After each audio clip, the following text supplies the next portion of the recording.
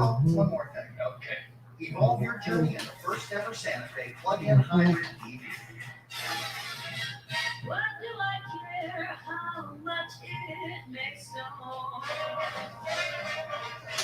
I've got my love to keep me warm.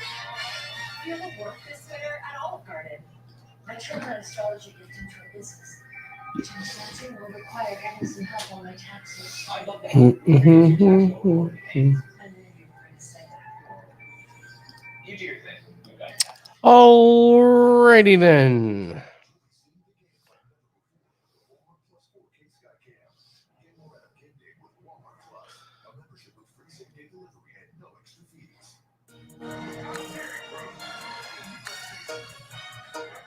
We are ready to rock 2022. It's a new year. It's a new year. It's a new life. It's a new day. And I'm feeling good. What's up, Jim? Got a lot today. And we're going to unveil our $1 million plan. We got NFL playoffs going on at the same time. Cash a ticket or two today. All kinds of stuff.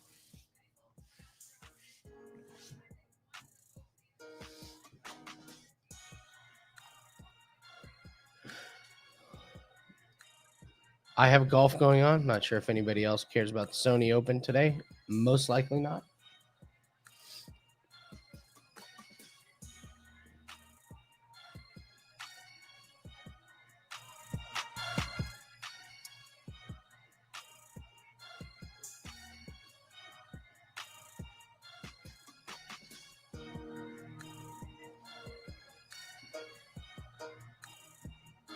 What's up, Max? Welcome, welcome. Nathan will be here in about, 5-10 minutes, and we'll get started. Not a great card. There's no doubt about that. Not a great card.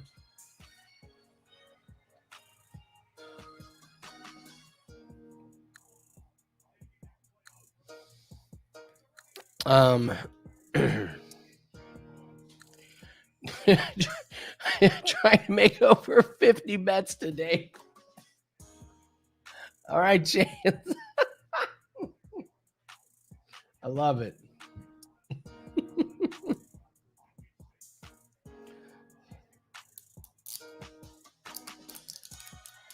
Oh, man, I don't think I had 50 bets this week. That's great.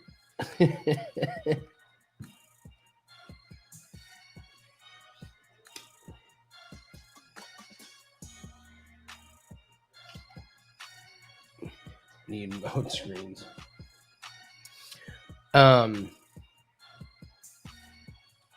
So let's pull up the fights and see if any are left.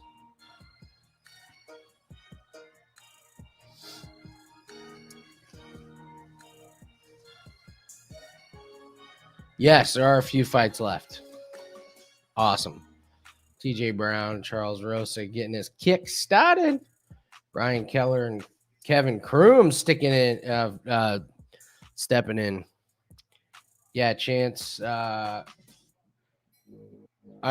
always get the St. Elmo's. It's the spiciest cocktail sauce on the planet here in Indianapolis. It's the shit. What's up, William? You're welcome for the Christmas stuff. Thank you for joining us every week. Couldn't do it without you guys.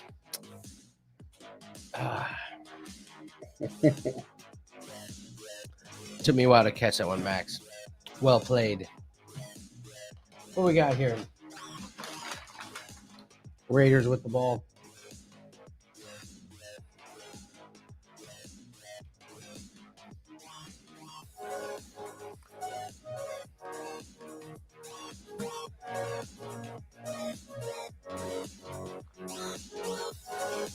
All right, let's get stuff pulled out. Looks like they're not going to start till 5:15, so we got some We got a ways to go on that. Anything on this game? On the NFL game? I have one prop. That's about it.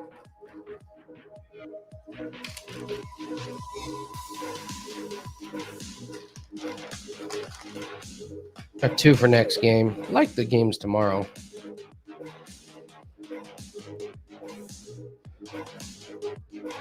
I heard a really good analysis about how the Philadelphia Eagles play defense and how they just rush 4 or 5, and they're really good on the outside, guarding the outside receivers, but they struggle underneath. So they were showing how Brady should be able to just light up underneath with Fournette. So they were looking at Fournette over his receptions. I know it's like 5.5 on DraftKings. I thought that it was a very well made case. I didn't know that.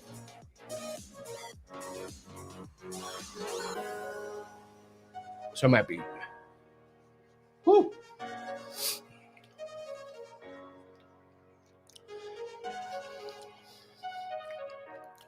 Fat Bengals play, hedge with Raiders money line.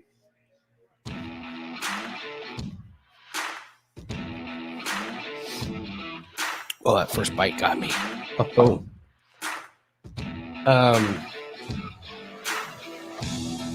Not a lot of gimmies on this UFC card.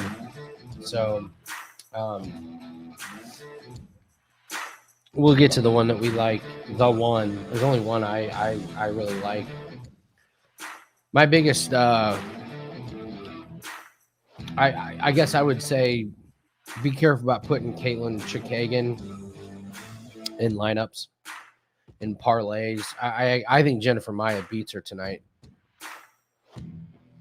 I watched the last Chookagian fight, and I watched the last Maia fight, and I think Maia can outmuscle her. And when Chookagian got taken down that last fight, the second round, and could not get back up. So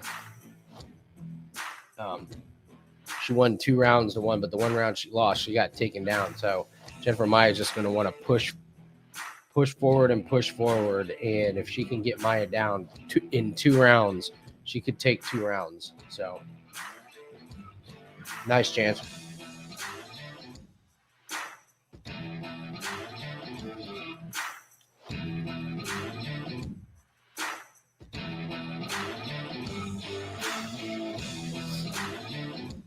Initially, I liked, they call him Slav, Borshchev, Viacheslav, Borshchev. Initially, I liked him, but I remember watching his fight on Takedown Live, you dummy, on Contender Series, and he could get hit, and he gassed. So he's got really fast hands, and he should have the advantage early. But if he gets clipped or gets tired, he's done. So it was one I thought I was going to be betting, but I'm actually off that one. What's up? What's up, BJS?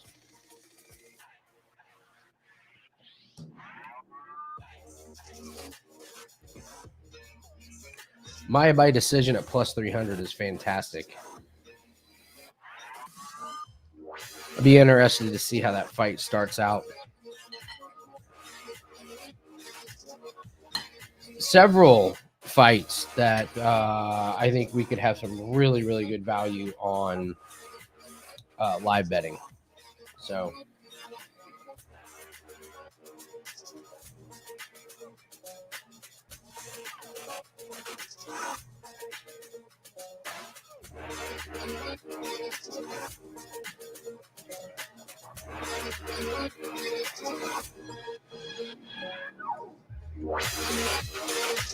I saw Bontorin looked horrible at weigh-ins.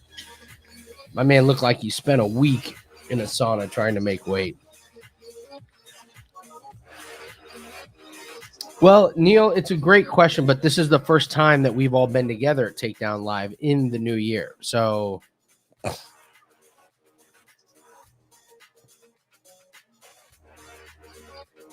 And let's face it, it's a new year of UFC betting. So let's look at it that way.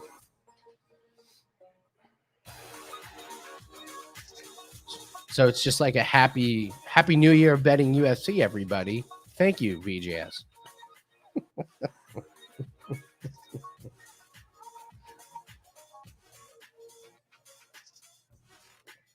Toasty Joe will be joining us at 6:30. We're going to make a smoky Manhattan. We're going to get some fire involved.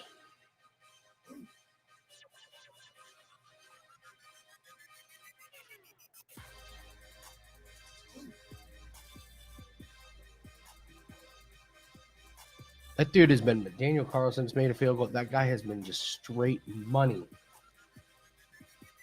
So good. Unbelievable. He just 47 yards right in the wind. Bang. What's up, Tiago? What's up, Hector? How you guys doing? Thanks for joining us. Yeah, so this is like $20 on Amazon if you like smoky Manhattans. We're not going to do this one. We're going to kind of make the ghetto version. So this is just a top that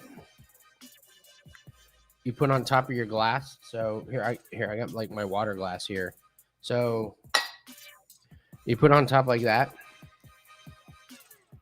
It comes with wood chips. So you got like hickory, apple, and stuff. So you put a couple chips in there, butane, the smoke goes down into the glass, and you cap it for, I don't know, 20, 30 seconds. And then you pour you pre-make your Manhattan, you pour it in here, and you got a smoky Manhattan. It's the shit. So this, I mean, you get, I think this was $20 on Amazon. So for the whole thing. So if you do like those, go grab one.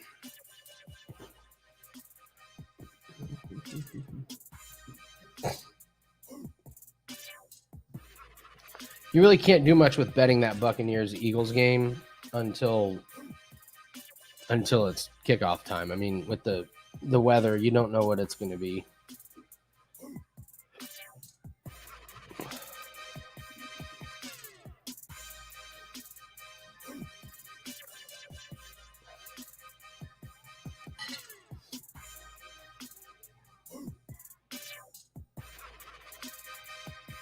Props, anything. You just gotta wait. Grab what's best. No reason to force that one.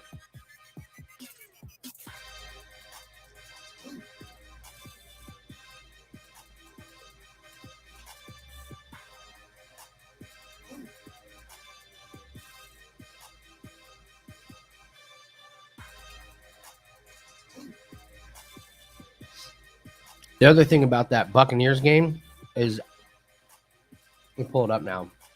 When I last heard, there was a chance of thunderstorms. So if they have lightning and thunder, what happens is they are going to delay the game. The guys are going to come out and play with no weather, but a soaking wet field.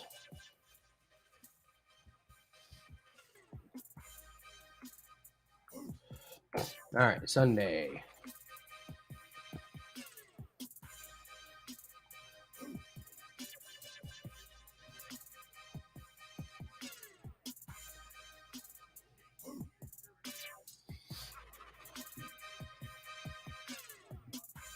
Okay.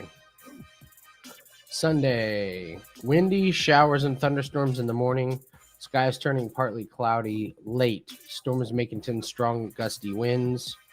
Winds at 20 to 30. Chance rain 80%. Yeah, that's an issue. That is a problem.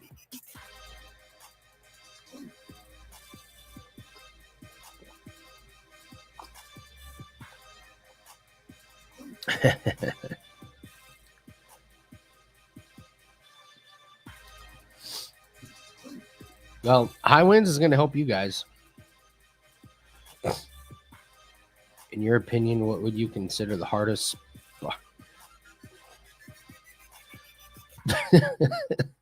I believe it. Well, the books make their money off of football, if that tells you anything, Neil.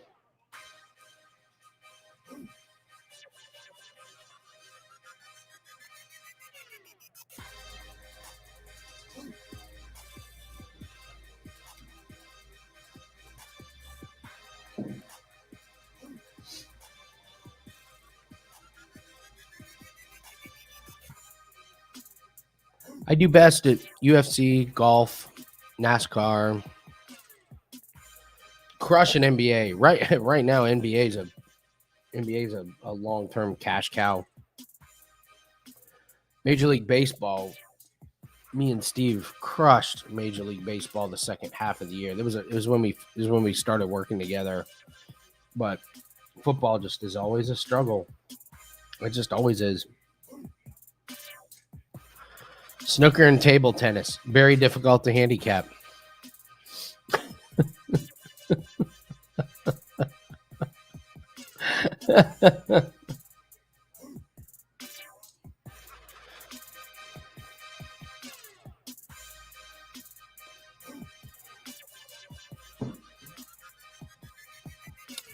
Alrighty.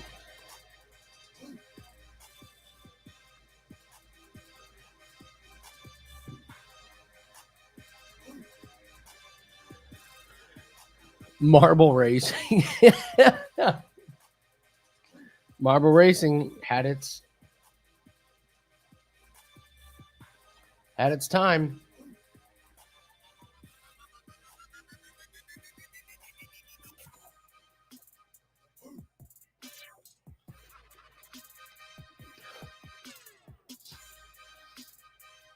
During the pandemic, I got into betting on esports. They're running tons of esports tournaments. I found a couple websites that handicap them. Just started following them.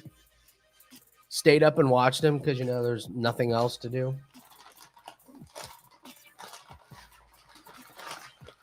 Did pretty good at it. Did not lose money. Probably came out a little bit ahead. Didn't know what I was looking at, but just would watch those games like a hawk. And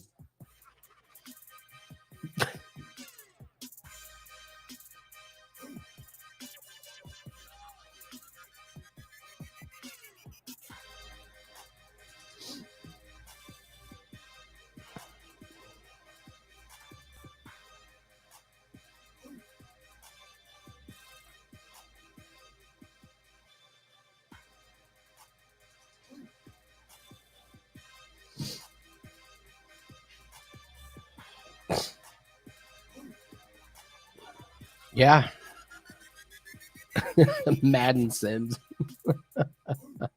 What's up, Babylonian? How are you?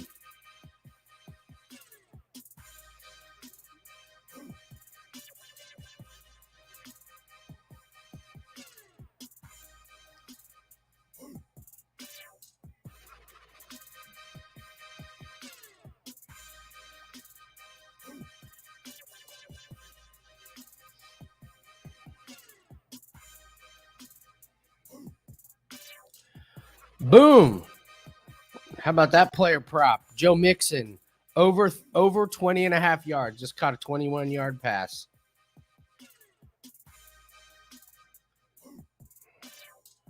Cash that shit. There he is. What up? Can you hear me? I got you. Yeah. Sweet. Got tried out the new headphones here. Okay. I'm gonna edit your mic settings just a bit. Just start counting. Okay. 1, 2, sibilance. 3, 4, testing. 1, 2, Okay, good. 3, All right, 4. All right. So does Nathan? Hey guys out there, can you just tell me if Nathan sounds pretty even with me? First fight's at 5:15. It looks like, Nathan. So Sweet. been wondering how are me and Steve related? Well, it's pretty easy. We met on Twitter, had a lot in common, and just gelled and best friends ever since. Nice. Literally, that's how we met. So, okay, we'll save our $1 million plan for a little bit later. All right. At Then what I milli- missed? Did I miss any? No, we were just shooting the shit about All right. playoffs and stuff. So, you want to just start going through the fights? Yeah, let me pull them up here. Okay. Not a huge night of betting. No. So- Anything that we would have bet is kind of, rescheduled. Let's see. Hold on. I'm pulling up technology.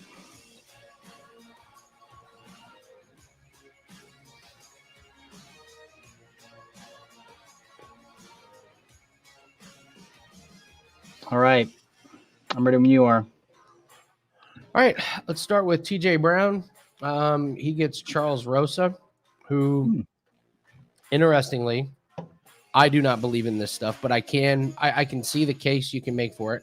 Has alternated wins and losses for 11 fights in a row. Rosa, it's something crazy. But so And he's TJ Brown due for a win. Damn it. I know he's lost. So talk to us, Nathan. TJ Brown and Rosa, 3 days notice. I mean, he's got to be in fight shape, but the fact that they moved it up to 155 just so he could make weight. Exactly. Everything's too short. It's not that he wasn't, whatever. His camp says that he was training, or his New Year's resolution was to be in fight ready shape. So that is amazing. A professional MMA fighter. What's your New Year's resolution? I'm going to stay in shape.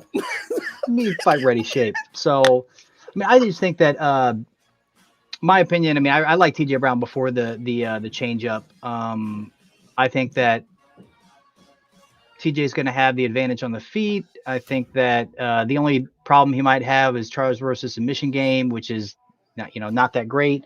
I think that I was telling you earlier, I think that we'll see hopefully we're going to see an evolution of TJ Brown. I think that progressively, they talked about his fight IQ and it's not really there. And I get that at the beginning.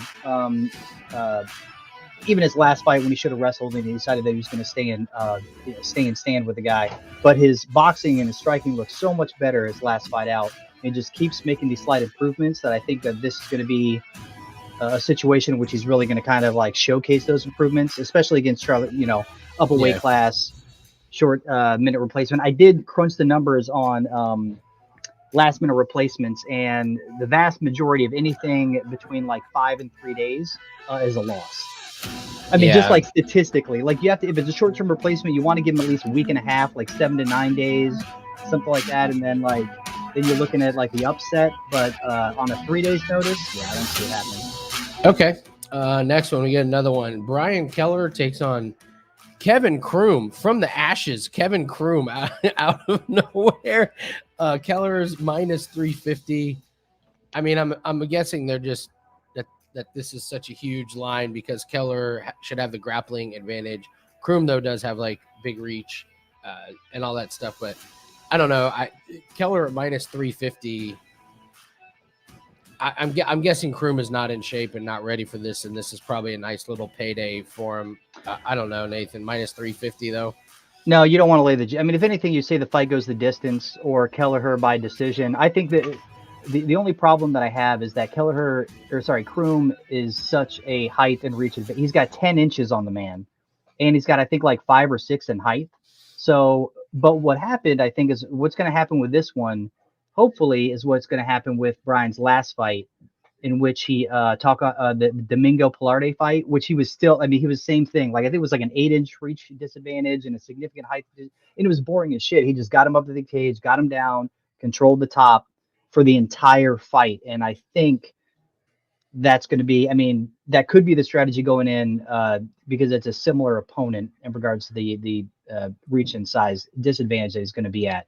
I think that you're having to pay this price because they understand that it's such a last minute replacement that's why the number jumped up to minus 350 or minus 250 when it opened, when they first announced this change, is because the bookies know to if you want, he's going to win, but if you want to pay the money, you're going to have to pay.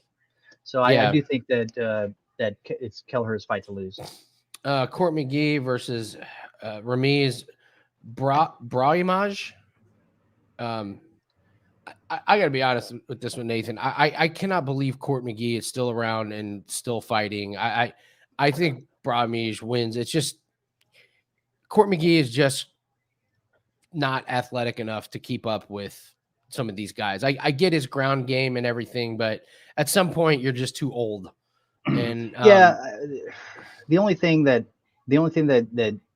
bugs me about this is that, I mean, the only thing that bugs me about Court McGee, now that I looked into some, is going to be his age. I just think that he's got the advantage in regards to his experience. I mean, in regards to his takedown or defense, or at least being able to get back up from being taken down. Sean Brady fight was a great example where Sean Brady has been able to ragdoll and control everybody, but he wasn't able to do it to Court McGee. And so I don't see Brahimaj being able to do that to Court McGee if Sean Brady can't do it.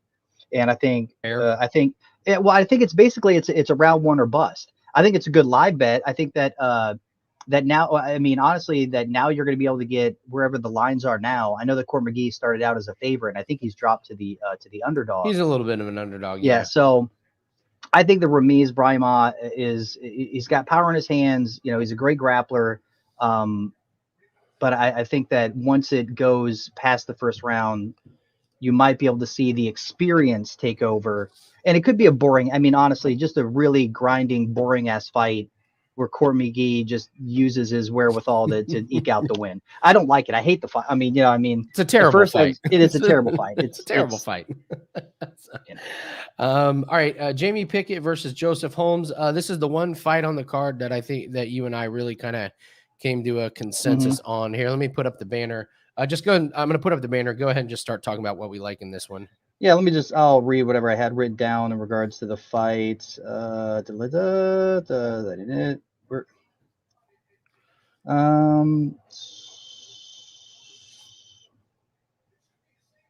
Yeah, I mean, well, basically, Joseph Holmes, I think, is going to be, I don't know, like watching his Contender Series fight, watching his LFA fight, I think that he is going to be somebody in the division. He's huge for the division. I think he's the second tallest to Asanya. Yes, sir. In the division, he's got just as much reach as Justin Pickett has, and Justin Pickett usually tries to play behind his reach. Holmes is sneaky with his submissions. He's highly accurate. He doesn't have much strength behind his punches, but I think that his strikes set up for his submission game. And also I think that he's going to be somebody within the UFC based on just the man's character, his interviews, his skill set, his physicality with his reach and his length advantage. I think that he's got, the only thing that's not going for him is that he is a debutante. You don't like to bet the first time. There's a lot of debutantes on this card. Sure. But I just, I don't know about Jamie Pickett. I just don't. I see him. He's a slow starter. He's kind of plodding. I think he does have him in the wrestling advantage over Joseph Holmes, but I think Holmes is going to be able to keep the distance. Yeah. So, I mean, I just feel like this is going to be a showcase for Holmes, and where he's going to go out there and he's actually going to, make his name in the middleweight division. Hi, sweetie. Hey, honey. They can hear you, sweetheart. Yeah. Oh, here, let me take the banner down so we can see her. Oh, there she is. Hey, that's right. Look, Sharp, how you doing, honey?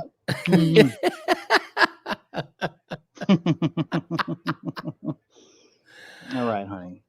What we gonna do? Up next, Algeo and Where's the fight? Brito. Hold on a sec. Sure. Algeo and Brito. Brito keeps moving down and down and down, and Can I get your headphones on me?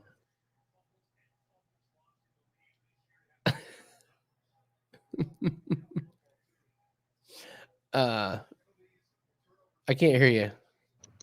Now you can hear me, right? Now I can hear you. Okay, Yep. hold on. Tallulah wants to say hi. Okay.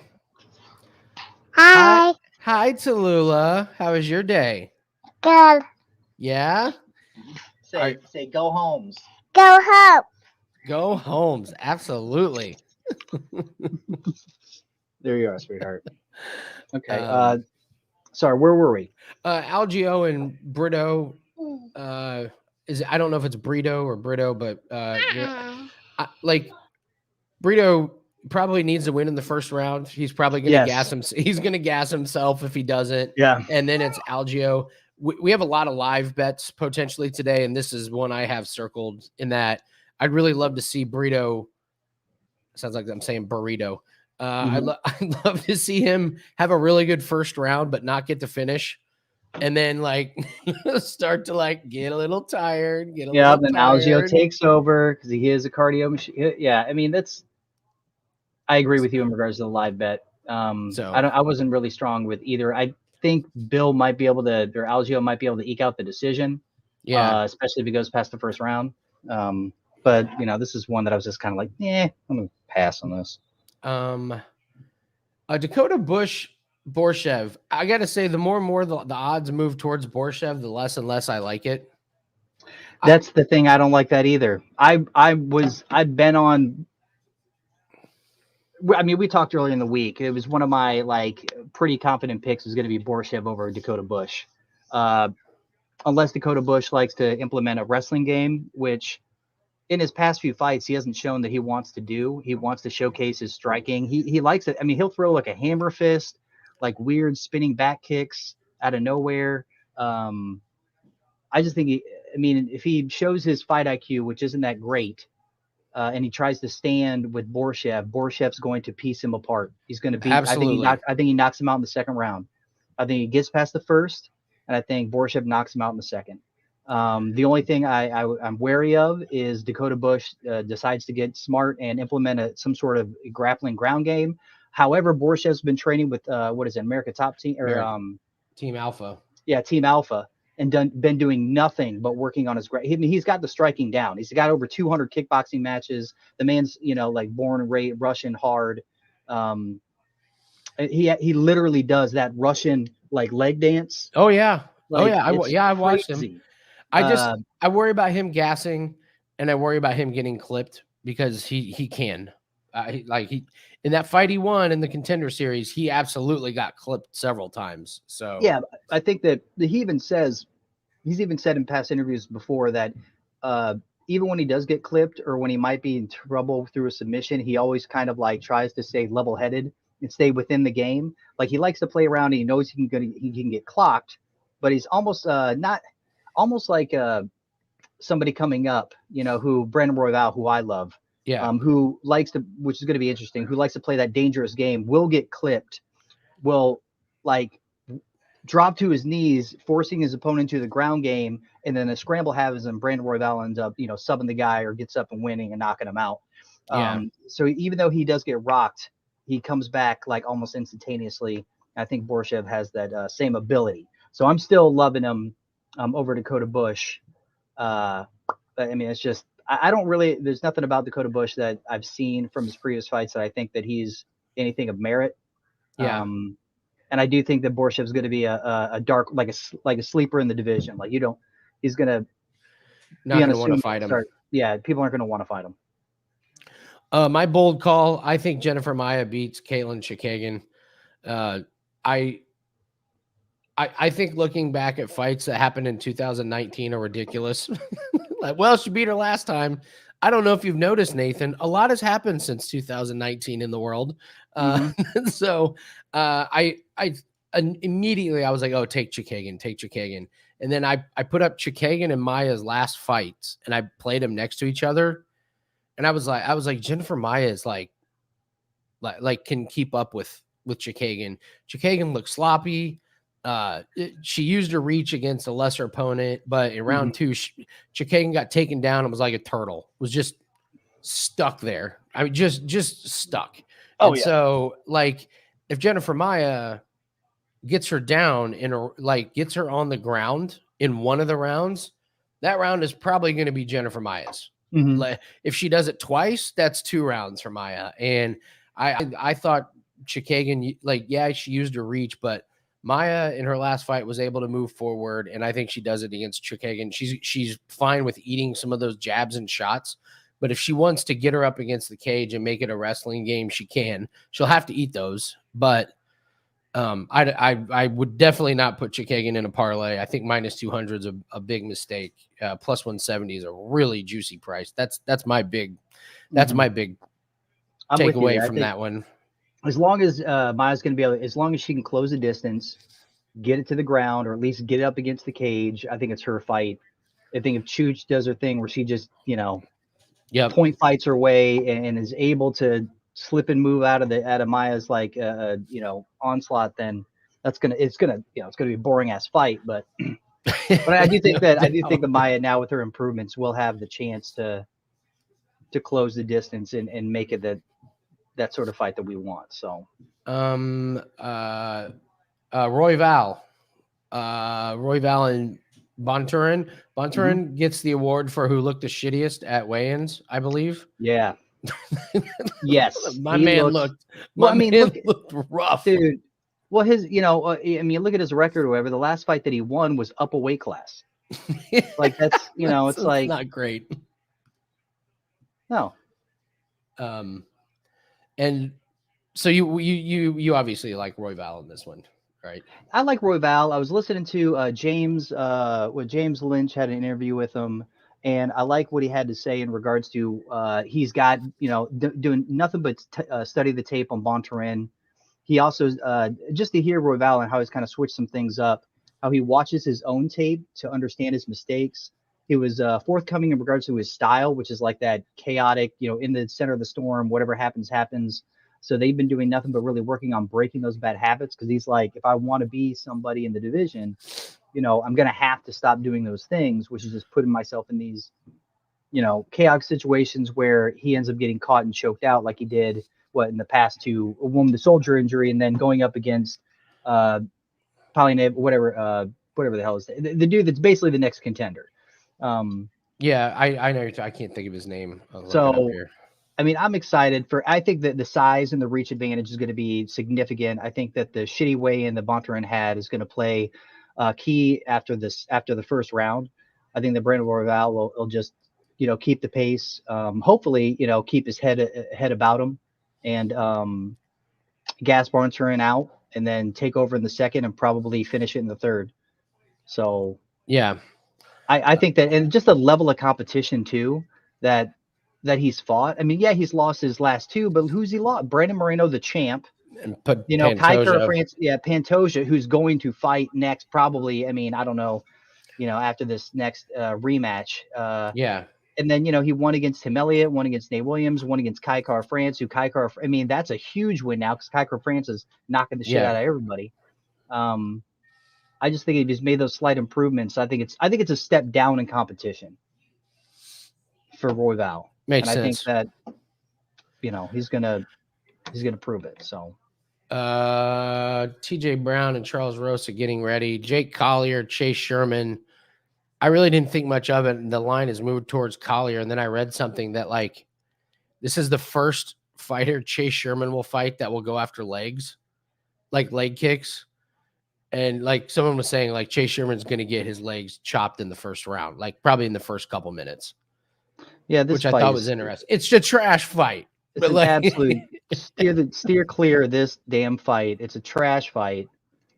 Who cares? None of these guys are going to be anything in the division. It's so silly that we even have to watch it. Yeah. So I don't know. Maybe that's right. I mean, we've seen guys the first time they get a taste of a good hard low kick, it's like, uh-oh.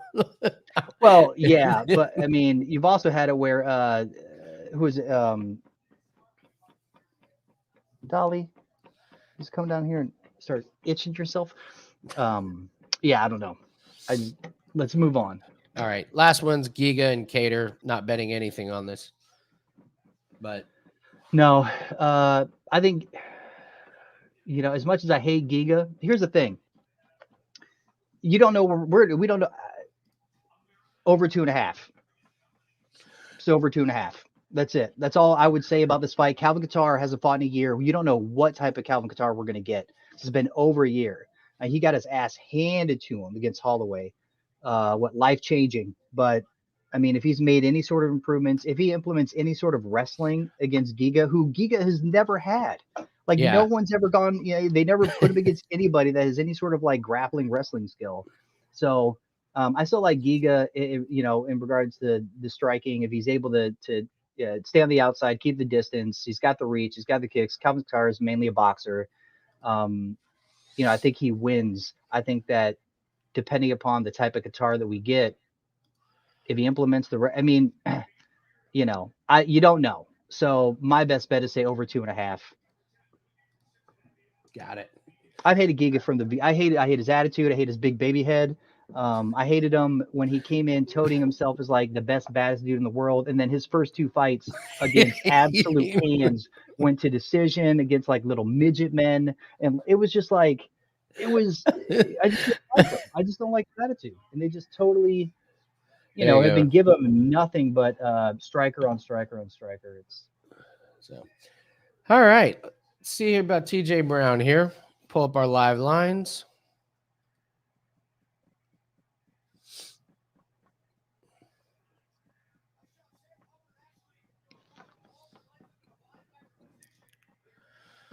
Looks like they might give us some live lines. Sweet. Vertically challenged, bro.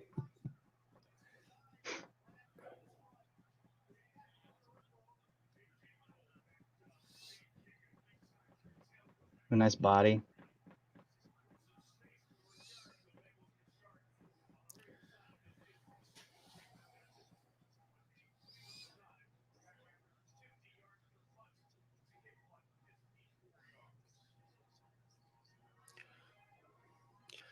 Boy, Rosa's working those kicks. Mm-hmm. Rosa's working the kicks. Brown's working the... What time are you on, Nathan? I'm at 3:45. What are you at? Yeah, that's about what I'm at. So okay. Like the body shots. Nice overhand.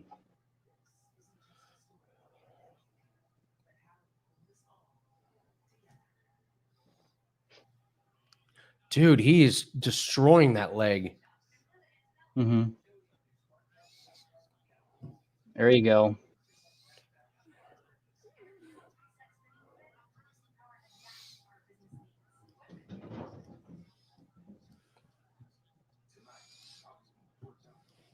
Get off that neck. Get off that neck. Nice. Nice. Oh, nice elbow.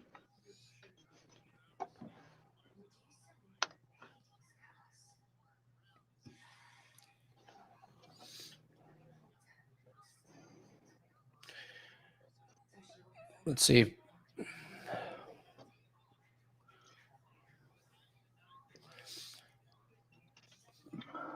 Let's see if Rosa goes. Yeah, Rosa keeps going.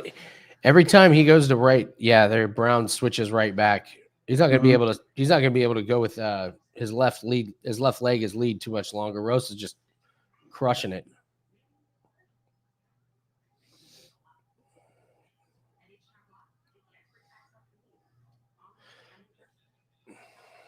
Katie B, what's up, Katie? What's up, Katie?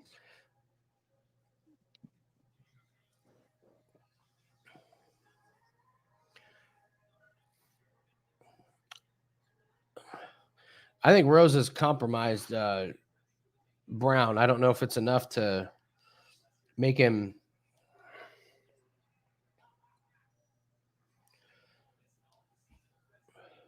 Well, the thing is that, TJ Brown, the same thing happened kind of in his last fight where he gets his lead leg, but he does so well, at least he can do switch stance. He can fight off both stances. So when he switches to his, dude, nice inside elbows.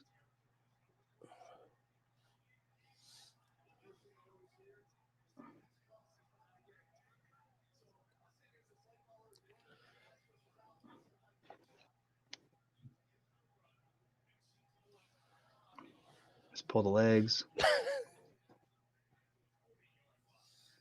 Oh, we got my favorite tonight too, Bisbing. Welcome to the new year. All right. I got to say, for entertainment purposes, UFC's got the best announcers. Most sports struggle. It's good or bad. Like, yeah, Katie, nice job in fantasy football.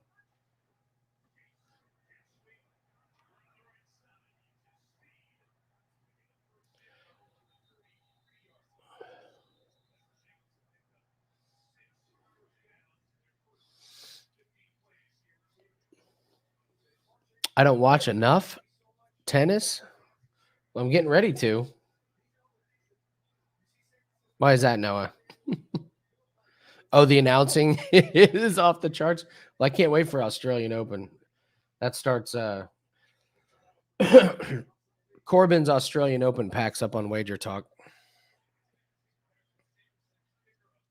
It's on my profile, but it's Corbin's tennis picks. 8-2. Nathan, do you know who won our fantasy football league? No. Corbin. His first time he ever Oh, really? played. First time he's ever Wow. played. Well, fuck face. Well done, Corbin. And he You lost piece of like shit. 3 guys for the year in the first 2 weeks. Oh, fucker.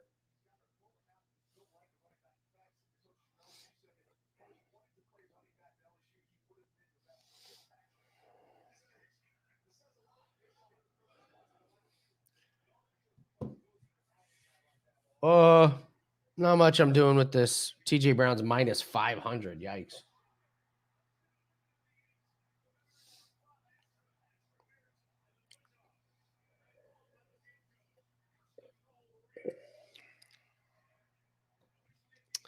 Yeah, Corbin's been crushing tennis. 8-2 this year. That's awesome. Yeah.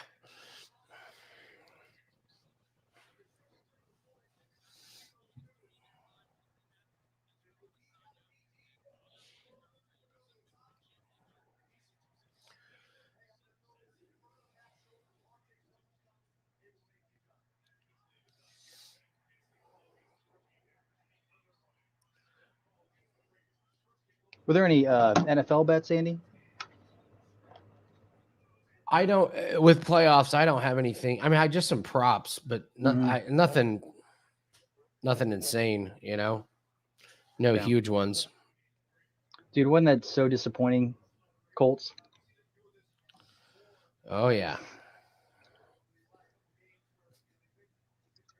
I mean, I know. Yeah, on both. I mean, a betting level, and then just being, from Indy. Yeah, I was at that Raiders game. The one they blew. There were 2 plays where the entire crowd laughed at Carson Wentz.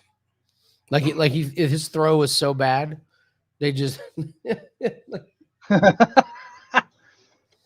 just laughed at him.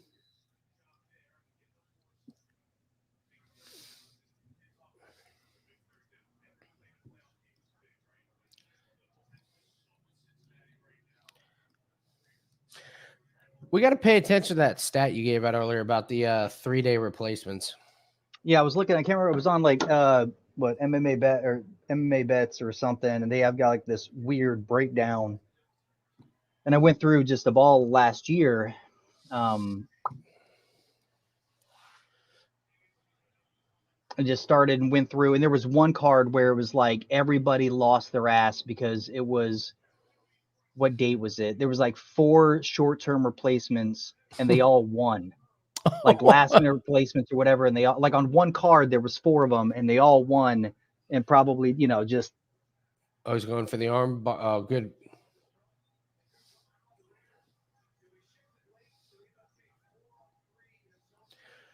Remember Terrence McKinney? He was one of them that won. I wonder if that was the card. I think he was a 3-day replacement. Yeah, it was just there's some, but it's like on average, it's like if they're like 3 to 5, they typically lose. And if you've had like between 9 and 13 days, like your odds are a lot better that you have had enough time to, I guess, for whatever reason.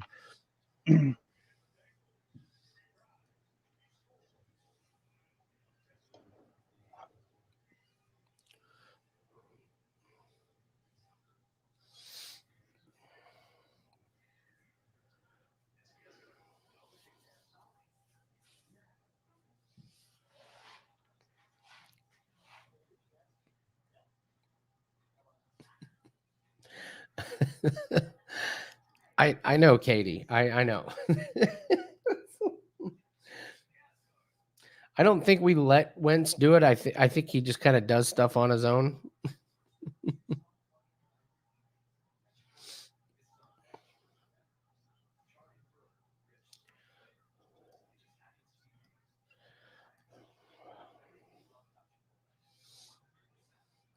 Dude, this is close, man.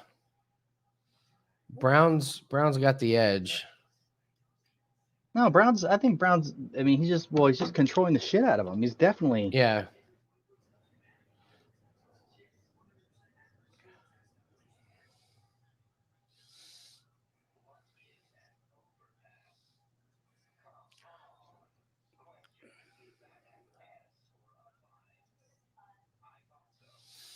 Rosa's exhausted. Yeah, that'll happen when you take a 3-day notice. But he was, I mean, fight Kudos ready, for them. Kudos for them, dude. That's a paycheck out of nowhere. Yeah, no shit. You're right. Like, Oh, they also gave him. I think they gave him an extended contract right off the bat too, like a 4-fight. oh, did they? Yeah, because I think he might have been up or something, and they just like, hey, if you do this, we'll extend your.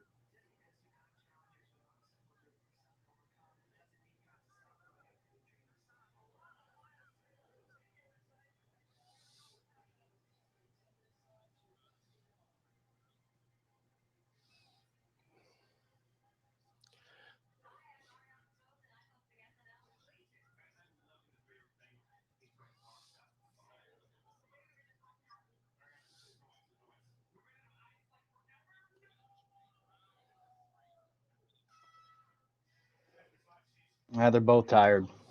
Yeah, they are.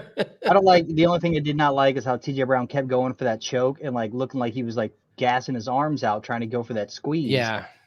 And Rosa, he's just defending the shit out of it. When should we release our $1 million? Ooh, man, I need Our $1 million plan. Millions dollar plan. $millions plan. Toasty Joe will be here in about an hour. An hour? Okay. I got to go and get everything ready. What other ingredients are there? I know that there's simple syrup. I know there's bitters. I know there's bourbon, ice. You gave me the wood. Put your glass in the freezer. I got to put the glass in the freezer. I got to do that. I'll do that after this fight. Just a little something to put the wood chips on where you get a little smoke. Oh, no. The thing of the peel, orange peel. Oh, yeah, the orange peel, yes. With and obviously a lighter for the peel and the orange chips.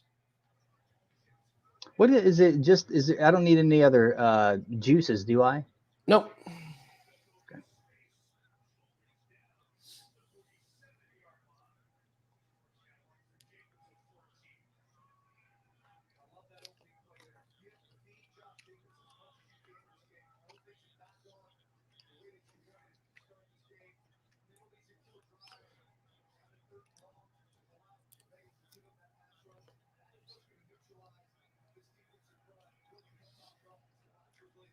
Man, he's got, dude. He's got the cardio, dude.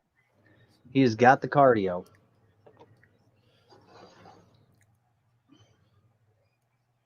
Shut. Fucking hate Bisping. He's losing the fight so far. Just say he's losing the fight. Who? No, Bisping. Bisping was like Rosa's he couldn't have meant Brown. He had to have meant Rosa. No, exactly. But he's like so far. So he's losing the fight so far. The way he said it made it was like at any moment. Oh, okay. It was.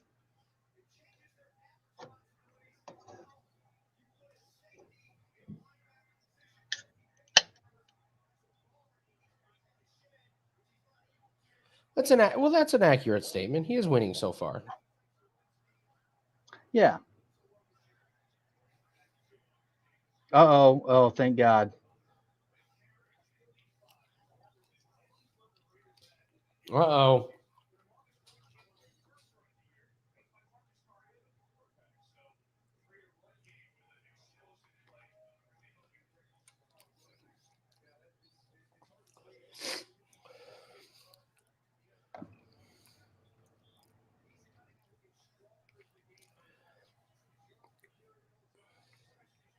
We'll talk about Francis Ngannou a little bit later when we get a break.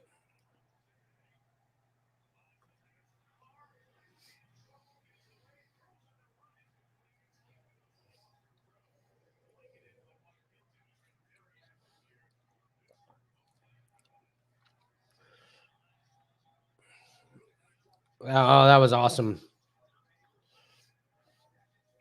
Good work by Brown. Mm-hmm. He was like he just took a break. Oh, I was going for some sort of weird. Come on, Brown. Just 2.5 minutes left, buddy. Let's go.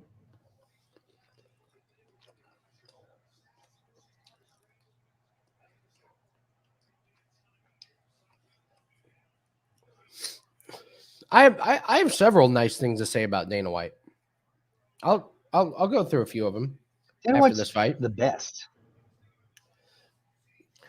I said I have a few nice things to say about him. I didn't say he was the best. The best.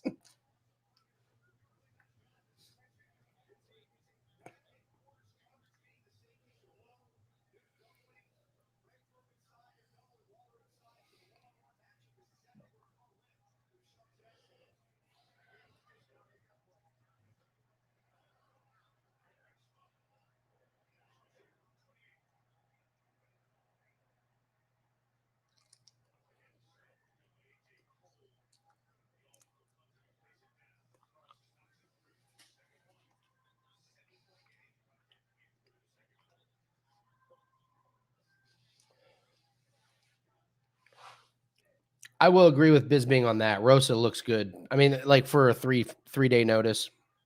Mm-hmm.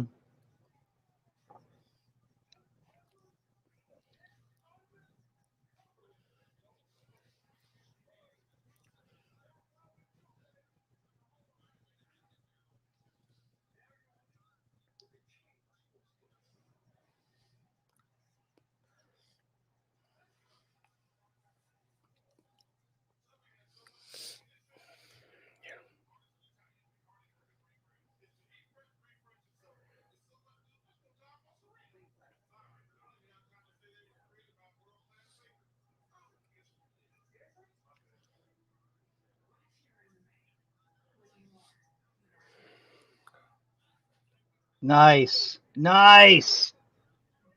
Yeah, all right. What? Brown just dropped. Oh, he to stood up his and then he knees. dropped again. We try to go for the, yeah.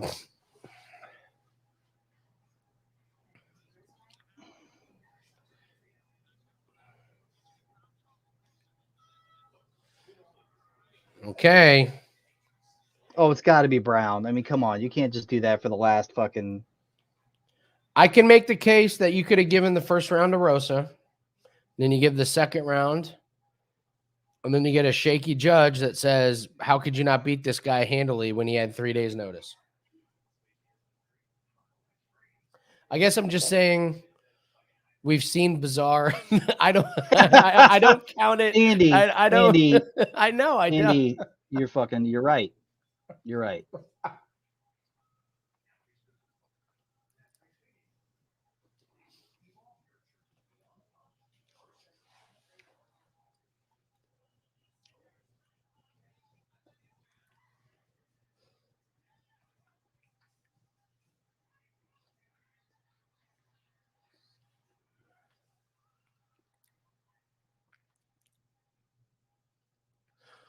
What's the next one we have? Oh, the Kelleher. God, Kelleher is the minus 380. Is it that? I mean, God that's a damn, 3-day. dude. Yeah, no, that's a 3-day replacement. That's a 3-day one.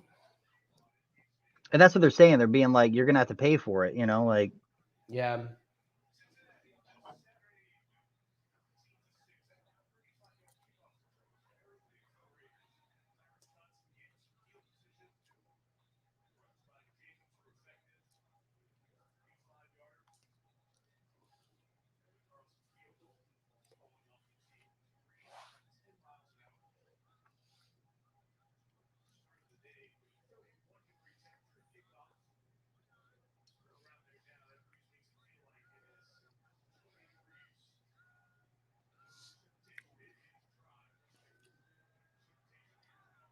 There you go. Yeah. Okay, so nice things I can say about Dana White. His vision when he first bought you, he bought a sport. Like he didn't buy a league. He bought a sport. He was the only one standing around going, hey, there's a professional sport that's available. And he bought it at a time where it was illegal in a few states. So like I've always respected his vision, and his story about how he moved from Boston out to Vegas is crazy, about how he got mixed up in the wrong crowd and found out there were people coming to kill him. So he literally locked the doors on his gym and left town. Like that was it. So I like that. When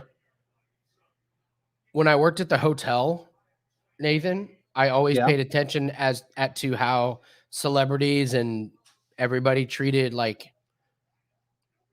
staff and treated like fans and stuff. And he was fucking awesome to everybody. Like, and he was here in Indianapolis. Remember when they did the all heavyweight? It was the worst card in history. He stood outside the Conrad Hotel, like talking with fans for hours, just like, sorry, yeah, it was terrible. We won't ever do that again. Just, blah, blah, blah. And I was in his room like 3 or 4 times, and he was always like, couldn't have been more nice to everybody. I do love his press conferences. He doesn't pull any punches in press conferences about his sport and about his fighters. And that's a lot better than when you get Roger Goodell into those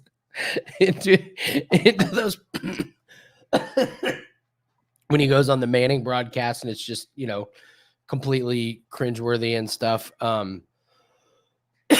He does all kinds of cool stuff for fans, which I think a lot of sports have lost. Like, you remember, this was before COVID. Remember when he would do the can you find me? And I have free tickets. Do you remember when he would do that? Yeah, I think he so. would. He would send out on social media like, I'll be standing like, and it would be like next to the orange circle by the bush outside the clothing store, like something like that. It's within 3 blocks of the center, and if you found him, he was just there like giving out like tickets and stuff. So I do like that. I get the thing about paying fighters. I wish the fighters made more. I do think he's being very cheap on that. I also can't imagine what the overhead is to do these events now that they don't have fans and some of the things. Well, I think it's like depends upon, but I think maybe he's offsetting that with if they do perform, like the amount of bonuses that he gives out, like, is insane now. Like, it's way more than it used to be, where it's like multiple performances of the night or subs or whatever. Like, but like, so a guy could come in there, and he increase that. So like a guy going in there doing like making 60 for a fight or 50 or whatever it is. Like now, is coming out of there with like 100, 120. I think the argument to that is that, okay, the bonuses are nice, but what you're doing is you're just increasing whoever would have already gotten paid. What about the people that lost a 29-28 decision and had to pay for their own camp? Like, can we at least reward that person for a little bit? Like Cheyenne Bays was talking about how, like, when she won that fight to break her 2-fight winning streak, she was like, I'm broke. I have no money. Like, none. Yeah. Even though I'm out here putting on a show, and you're getting the pay-per-view buys, like, and all that stuff. So now, obviously, we don't know the sport, and it's always evolving. But then, how long is it going to take? Hold on a second. Go ahead. My son has to. Here, hold on a second. Go put your glass in the freezer. No, here. I got to do this here. Oh, he ran away. Damn it. Oh, my son has been developing a presentation to give me, so that he can get a cell phone. Oh. And he is dressed up like a cowboy. So, because when I think cell phones, I think cowboys. I don't know, but he wrote a speech out and everything. So I'm gonna go listen to it real quick. Oh, this is awesome. And then I'll be back and let you guys know. Why don't you have him do it off camera with the mic on? Come on, just have him do. I told him, I was like, you do it in front. You got to do it in front of the stream. He's like, no way, no way. Like, this is amazing. I can't believe you're going to deprive us of this content. Damn it. I might have the mic on. I better get detailed cliff notes. Okay. All right. A presentation to get a cell phone. This is amazing. All right. So now we're getting with Kelleher and Croom here.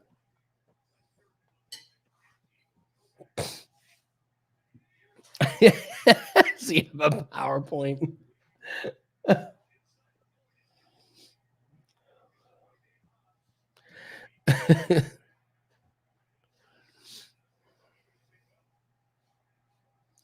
Why did Kevin Croom's fight with Roosevelt Roberts be a man? I have no idea.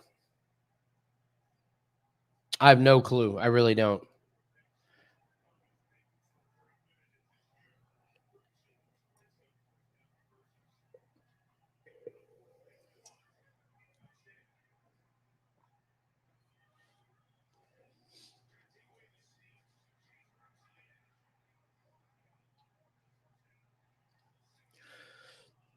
Putting some on Croom, huh? Ooh, look at Kelleher.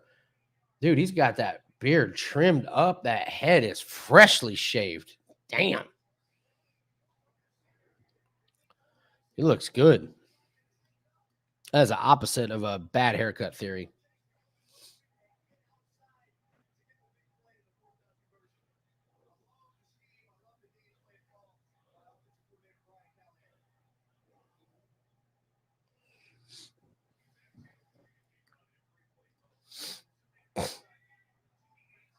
How old is Phoenix? I think Phoenix is what, 13 or 14?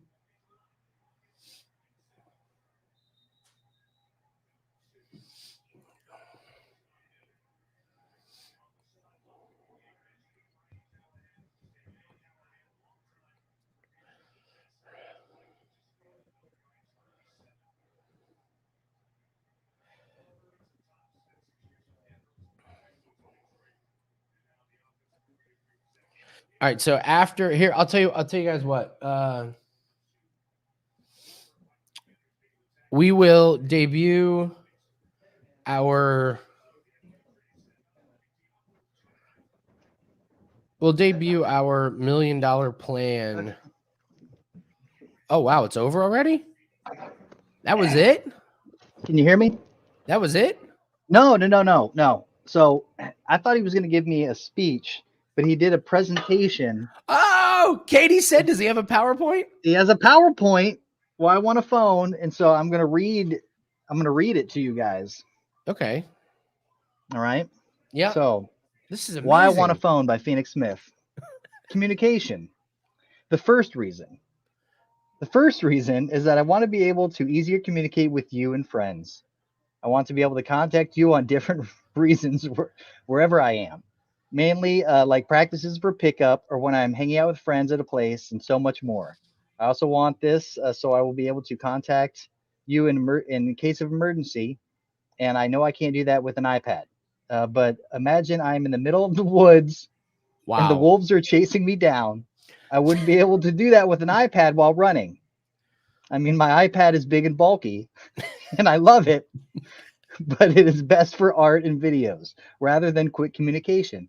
For real, though, it would make it much easier to communicate between you guys and others. Finally, it also allows you to contact me wherever I may be to check in on me. Well said. Okay, well, the first thing you need to do is you better tell him if he's in the woods being chased by wolves, he better not stop running and check his damn phone. Keep running. Right? Keep running. Like, don't stop running. So the second reason is transportation. All right. The second reason is that was only the first reason. That was oh my gosh. Yeah, how many is this? Transportation. Okay. Just keep going because this is amazing. All right.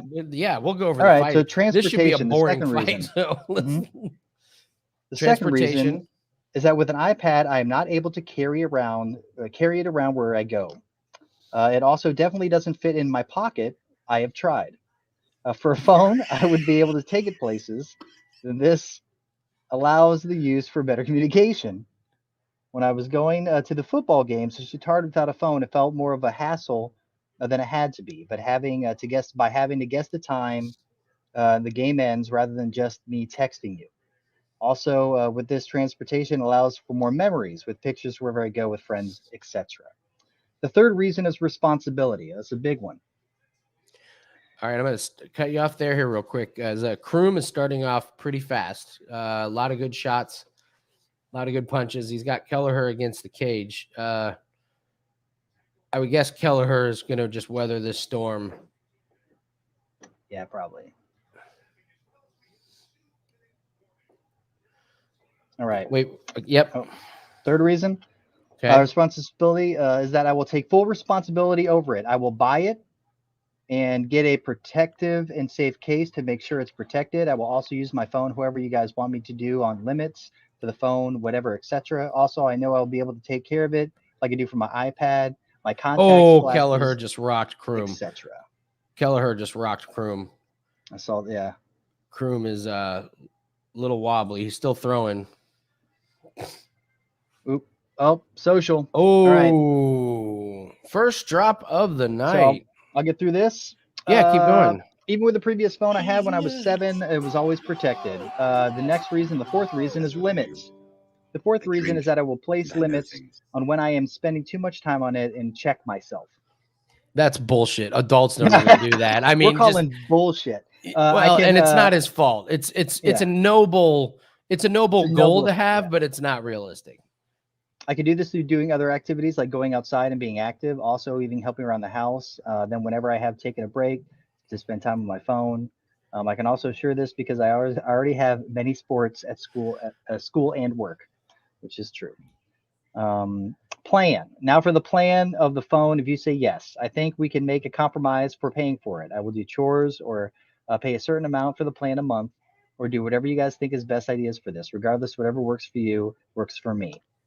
Conclusion. In conclusion, I believe that getting a phone, I will be able to show my responsibility over it. I will also be able to have better communication with you, friends, and family. This will also allow much easier transportation. Overall, I think it would be great for me to be able to have.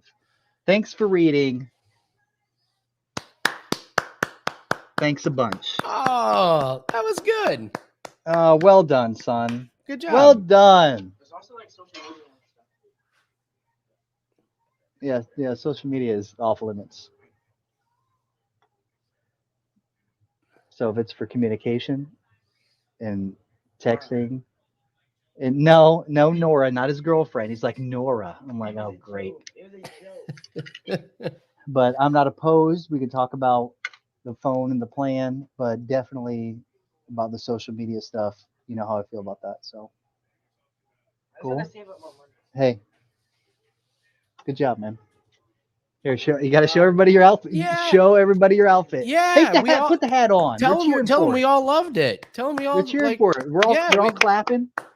Yeah, Come here. dude. Come here. That was fucking awesome, man. It was dope, man. Good I job. love you.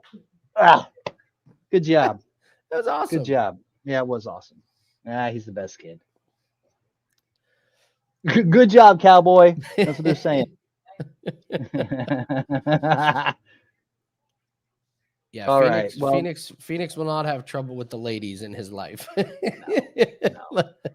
at all. Good looking little fucker.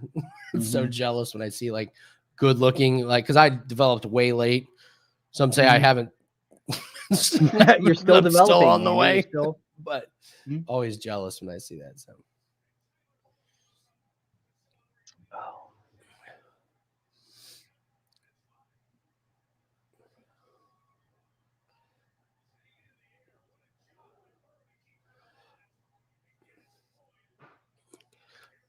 so Croom is already breathing really heavy out of his mouth. Like, Mhm.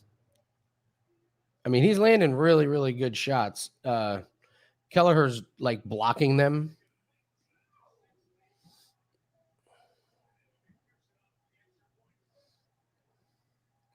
Yeah, it looks like Kelleher is just trying to. Ooh, damn.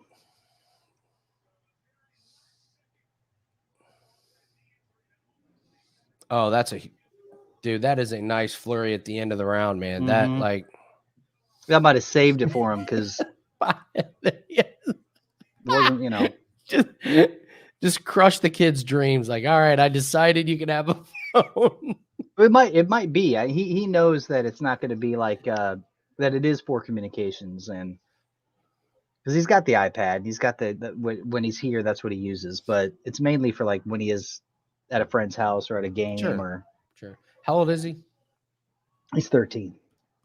So I really do I have a no problem with advice. it. I have no advice in that department whatsoever. I have no idea what the right thing is. Like when do you get him a phone? When not to? What are the limits or what? Like I was hard on 16 or 15, but I mean, I guess like for Christmas, one of his best buddies got a phone and blah, blah, blah. So it's like, okay, which sucks because I'm like, if all the parents would just be like, no, just wait.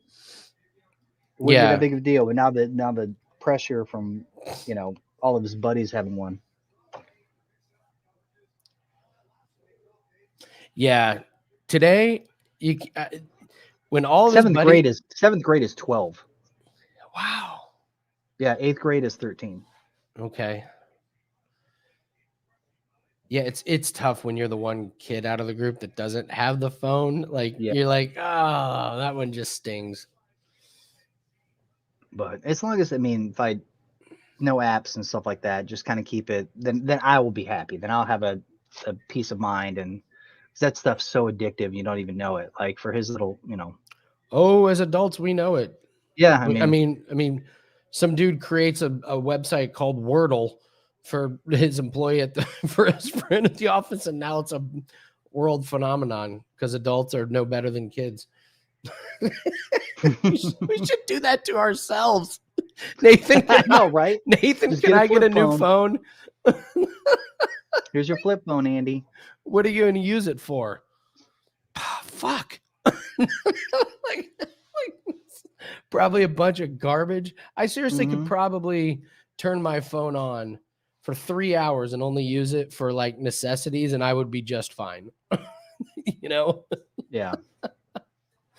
Oh man. All right, let's get back to the fights. What are the live lines saying on this bad boy?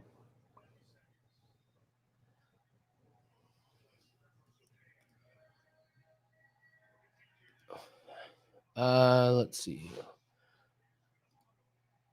They're not live, but Kelleher is going to be a minus 575 when it comes out. But Croom's landing a lot, but you can see his punches are getting a little bit weaker, and he's just not doing as much damage. And Kelleher's got he's just more crisp and he's fight ready.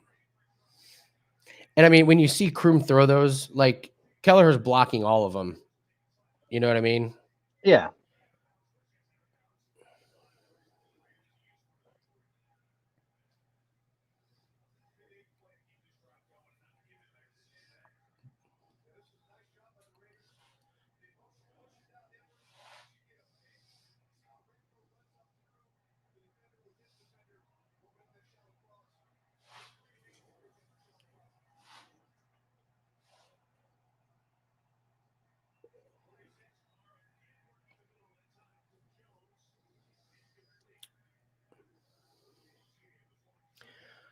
I don't agree with the lines. I don't think Kelleher's a minus 575. I don't either. I think Kelleher stalled around with that last Fury, but not. That's for real.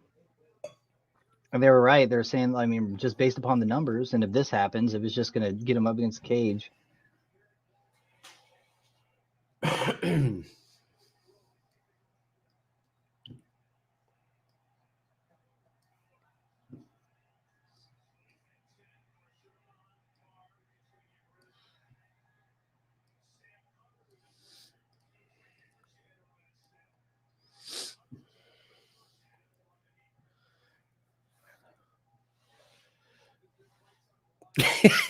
I didn't see that.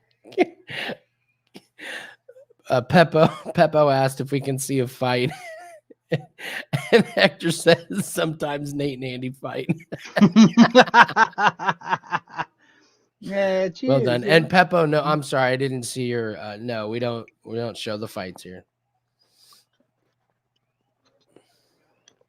Oh, he's got that guillotine. No. Oh, and Kelleher, I think he cracked heads. Yeah, he's bleeding. bleeding bad, but I'm guessing it's when they clashed heads.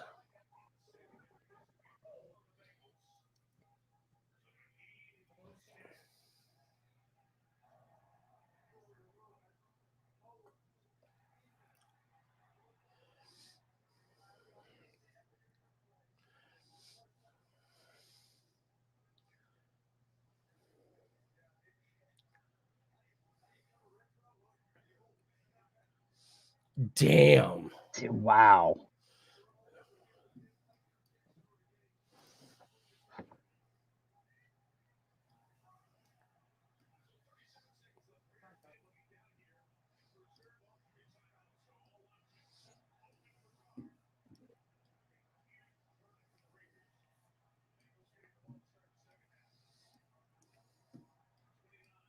Hey, Mr. Bubbles. What's up, dude? Bubbles, what's up, buddy? Happy 2022, man.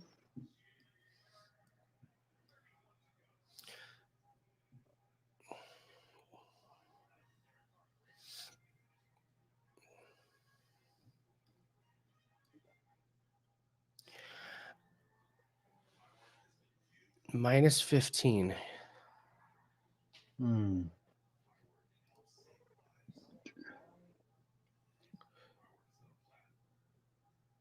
What flavor is this? Oh, Live lines are way out of reach. yeah.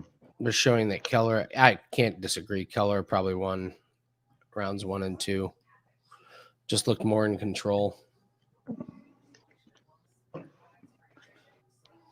Well, it's like that last flurry, and like I think he's doing it on purpose, because I mean, for the majority of the entire round, Croom was at least being more active, throwing the, Yeah. even if it was deflecting, he was still probably getting up on the scorecards. Yeah. And then last minute and a half is when Kelleher just turns it on and hits a combo, gets him to the ground, wins the round.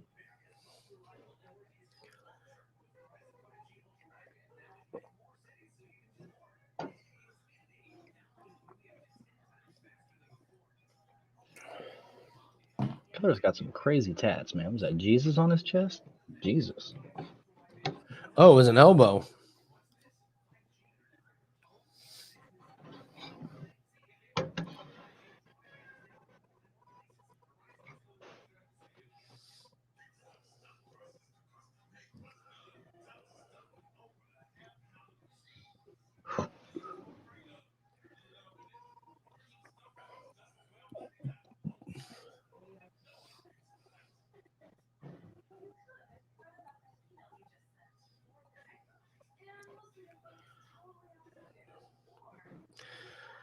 There you go. Kelleher's going to take this one on the ground, huh?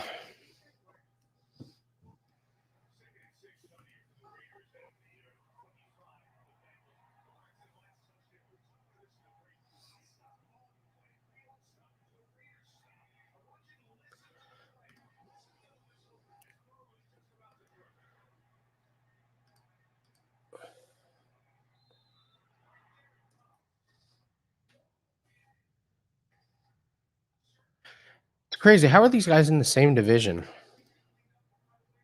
Like the weight division. Like Kelleher's always just so smaller. Mm-hmm.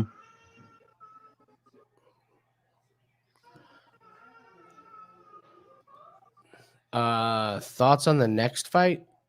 Is the next one Court McGee?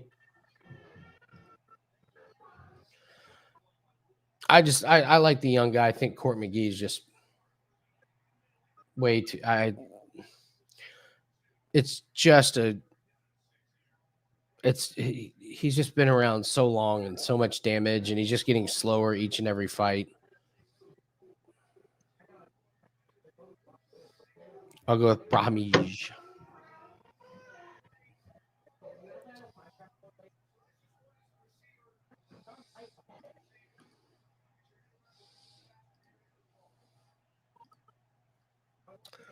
So Nathan, when are we going to debut our $1 million plan? What's the next fight? Well, we got to do it off the.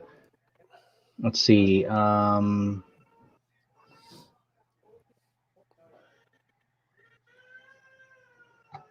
guys hear my son? He's up there Causing havoc.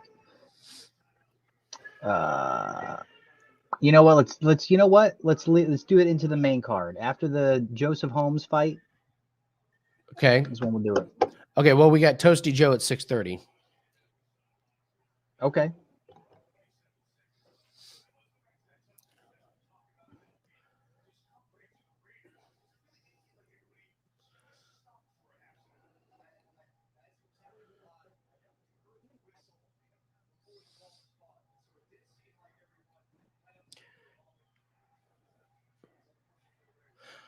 Oh, I see what you're saying. So Holmes and Pickett is.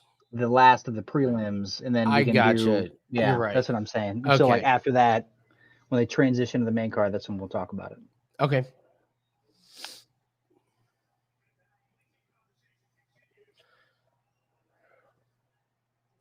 So our $1 million plan is how we are going to take a few $1,000s and retire within 6 to 8 years with tens of millions of dollars just on UFC betting. I have a few other tricks up my sleeve to to help us out on this plan. Mm-hmm. I was already able to poke a couple holes in it, but for the most part, it's pretty Okay. solid.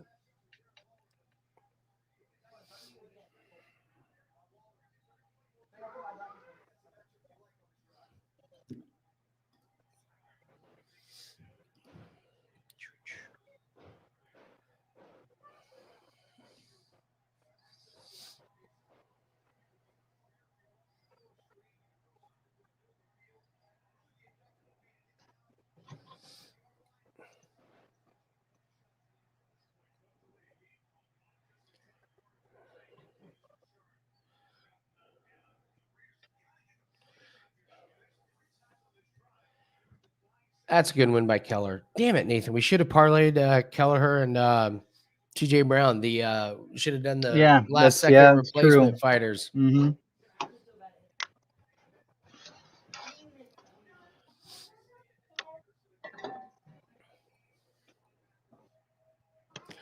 By the way, this is a plan that anyone can do. Just takes a lot of discipline.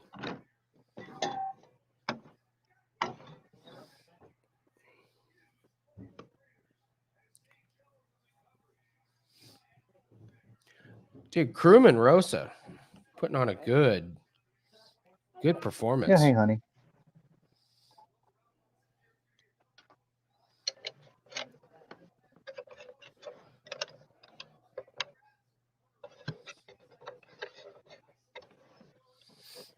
Oh, Katie. What'd Good you for do, you, Katie? Katie. What'd you do? What'd you do? She did the parlay that you and I Oh, nice. didn't even think about doing. What'd you get? What'd you get on it? It was close to even money. Oh, really? Oh yeah. I even looked at it and then forgot to bring it up. That's not on that's not on the journey to millions. Don't do that.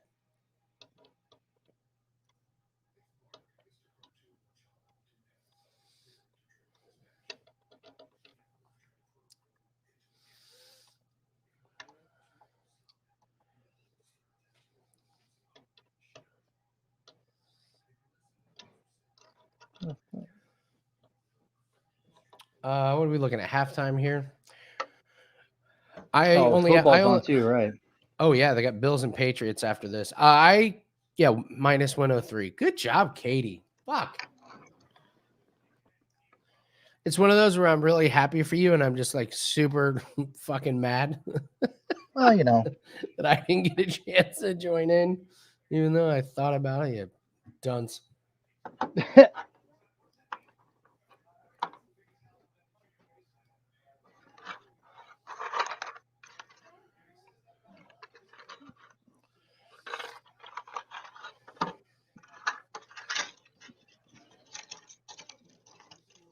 There you go, buddy. You did it. You won. I gotta say, good performance by Croom. For 3 days, not bad. Yeah.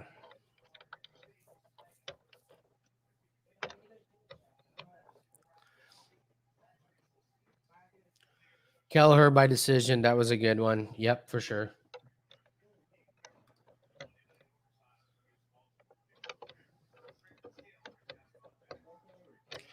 Court McGee over 2.5 rounds is minus 200. I don't necessarily like those odds. These guys, I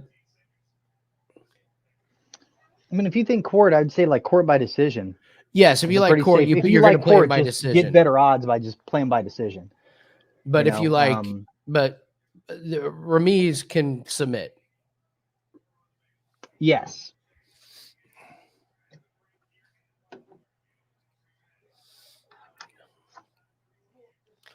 Wow, look at that parlay. Giga, Bontorin, and Chikadze. Nathan, you couldn't agree less with that, could you? Well, Giga, I don't know. I think Giga, you do. yeah. I mean, I just don't like. I just think it's it's a lot of X factor from coming from Kattar, Yeah. who, for all is a. Royval, we're a little against you, and then I think Jennifer Maia.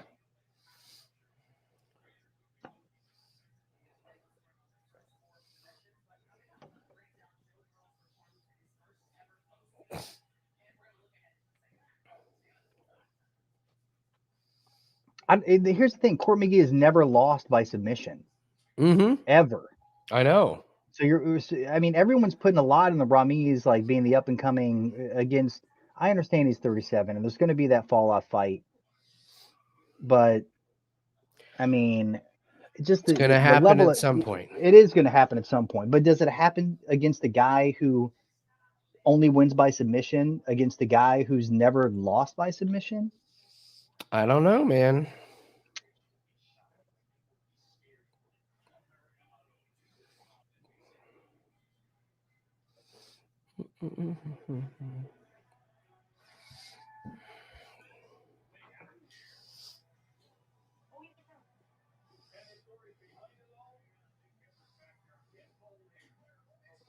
So I was watching LFA last night, Mm-hmm. and I just love the poor announcers that have to do those fights, because like in UFC, like there's a lot of skill and guys aren't gassing out in the first round, and like it's just in LFA you get these fights where there's nothing the announcers can do. It's just a terrible fight, and they're amateur-ish announcers, so they don't have the journalistic skill to like get through it. So they're just like they're doing their best, and I just love when they try and fill time.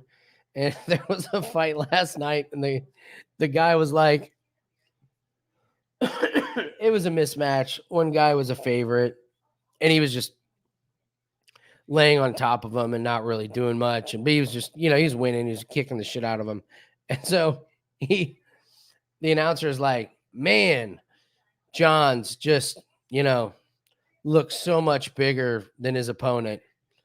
Now, we do have to say he missed weight by 5 pounds, but he just looks bigger. So much bigger. Just massive. Like, yeah, that'll do it.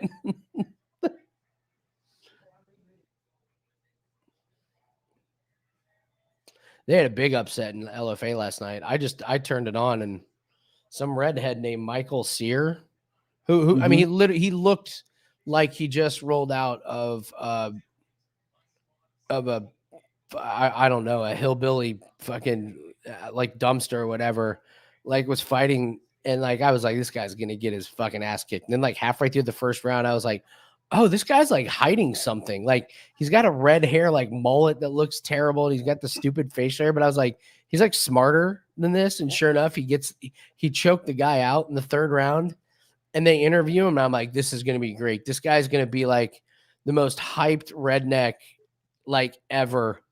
And he sounded like he sounded like he British did speeches Oxford, for a living. He did. He was. I would just like to thank my team and my trainers for getting me this big win. We knew he had weaknesses. I was like, wait, the voice doesn't match the look.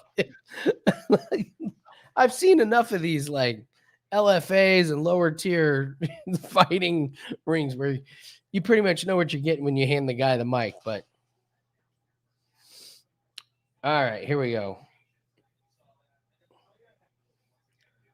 I'm rooting for the young guy.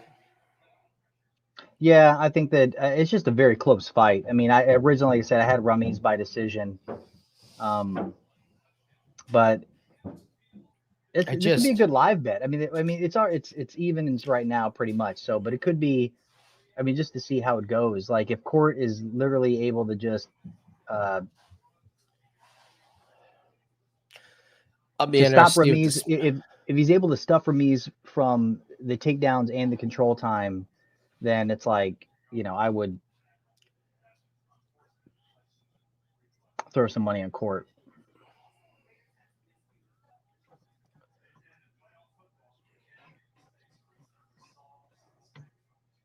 No deliverance music, but I guess I just got to say I'm kind of interested in Michael Sears' next fight. I can't believe it.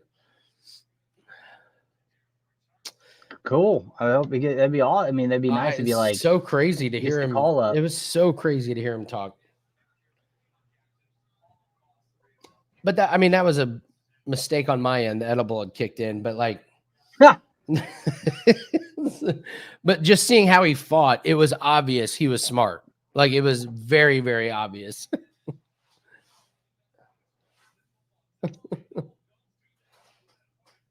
Is that okay? Hold on, Mr. Bubbles. Is that Giga, babyhead Giga with Jared from Subway? Yeah. God, that is brilliant. I want that on a t-shirt.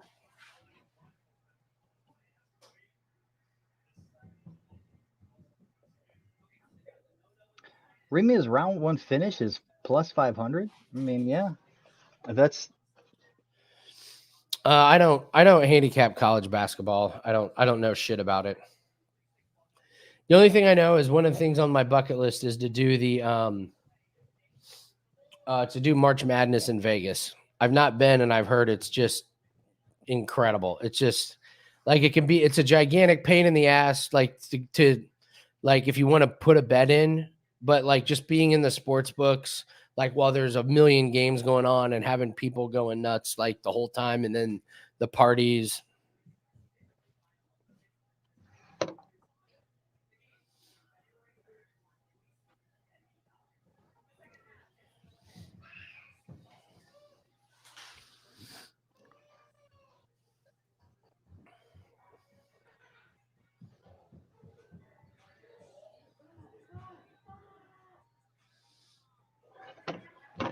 This is the guy that got his ear torn off the side of his head. Yep.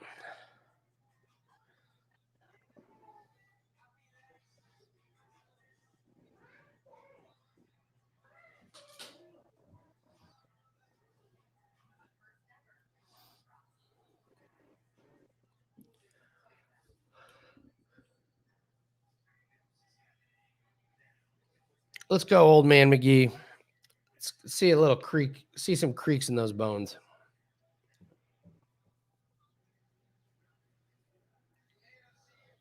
Yeah. Sideways nose versus no ears. You're not right. You're not wrong, man. Mm-hmm.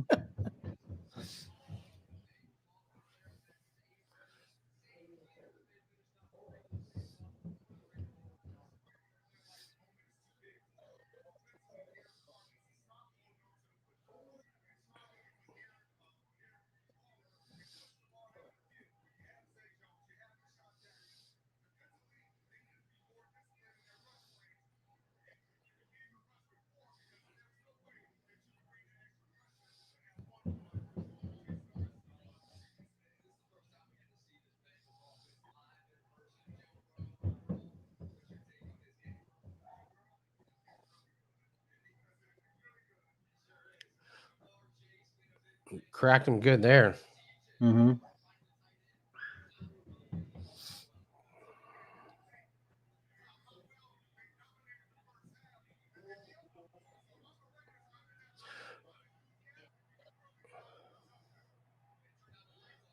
So does Court want this on the ground, or does Court want to? No, it's probably no. I would assume he's just kind of just wearing him out. I mean, Okay. him against the cage, you dirty box, like sap the gas tank.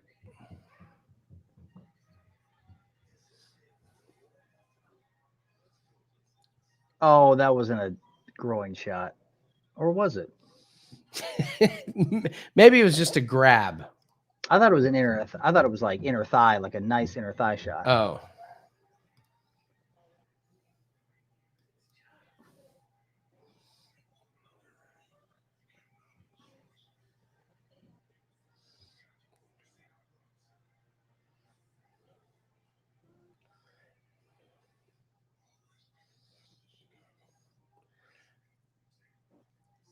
So what are And he's a I didn't, 74, dropping like the future.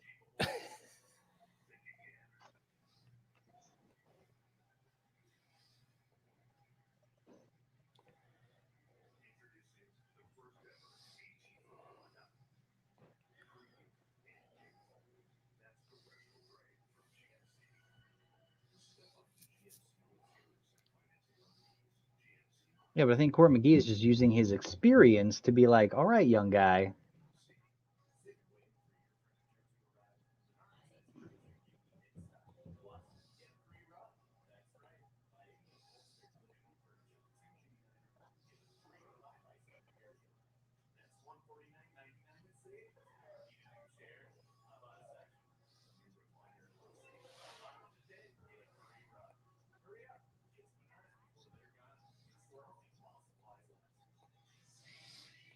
no, Katie, I do not know what that says.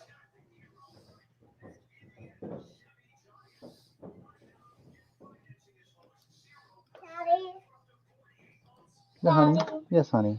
dinner time. Thanks, honey. Go tell bro.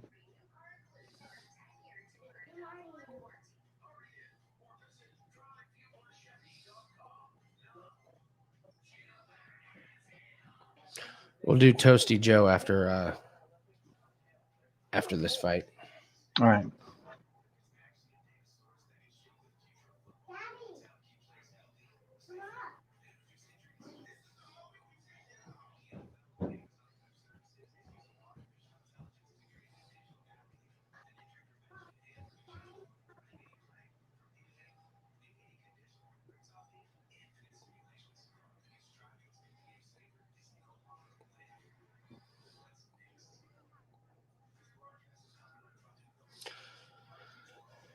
I mean, this round is good for court, but not for the viewing audience. My God. Mm-mm. What's all this Just entire? I mean, every like fight this- so far has been my decision, God. and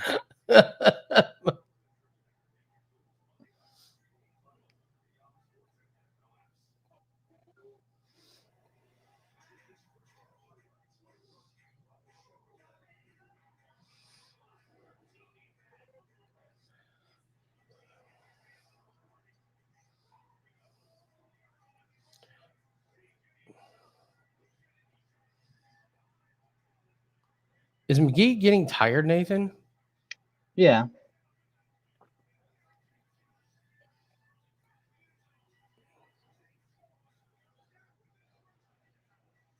That was a silly question. Is oh, guess he's not getting tired. Wow. Oh, saved by the fucking bell. That was saved by the Holy bell. shit. Cracked him. Cracked him. Dude, again, the story about how Court McGee does not take anesthesia when he gets surgery. Jesus Christ, that's true. Yeah. Because, well, he's a recovering, like, he was a hardcore drug addict. Oh, yeah, that's right. I like have heroin heard or this. something like that. Yeah. So, like, he did the recovery, and so he does not do, like, any anesthesia, That's, anything. I think Bonkers. they would make an exception to the He's rule. bonkers. Like, He's bonkers.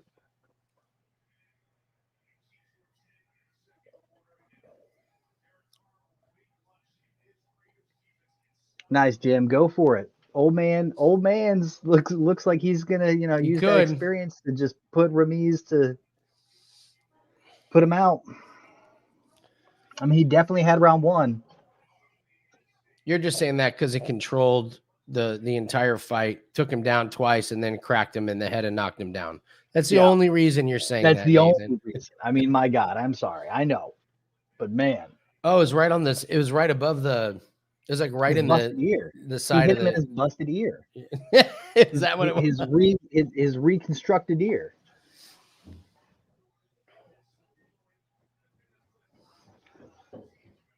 Yes, he did. Piarlo V3.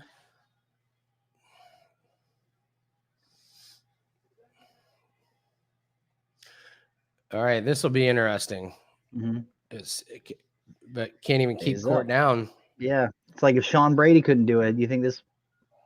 Well, Oh, now, here we go.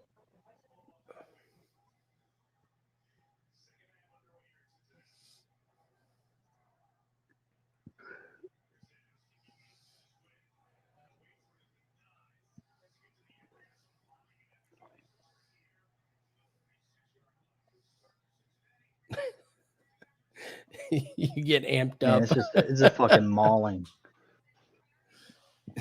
You get amped up by your coaches. You almost get the takedown. He pops right back up. Then now you're the one. Yeah. Just getting what? X-Boy, yeah, we don't show the stream live. We just we watch the fights and do live bets. Yeah.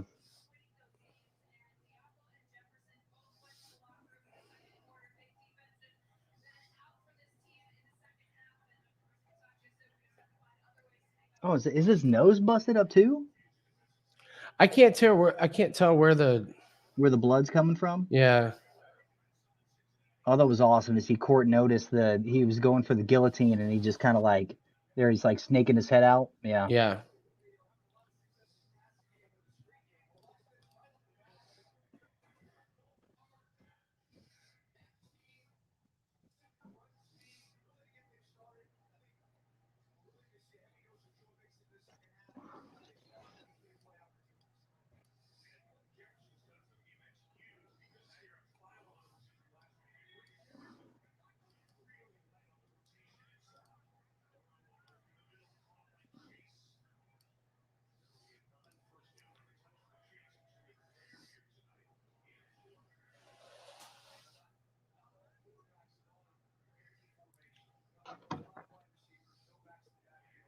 Yeah, Jim.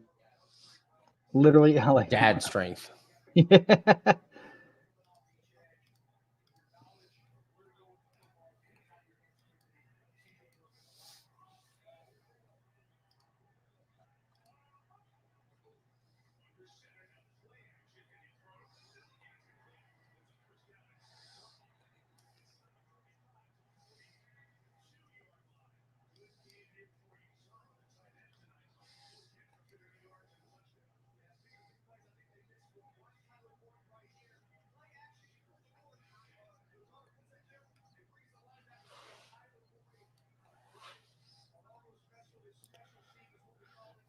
This is such a bad watch.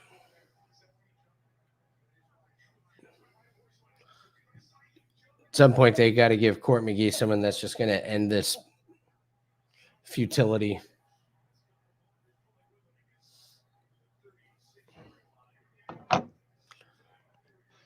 Like, no more fights against Carlos Condit.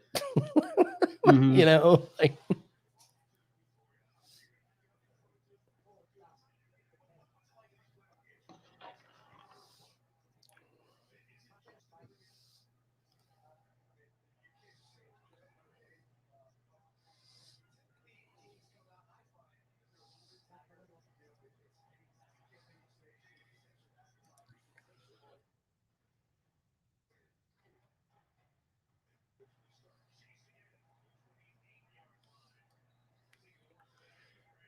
I mean, they don't have any live lines. When it comes out, it's going to be Court McGee big.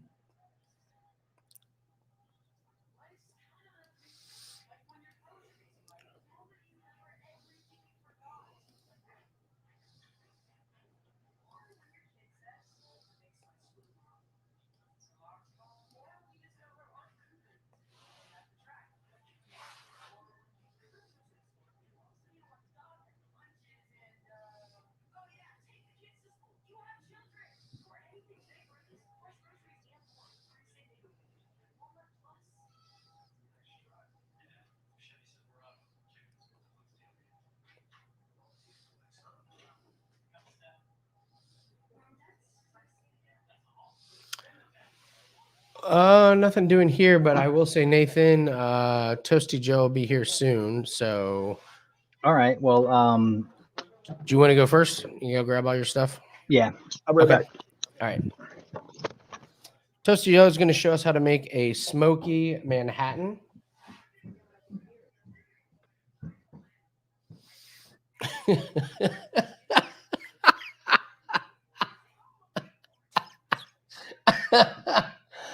Oh shit! He kind of does have pillow fist. Oh man.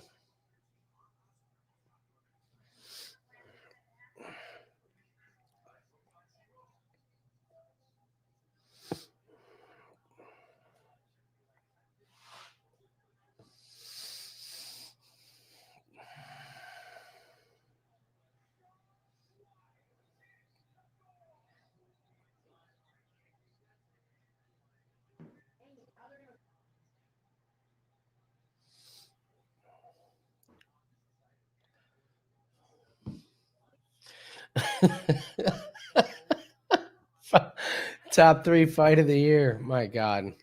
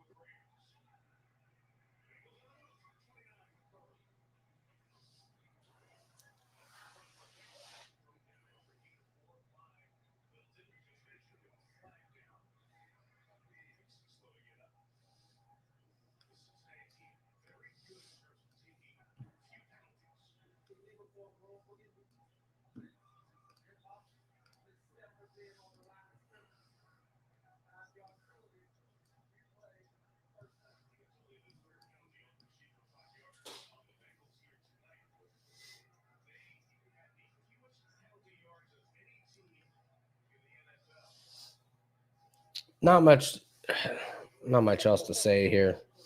Just a bad fight.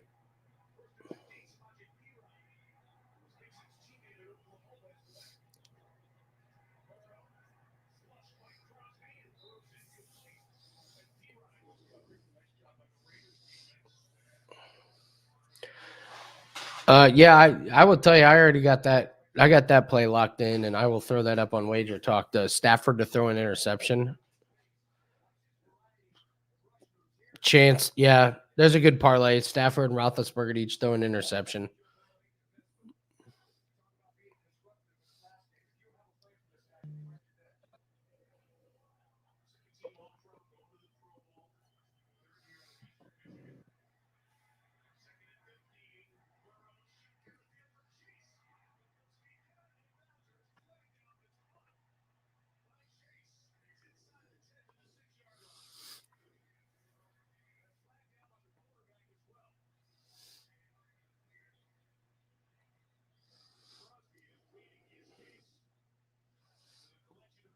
No such thing as a lock, but I do like Gronkowski to score a lot.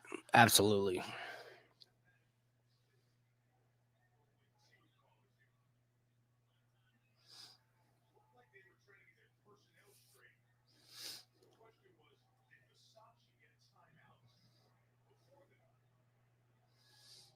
Jesus, Ramiz. This is a bad look for Ramiz. Just getting his ass kicked.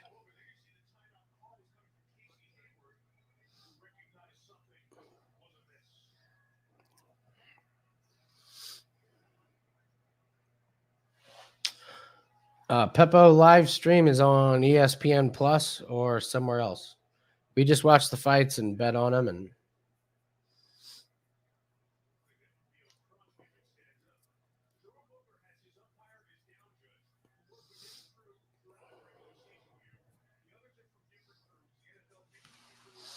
hey, Joe. Hello, Andy. How are you? I'm great. How are you doing? Good. Nathan went to grab all of his stuff. I got most of mine, but as soon as he gets back, I'll go grab mine. I think we'll be ready. Okay. So, what are you gonna use for your whiskey or bourbon tonight? We're going with the old Bartons, like I normally use. Always okay, solid. Cool. So I got the smoky top that you had suggested. Smoke top, man, that thing's awesome. Yeah, and so I gave Nathan the cherry wood. Okay. So I'll do applewood. So you're gonna use the smoke top, but I'm gonna show him how to do the low tech version. I'll do the low tech version with you guys. Oh, okay. Okay. So yeah, this last fight is garbage. My God, is this trash? These fights all fell through, so they're just not good. It's not very interesting. So all right. Nathan is here. I will be right back. Go grab my ice. God. Okay, hey, Toasty Hey, Joe. hey, What's up, Nathan. man? How are you? All right, I'm doing all right. All I'm right. trying to get everything situated for this insane little drink. Oh, shit. I need bitters.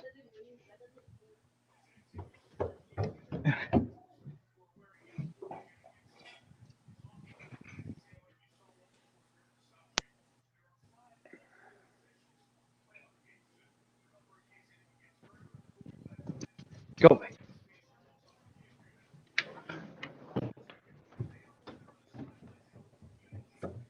Okay. So it's been a real bumper crop of fights tonight, I understand. Huh. Yeah, just basically everything's gone to decision, so, you know, it is what it is. But so you've been on the right side of history so far.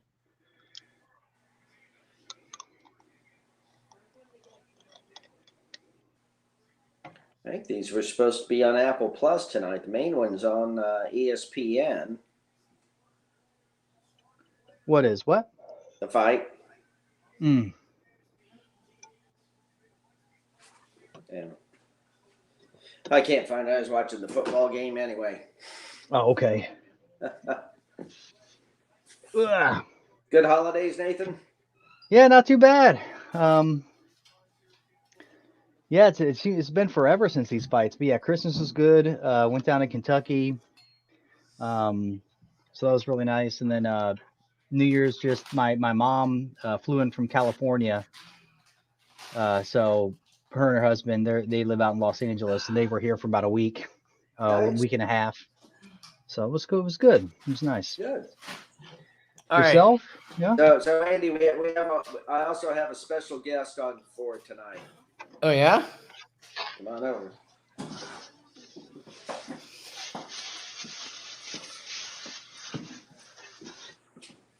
Hey, Eric's there. Hey, That's my cousin Eric. that's awesome. So this is my son. People have heard me talk about him a couple of times on the show, but the one and the only. He's the best. He's awesome. Eric's the best. So, all right, let's do this. What do we got to do here? All right. Yeah, So help us tonight out. we're gonna make a low-tech old-fashioned, so smoked old-fashioned. So just to review, the raw simple syrup, sugar in the raw, and dissolved in water with heat. Our bitters as usual, right? Got to have your orange. And then your bourbon of choice. So Andy's doing Old Barton's. What are you doing, Nathan? I'm just doing some bean, baby. Bean. Yeah, buddy. And I'm going tonight with the Old Granddad 114. Ooh, Like it. You guys Alright. ever had this? Oh yeah, I have not. That's Old Granddad's seriously big good and stuff, man. You can't beat the price. it's big in Cincinnati. Yeah. All right, so this is a little different tonight. So one of the keys to making a good smoked old-fashioned, especially with the old-fashioned way, is you got to put the glass in the freezer. Now, the reason for that is smoke, there you go, Andy, smoke sticks to the frozen surface. All right? So we're going to start by making our old-fashioned in a tumbler here. So first things first. Okay. All right, so again, 1/2 ounce of our simple syrup.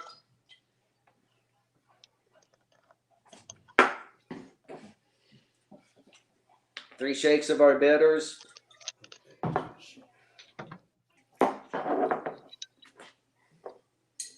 And stir that up. And I love the smell of this. Oh, it's one of my favorite smells in the world. All right, now this time we're going to take and throw our ice in there in the tumbler. Okay. And then get our bourbon on top of it. 2 ounces of bourbon. Bourbon, whiskey, whatever you like, whatever your preference is. Some people say it has to be rye whiskey. Drink what you like, man. Life's too short, right? Like the guys that I track on the Whiskey Tribe. Drink what you like the way you like it, right? Amen. Amen.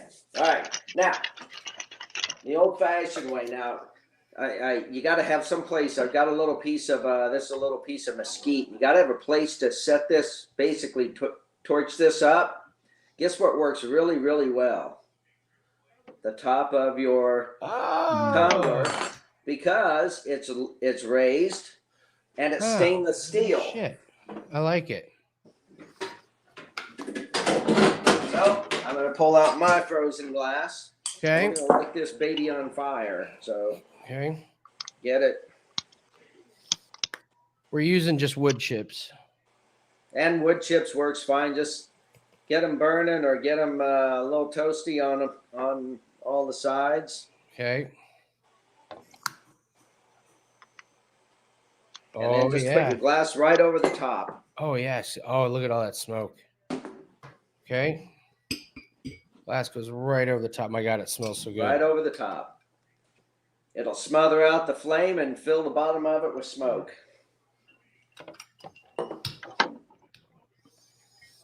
Oh, it smells so good. No, it does, doesn't It it? just smells so good. All right, now, then slowly lift it up so you don't lose all your smoke and pour your drink right in on top of the smoke-filled glass. All right. I think mine's pretty good to go. Oh, nice. Oh, yeah. Oh, yeah. Oh. Now, this tends to make a little lighter smoke, but a lot of people like that. You know, those big smoke domes they tend to just put the smoke right on the top of it. This puts it really into the glass and into the bourbon. So I haven't even gotten to the orange, and that is there's delicious. that aspect. Oh, so good. Smells good, doesn't it? Yeah. Mhm. Oh, yeah. All right, now watch this, Andy. Okay. Okay. So watch close. I'm gonna get this right here where you can see it. Okay, ready? 1, 2, 3. All right.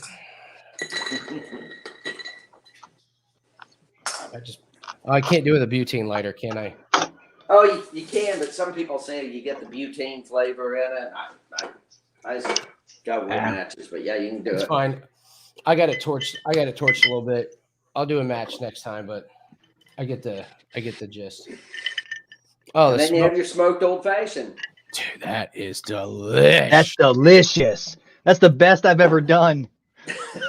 Typically I fuck this up, like royally f up these ingredients this is delicious. Dude, the aroma. Oh my gosh. Yeah, so and you can use you know, for people out there that got wood shops, a little piece of oak, a piece of cherry, maple, just really anything that you want you can use. Just don't use like a 2x4. And if the wood is kind of damp and has this kind of green tinge, that's pressure treated. Definitely not that. Pressure. Well, I showed people earlier. You can get this on Amazon for $20. It's got your top and some chips that already to come with it. So yeah, now there's another secret to this one. Okay, and the difference is take your ice, get your ice in there. And let the smoke go down on the ice, because then it'll stick to the ice. The smoke sticks to the cold surfaces.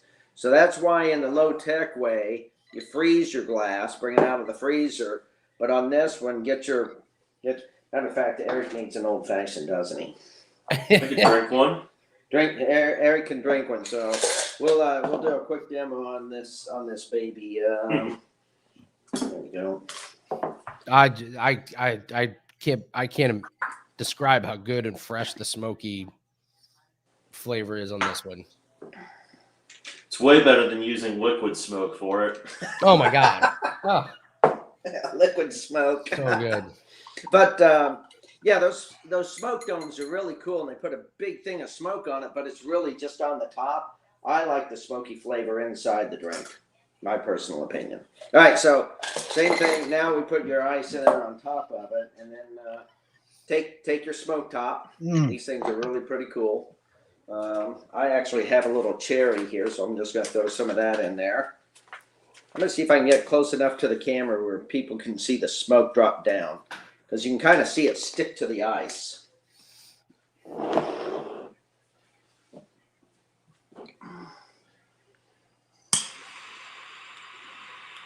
There you go. You can see it falling down into the ice, right? Yeah, move it just to the left. There we go. Oh, yeah. Oh, yeah. So, and then you make sure you slide that off just. Woo! Got a nice smoke there.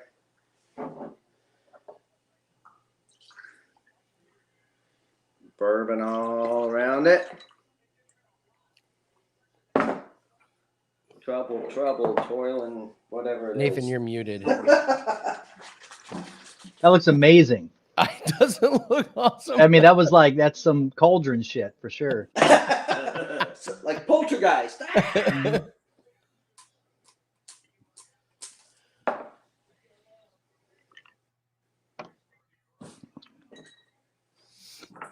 Beautiful.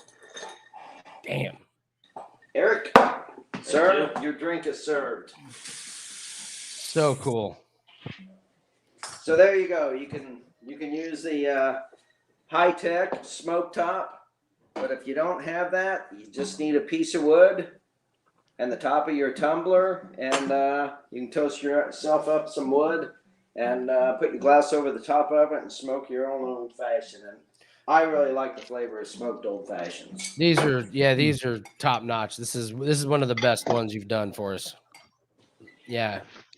So It's got the presentation. It's actually pretty easy. There's not too many ingredients. Yeah. Freaking awesome. So now I've seen a couple where people will take an oak rod and put it in a piece of wood, set the rod on fire, and put a bottle over the top of it, and fill the bottle up with it, and then pour their bourbon in that and store it in there. Oh, so you get just the real smoky. Yeah, but the challenge that I find with that is that after about 3 or 4 days, it tastes like a damp campfire. So if you're not going to drink it all in a day or two, I would not recommend that one.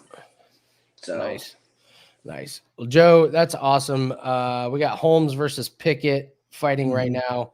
This is our pick of the night. We like Holmes, the guy with the purple. Is that purple hair? I think so. Purple or blue. I mean, it's clean. Mm-hmm. I think I saw the main was on ESPN though tonight, isn't it? Because I was trying to get on Apple Plus for the. This card is garbage. It's turned out to be. Oh, he just missed Pickett with a boot right to the head. So, yeah, I mean they're going up against NFL playoffs. Good luck. Yeah. So. Yeah, I'm watching the Bengals and the Raiders right now. So. All right. Well, this is awesome stuff. Before you go, Joe, what's the rhetoric in Philly about the Eagles and the Bucks? Well, kind of interesting. There's a lot of hopium going on, which is okay. We've pretty much got our best players are pretty much out of protocol, so we're in pretty good shape from that standpoint. I think the real key is if we can get Gannon to put a lot of pressure on Brady where he's got to be trying to fire out real quick. If he gets to stand back there at all, he'll pick us apart. And we tend to play deep, too deep. So if we're playing too deep, he's just going to pop out on the wings and up the middle once in a while and just march down the field. But if we can pressure him and play up a little tighter, maybe man to man, yeah, he can get frustrated pretty easily, and that's what other teams have found with him is he didn't have the receivers that can break away. He's got good receivers, they got great hands, but they don't have breakaway speed. So we'll see it. It depends for us on our run game. If we can, they're a good run defense. If we can pound the run on them, though, we've got all of our running backs. So if we can do that, we might make it. Might at least make it competitive. Nice. I think the weather's the biggest X factor going. That can throw Brady off his routine. Well, that's the thing. So bad weather will help us because that'll take away some of his the wind will affect his passing a little bit, and we don't have to pass, and we've got a running quarterback. So Yeah. At that point, we might have an advantage. But so, what's Indy's take there on Mr. Wentz? I'm seeing an awful lot of negativity out of there. It's not great. It's not great. You made the playoffs and got our first round pick, so it's not great. But I mean, yes, we did, and he didn't get hurt, so it elevated the pick too. Thank you. You're welcome. You're welcome. Anything we can do for you guys. Nah, we'll see. I think you've done enough. Oh, it's funny. So, well, this is an awesome drink, man, Joe. This was, yeah, like I said, this is a keeper for sure. So, everyone go get those smoke tops and chips. You won't regret it. Man, get these smoke tops. I probably shouldn't even say this. I Eric bought the first one for me. Thank you, Eric. You're welcome. And I happen to have a lathe. Yeah, I knew you just made yours. I may have bought the last one I need to buy. Yeah. But it's only $20, so, and it comes with all the wood chips. So yeah, it does. I've got a whole bunch of wood chips. I got a couple of the tins. So, but I also have a wood shop, so I can make sawdust or chips anytime I want. Nice. So, yeah, good stuff. So, glad you enjoyed the drink. This was a great one. And you're muted. We gotta get some crowdsourcing here on what our next drink looks like, don't we? I'll poll everybody and we'll pick a cordial. We'll pick an alcohol and then we'll make it from there. Okay. So we'll pull it. So awesome stuff, Joe. Appreciate it. Yeah, thank you. Anytime. Everyone, take care. Be safe. Go Eagles. Go Colts. Oh, I'll root for the Eagles for you, for Christ's sake. So. Toasty Joe, everybody. Appreciate it. Everyone, take care. Thanks. Yep, you too. You're the best. Later, Gators. See ya. Bye. This is delicious. Oh my god, yeah, this is crazy delicious. All-timer. So I'm just happy that I made it all right. I did not F it up with, whatever. But yeah. First round, kind of interesting. I think Holmes had the first round. I think that the only problem that I'm seeing is that it looked like Holmes was kind of gassed after that first round. And yeah, we'll pull up the live lines here and see. I thought Holmes looked a little bit more confident. I actually thought it might have been a little bit almost a little bit too cocky, or Pickett kind of just picked it up just a touch. I didn't see gassed. I thought he. I just think he looks more tired of the two. Pickett is typically a slow starter. Okay. It was good to see the amount of takedown defense that Holmes had. Yeah.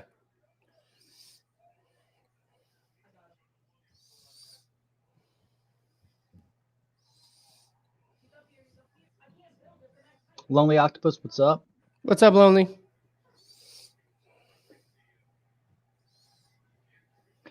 Mr. Bubbles, I'm on just the opposite. I was over 2.5 or over 3.5. I think Kattar being a year off is anybody that comes off an extension like that typically they go to the decision.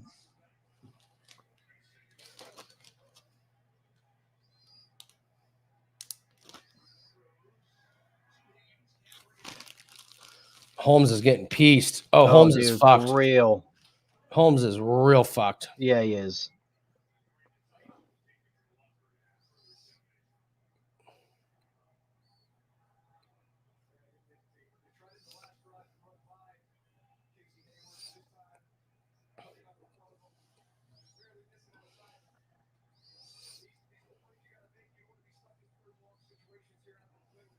Yeah, Holmes is done.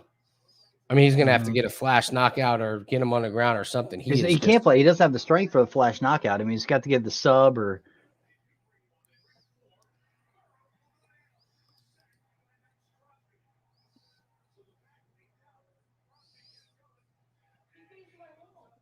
Yeah, if you see Pickett doesn't look. I mean, he's not even really breathing hard.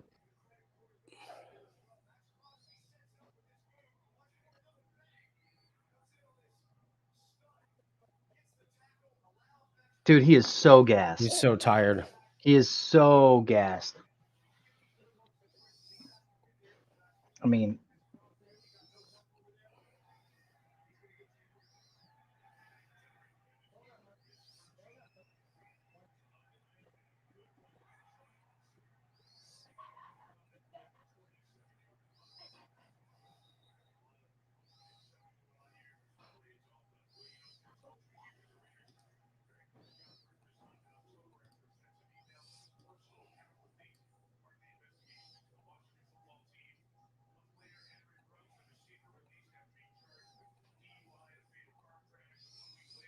I'm not getting the books have just not been giving me live lines tonight. DraftKings and BetMGM, they just haven't been giving me anything to work with. yeah, take that breather. Come on, Holmes. Take that fucking Seriously, breather, bud. yeah, take the breather.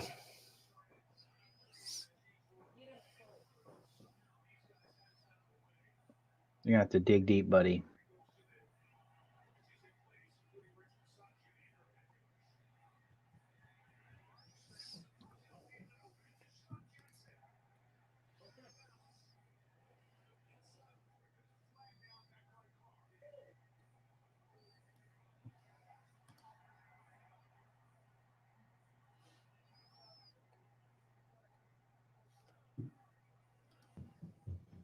That's great. I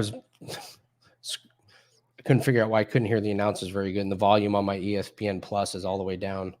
I was like, what are they saying? It was like classic ESPN. You know, you pay for a service and they can't get their audio right. Like, oh, yeah. Here I am spending this money. Classic for a ESPN product. Plus.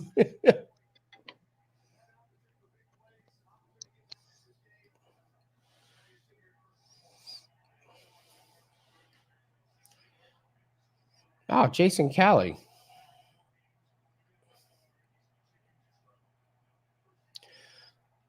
So this is a good way for Holmes to regain his. And I gotta say, Pickett's not doing a lot to impress. You know what I mean?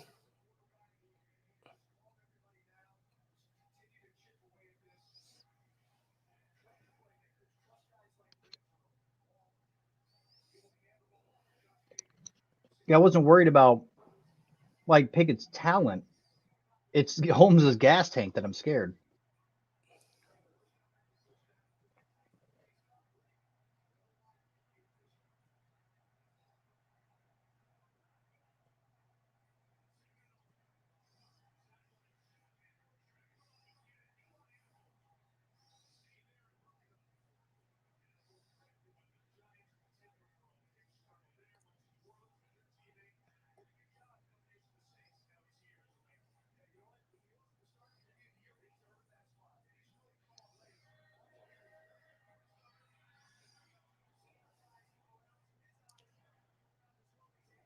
Jesus.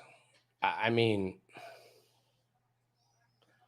they got Pickett at minus 700. I wouldn't take it. What is it? 1-1 probably? Still muted. Oh, There you go. yeah, I'd say it's 1-1. It's 1-1, but I gotta say, as gassed as Holmes was, I would have thought Pickett would have been able to, you know.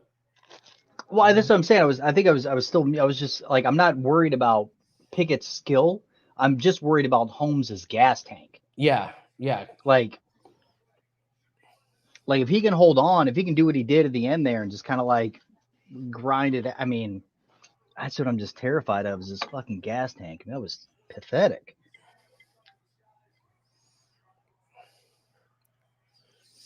The Night Wolf. I know, Bob. It's not a great fight. None of these are. Yeah, none of these are good fights. None of these fights.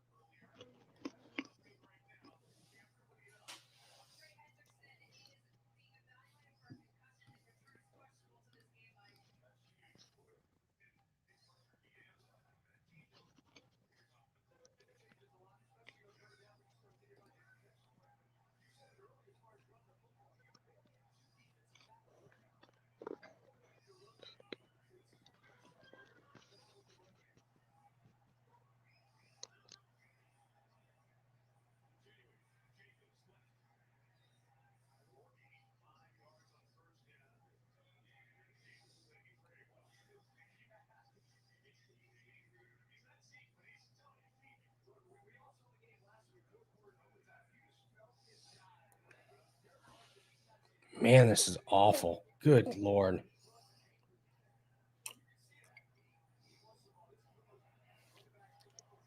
I mean, just look how bad Pickett is, though. They're both terrible. They're both just. I mean, well, I get that. I'm just saying, like, Holmes is gassed, obviously. Pickett Pickett can't can't do take anything. advantage of the fact that this dude is barely standing. Like, in making it a close fight. It's like, come on. Well, not only is he making it a close fight, but like when Holmes throws, he connects, and then like Mhm. Pickett will push him up against the fence and do nothing here. Yeah. Yep.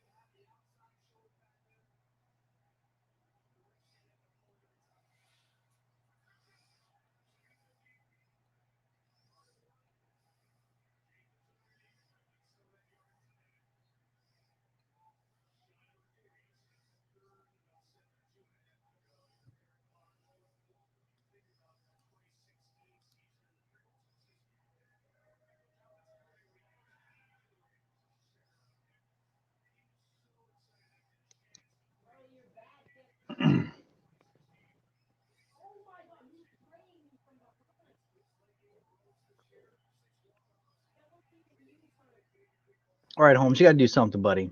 Yeah. Like, pull it out.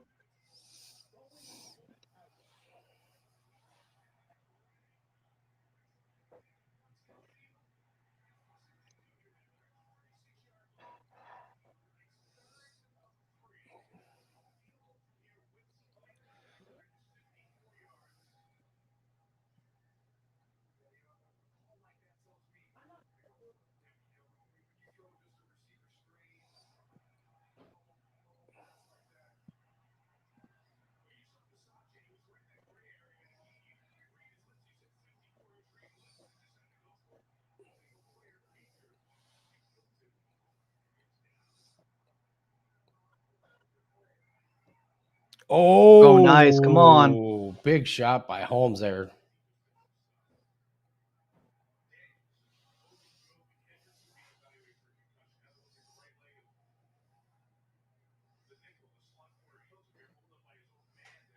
Oh, good elbow. Yeah. I don't fuck, dude. I don't know, man. This is a weird one.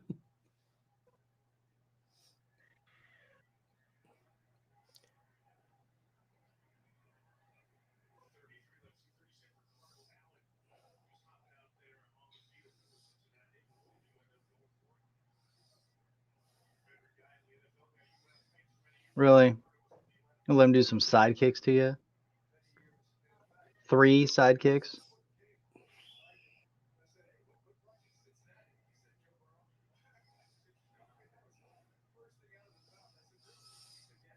I can safely say we all lost on that, on watching that Jesus fight. Christ. My Yeah, God. right? My God. Lord Almighty. That's just yikes. Yeah, goes the distance. And another one. Goes the distance. Goes the distance. Goes the distance. Goes the distance.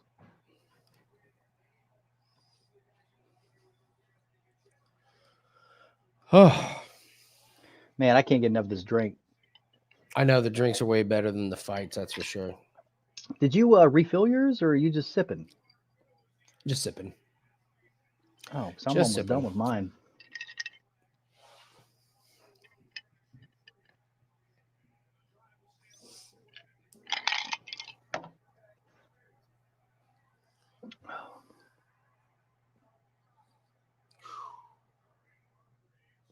Chance, why didn't you, man? Do your 36 fight over 1 round parlay for the entire Could year have. of 2022? Could have.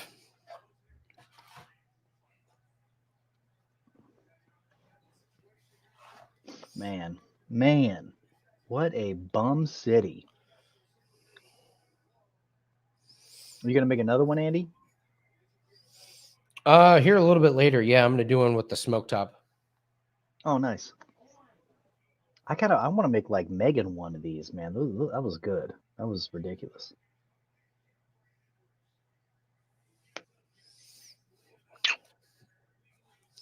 It's gonna wrap it up for fucking Holmes. You can't start out like that in your No, career. especially That against. fucking awful. Yeah, Katie. Yep, I'm on my way.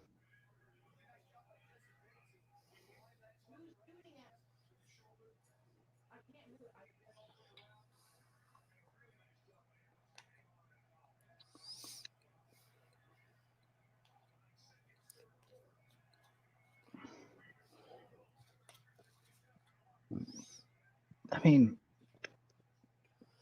dude, it's like his cardio took him just out of the fight. Like his cardio just took him straight up out of the fight in the first round. Just Yeah. the adrenaline got going and he was just done. Mm-hmm. When they showed that like 2 seconds before they hit commercial, he was like, "Oh, I don't know about this." I was like, "Damn, dude."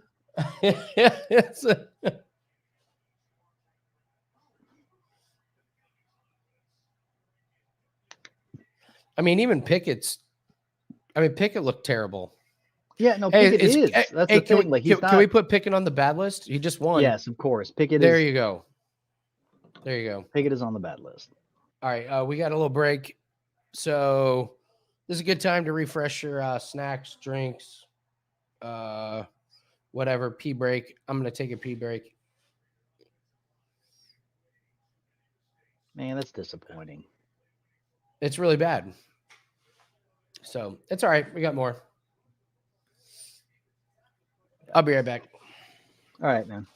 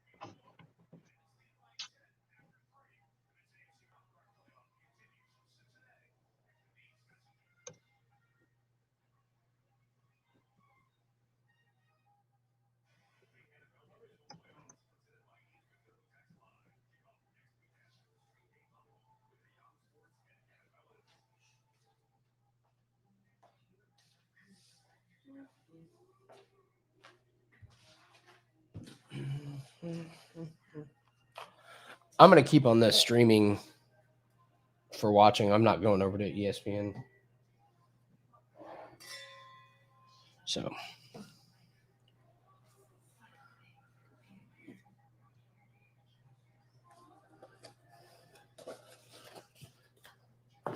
this is interesting tonight, man. DraftKings and BetMGM not given very many live lines. Really? Yeah. I wonder if that had to do with them opening up New York.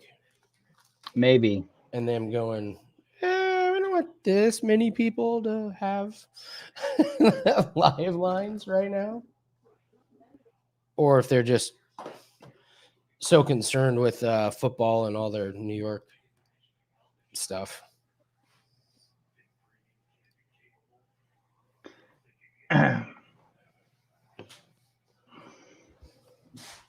So what do we got here? Oh, Brito and Algeo. This is the one where you look for Brito earlier because Algeo can be taken down a lot. Like, but if Brito goes ham, then he's going to be looking like Holmes out there.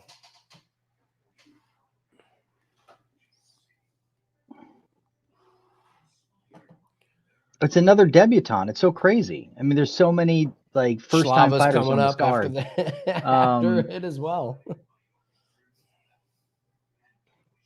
So first time lost. Brito's the next one. You got Borshchev after that. Yeah, there's 3 of And them. again, on this another card. one with cardio issues. We might have to not bet on these contender series. Yeah, Debutantes. no, I mean, yeah, the debutante guys, yeah. Because, I mean, they may have a winning record, but it's not good. No. Especially coming up against, like, like 9 times out of 10, when they go up against somebody who's actually got experience, like Bill Algeo's been around for a minute. Well, yeah, I mean, they lost to somebody on contender series, or they beat somebody on contender series, which means they fought somebody that lost on contender. We wouldn't consider somebody who lost on contender series to be a really good opponent.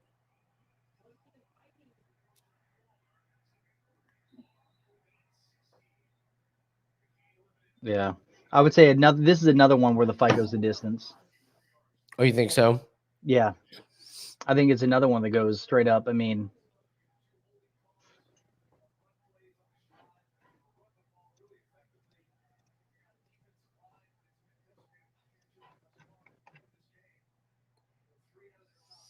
yeah, I mean, because that's Bill Algeo's MO is decision.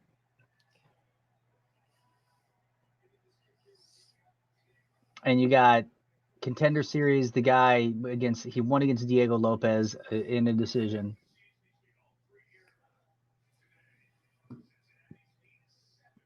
And all his round 1, round 3, or whatever rear naked chokes or punches and all this comes from, Future FC. Yeah. He had one fight in LFA where he knocked the dude out in the first round.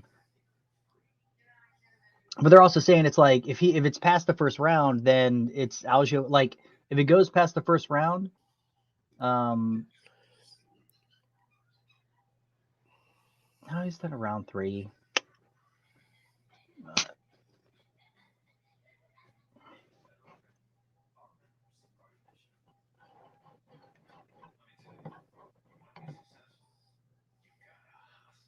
What's that? Oh no, I was just looking at his record there. I mean, whatever. They're saying that basically, like, if he doesn't get the finish in the first round, he tends to gas against like solid competition. Algeo always wins by decision or loses by decision. I mean, but it's like he doesn't get finished is my point. So Okay.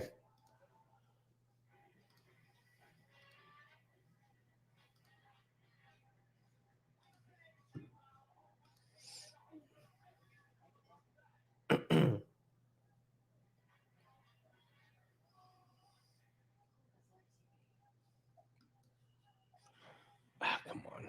Stream buffering.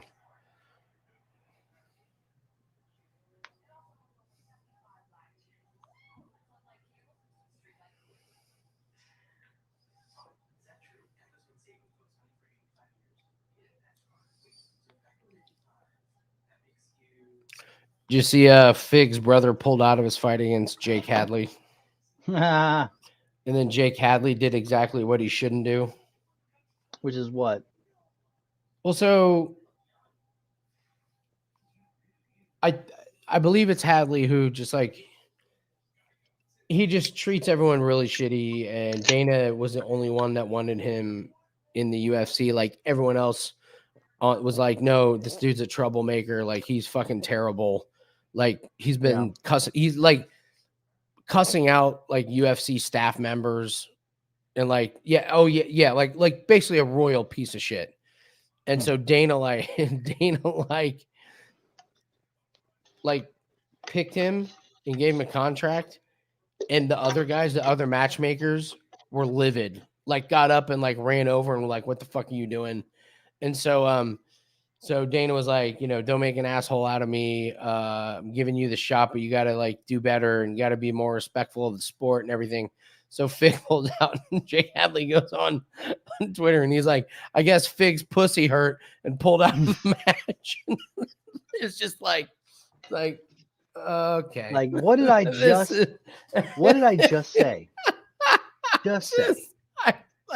You do that? You pulled this? Come on. Yeah, Corbin. Come on, that happened. Yeah, it was like he literally just said, "Stop being a dickhead." Like you have no ground to stand on when you're main carding. When you're on the main card and you're fighting for championships, by all means, speak out. But when you just barely snuck on to the roster and literally everyone's wanting a reason to get rid of you, if you act like an asshole and then you lose your first fight, you're done. It's like, I would love to have seen that. I would love to. I mean, Fig just fade Fig's brother. I was so bummed. Fade. I mean, Fig's that was brother. He is trash. that was for the year. That was our money for the year. 3%. That was all of it. God. Oh, man, was that funny. I guess Fig's pussy hurt, so he pulled out of the fight.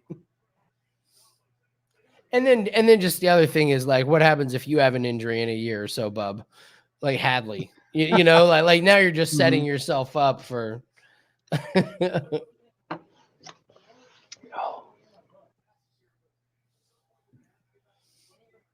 Let's see what else happened.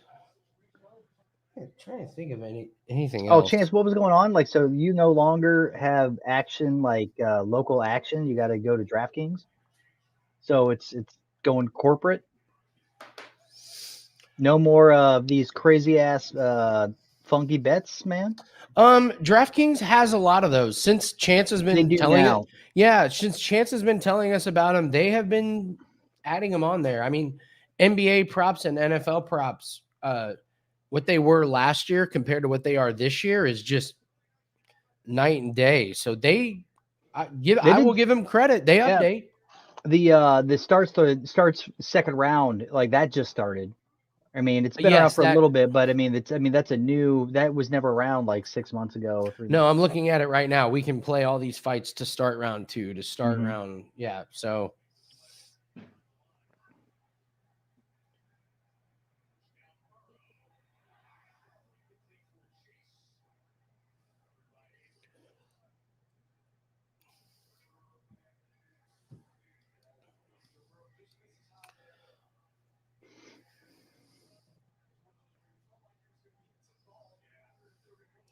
We got yellow shorts. Maybe. There. You're right. That's what his picture's in.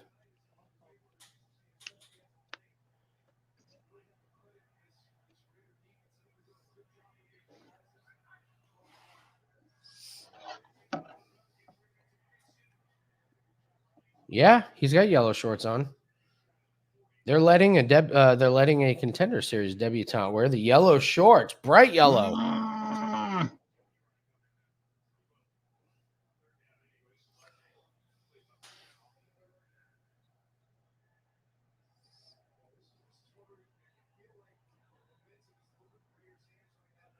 Solid tattoos. Well, like middled, you know. He is 20. The man looks weathered. He looks like there's another fighter that looks like that. He's from Brazil. Yeah. What is he, 19? Lives in the rain. Yeah, he's 18 years old. He's 19 going on 41. He's out in the sun all fucking day. Well, who's the one guy? The one guy I thought was in his late 30s and was like 23 is Hector Garcia. Who was that guy? Where I was like, wait a minute. Like one dude that was like, he's lying. That is, you need to get his birth certificate from Brazil. It's not like, on like a napkin. When they were sending over baseball players from Cuba, and it was like, this guy's a prospect at 19. You're like, you sure? He's got like 6 kids, like smoking cigars. Like, he's got a 7-year-old kid who just gave him a presentation for getting a phone.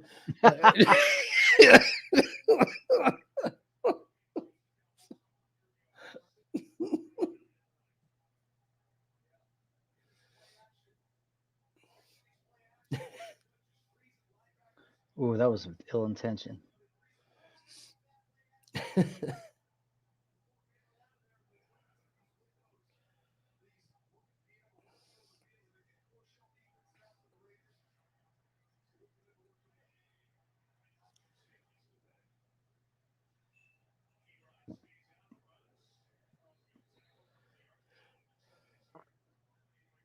Brito. Oh. Oh, good defense by Algeo. Yeah. Does he get it? Oh, he got That it. is awesome. He was going for like the spike pile I know driver. he You is. remember I was also that? Breaks his neck. Like, I'm sorry, guys.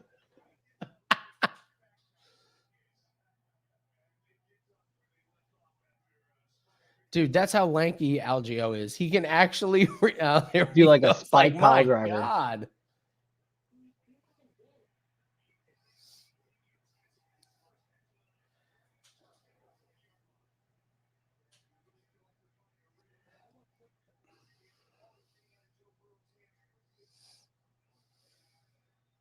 Nice. Oh, that's a great takedown. Oh, wow. Oh. I don't know what the twirl was all about, but Mm-hmm.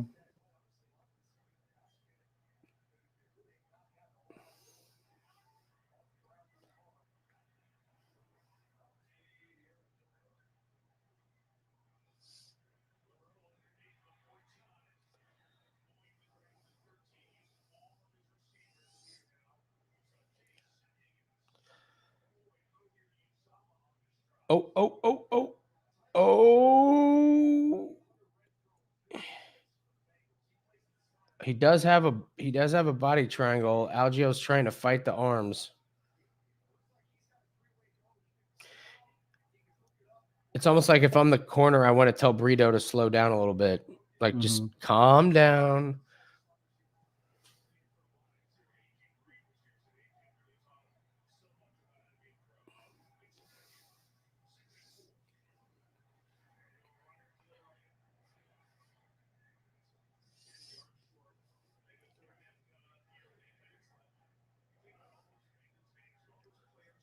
Yeah, that's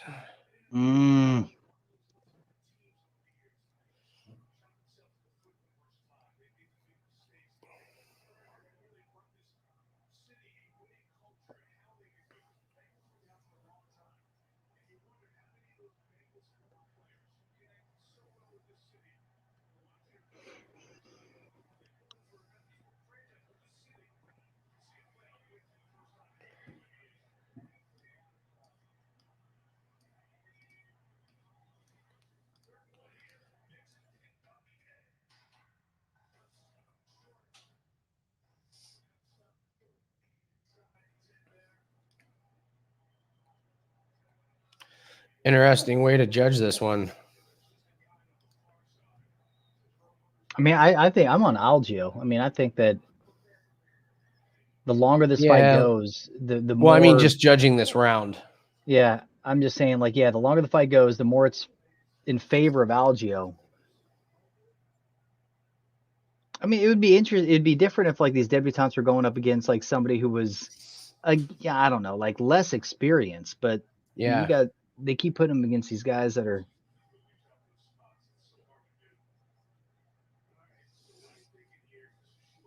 I mean, he's just sapping his gas tank right now.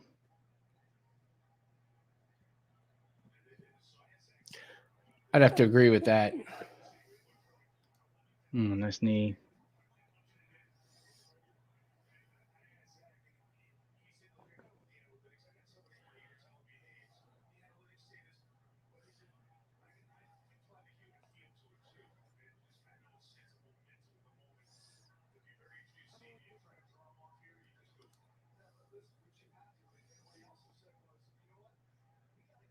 What's the? Do you have any lives at all going on? Trying. Let's see.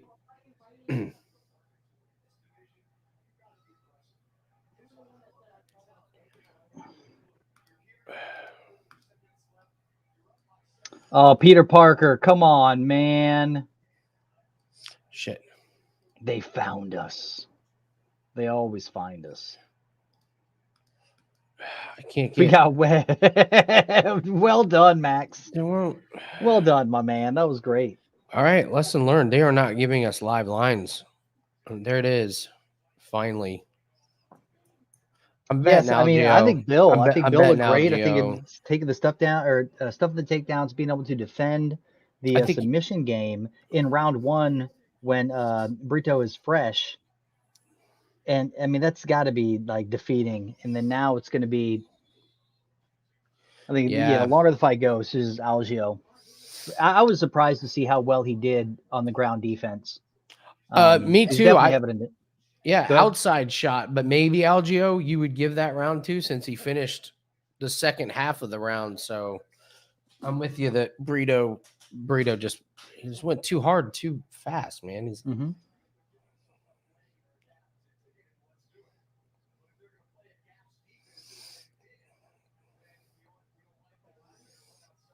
Look at that! Like Brito just got clocked. Yeah, he did. Come on, Algeo.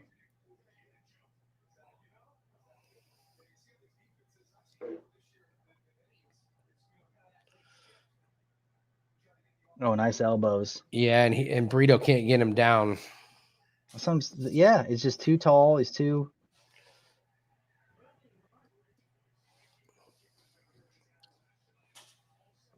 Sorry, guys. Normally, I try and do the best to give everyone a live bet of what we're gonna do, but seriously, Nathan, it was up for 15 seconds. Oh wow. Yeah, I mean, just barely got it in. So,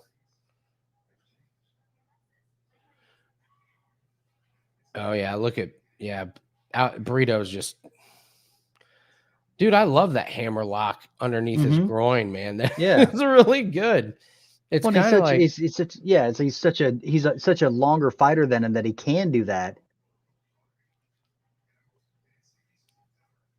Nice chance. Don't knee him. Don't knee him. Don't knee him in the head. He's grounded. Oh, what was that one fighter that pulled him up? Like in this position, actually pulled his hands up off the ground so he could knee him in the head. Yeah. And the ref was like, was that illegal?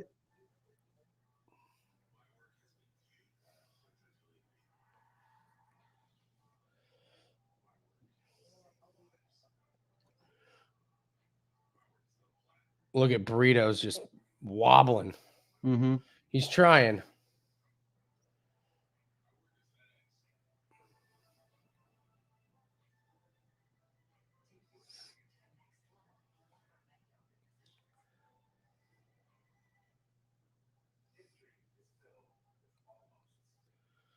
Whoa. Ooh, damn, this is getting nasty. They are throwing. Oh no, Bill.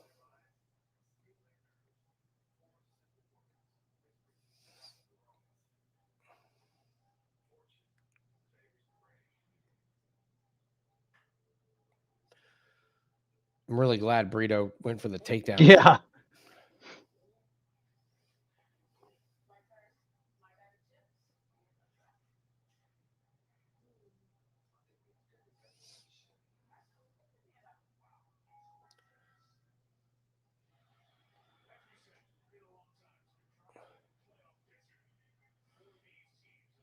There you go. Lay on top of him, Bill. Mm-hmm. Come on, bud.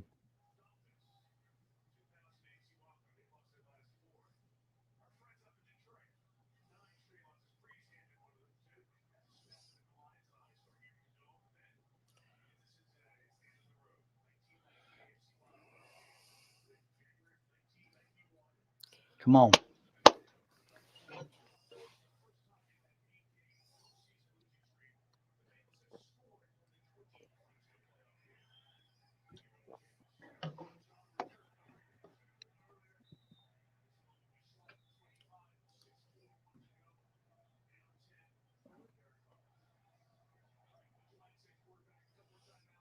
There you go. Get that. Oh, the hand stomp. Off his hand. I love this. The hand stomp. Hand stomp. Never seen that. Oh, he's just waiting to knee him.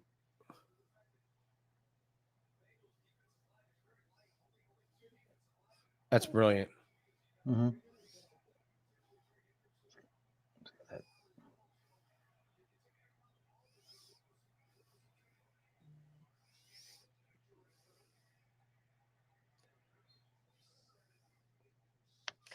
Algeo's tired. He's horrible on the feet, man.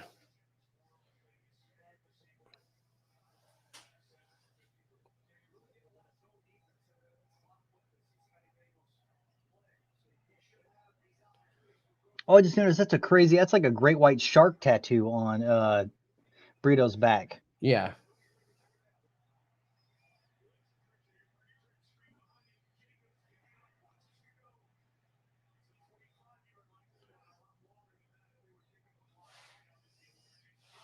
Nice chance.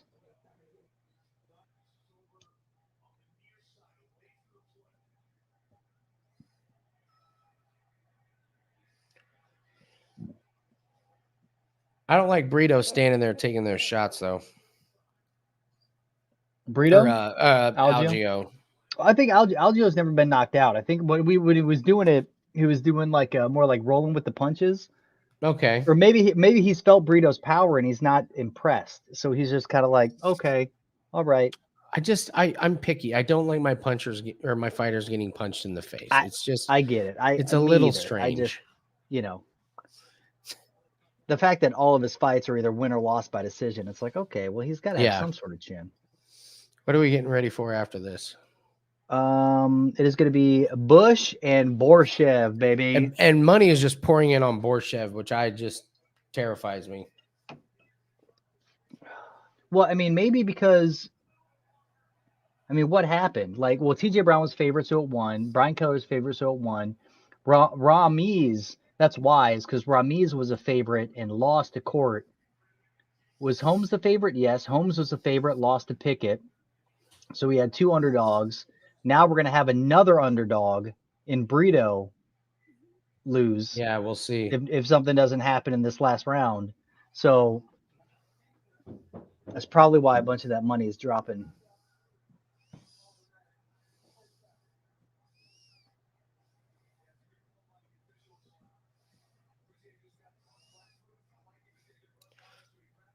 And you're right. So Brito looks like he just throws haymakers and gets tired and leans up against Algeo, and Algeo kind of likes that.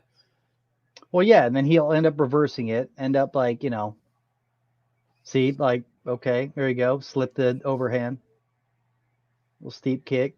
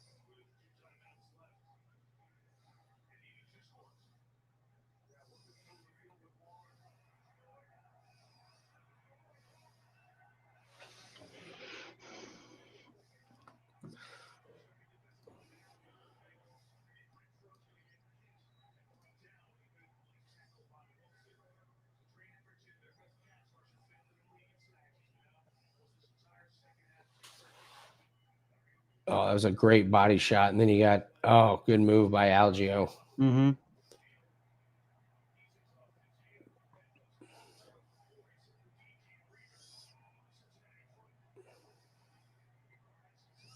Love the knee to the ass. Mm-hmm. Get that So ass. disrespectful. Get that ass, Algeo. So disrespectful.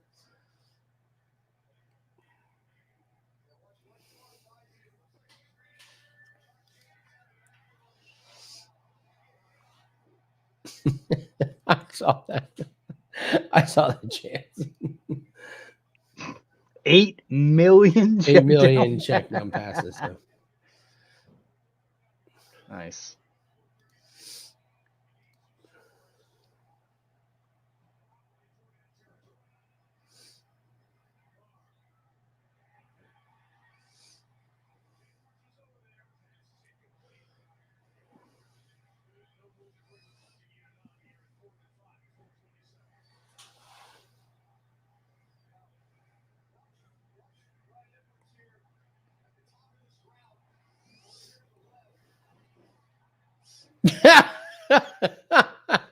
Come on.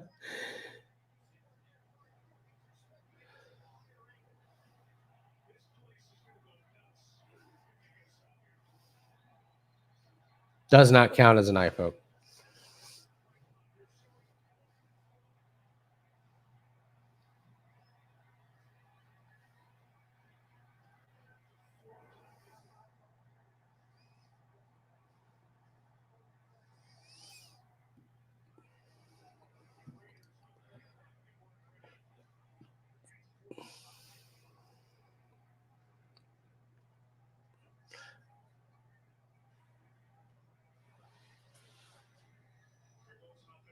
There we go. I'd like to see one more like good clinch moment here from Algeo. Hi, Lonely. I think Algeo's got rounds 2 and 3 Yeah. pretty confidently, to be honest with you. Especially with that. That was a judo. That was a for judo sure throw. now. Yeah, that Yeah. was a judo type throw. So he just controlled the pace, controlled the strikes. Nathan, I think you were right. Like I thought Brito was getting hit pretty hard, but it looks like Brito was just rolling with it, not absorbing or not. Oh, you mean Algeo? Not too. I'm sorry. Yeah, I keep saying the wrong guy. Yeah. So yeah, No, Algeo, yeah, it's like that's the only bad thing is that it looks bad on film. And so that can be detrimental in regards to like the judge's eyes. Like if it looks like he's getting rocked, but he's not. He's just rolling with it, and he, comes back and throws like a weird elbow or something. and completely controlled the like rounds 2 and 3. Almost baited Brito. Mm-hmm.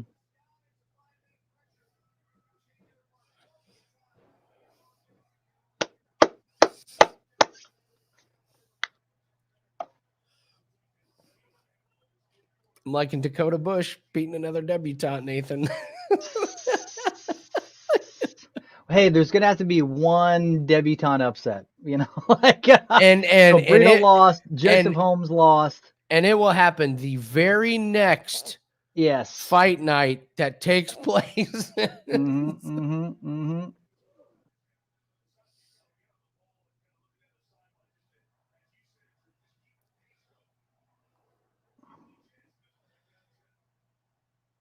Yeah, the money keeps coming in on Borshchev. I think it's honestly, I do think it's the reason for it is because he was a favorite going in, and I mean, like, yeah, favorite lost, Brian Kelleher won, but that was a huge favorite. Yeah. TJ Brown won, huge favorite because of short-term replacements. So anybody that, the last 3 fights, I mean, all the unders have won. All the underdogs have won in the last 3 fights. So people are trying to make, they're chasing. He was saluting the crowd, Chance. He was like on top and he was like waving. I'll be right back. I'm gonna get some food. Okay. These are disgusting.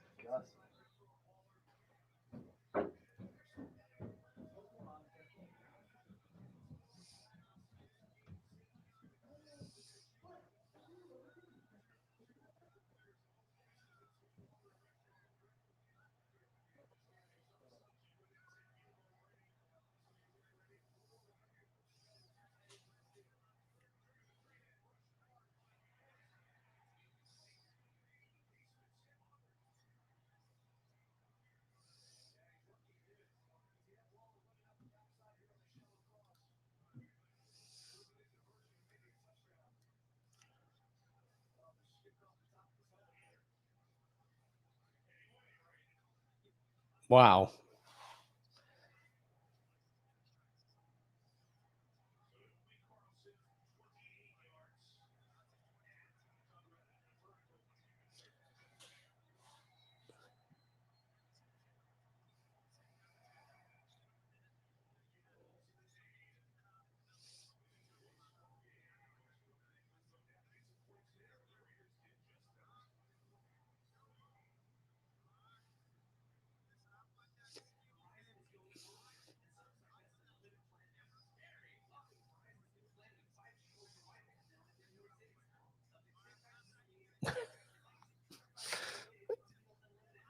What is up with these guys bringing politics into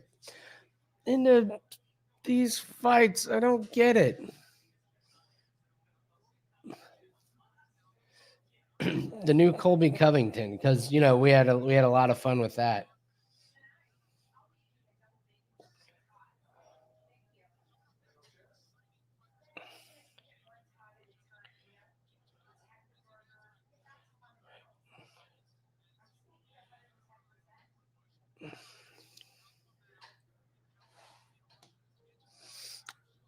Oh, just lonely. He was doing good. He was really funny, and then he brought up politics for no fucking reason.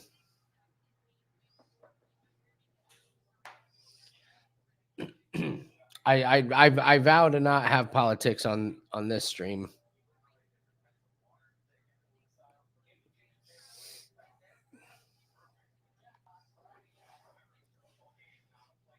This is a politic-free zone.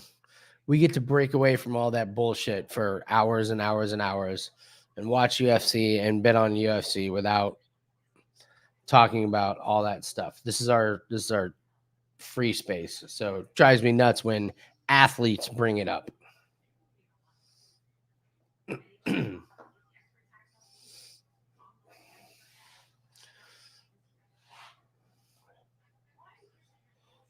This is going to be a great fight. I won't bet on Borshchev, but I got to say I can't pull the trigger on Dakota Bush.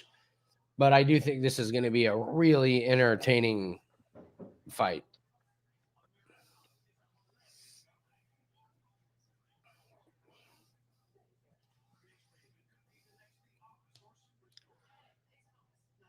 I got to give Borshchev grade A hairy chest. Top hairy chest because it's got nice form, doesn't really extend too far over like it can, just a nice to where you look at it and you're like, wow, is that guy like crazy? And you're like, no, that guy's just the scary hairy chest guy. I don't have a hairy chest theory, but if I did, Borshchev would be first on it, but I'm not betting on him. So Do it. what's up, Nathan? What happened? Did we win? We did win. Yay. Algeo had some good stuff.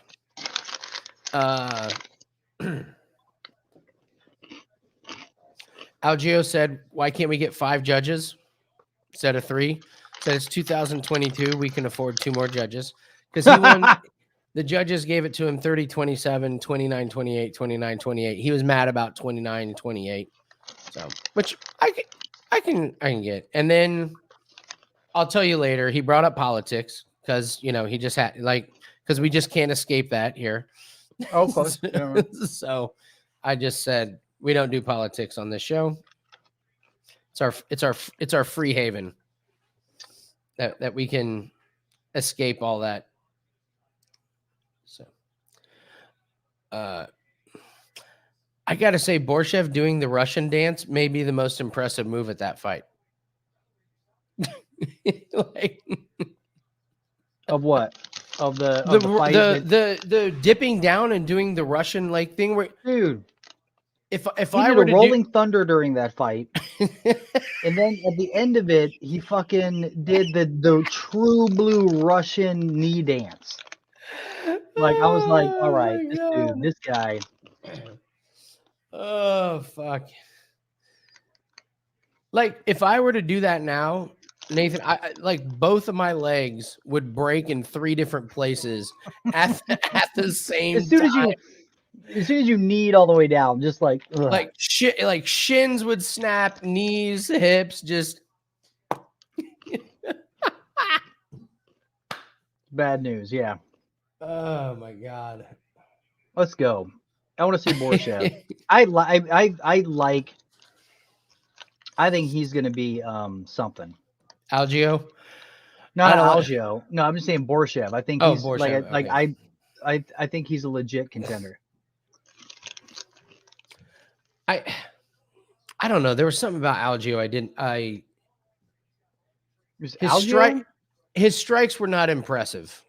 Who, Algeo? Yeah, he had a lot of them. Algeo's been around for 2. He's terrible. I mean, it's not terrible, but he's not going to be fighting for the belt anytime soon. Oh no, fuck no. I mean, no, he's a great he's not even a gatekeeper. I mean, maybe he's a debutante keeper, tonight. Yeah, like tonight. Yeah.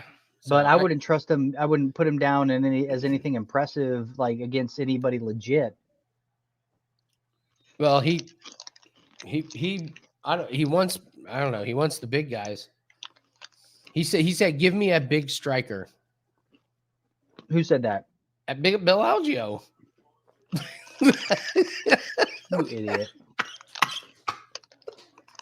You idiot. Come on. Bill Algeo versus Derek Lewis.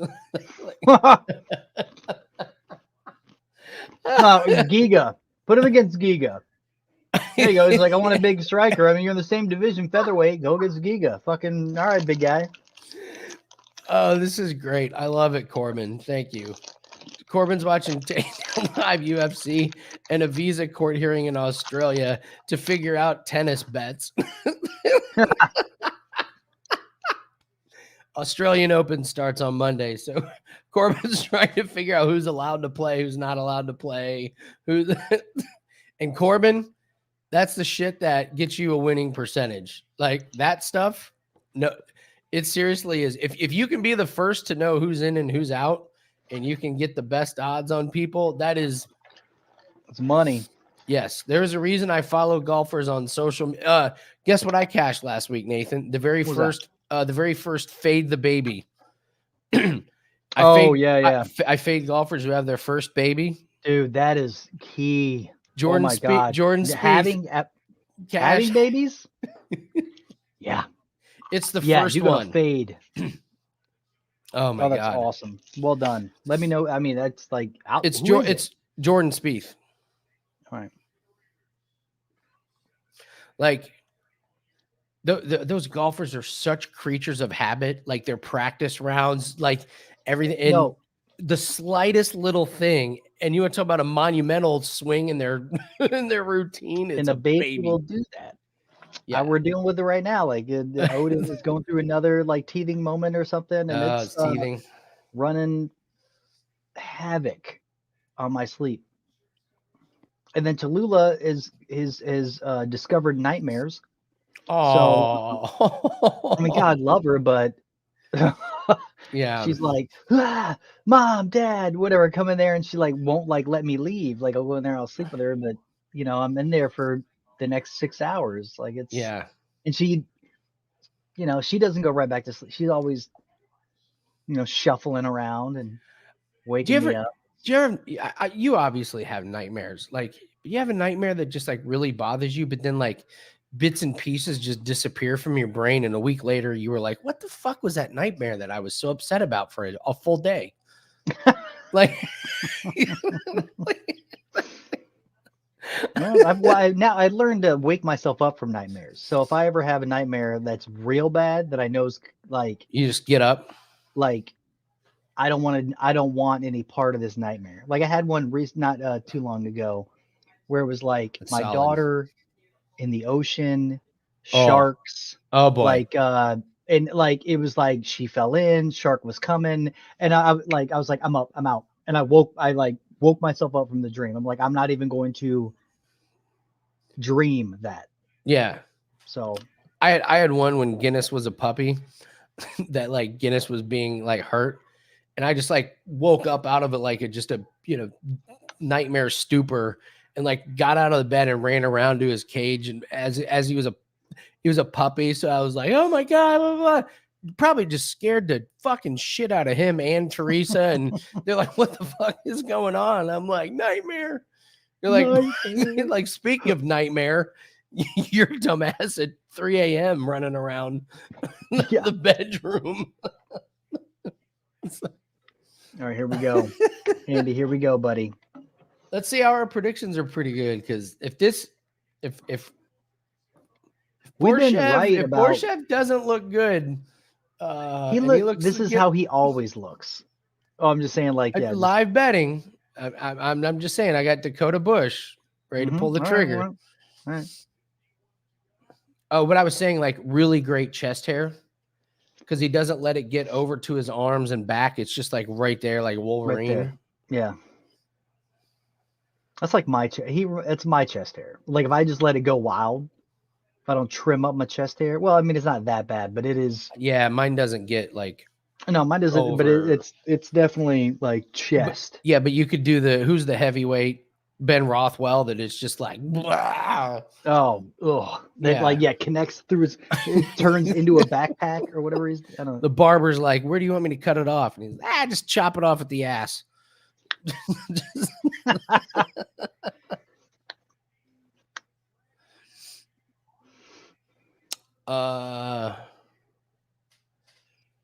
yes, Corbin, we have here. We'll get into tennis after this.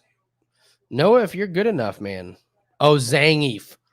Oh, Zangief from yeah. yes, from Street Fighter. Great call.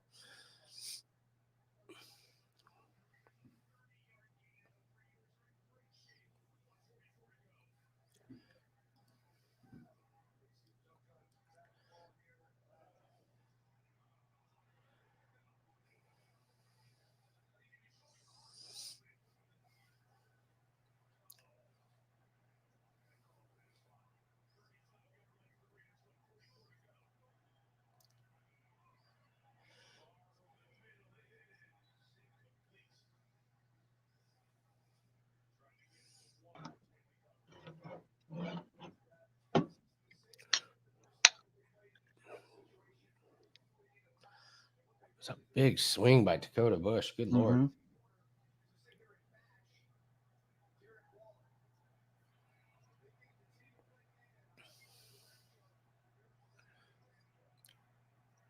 Oh my God! Look at that! Oh, that knee. Okay, and here's the Here we weakness go. of Borshchev.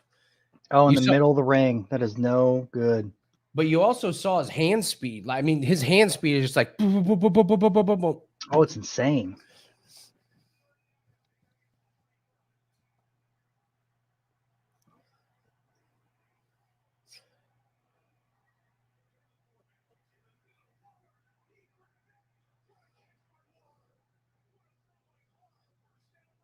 Raiders are driving for a game tying score. Minute left.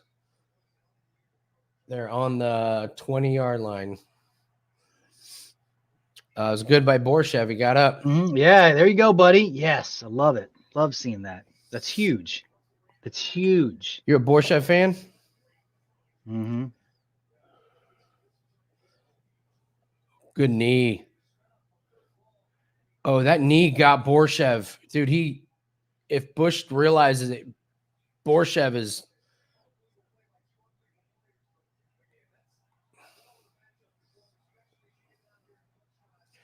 There it goes. There it goes. Let's see his recovery. This is one of his strong points, his recovery. Mm-hmm. Yep.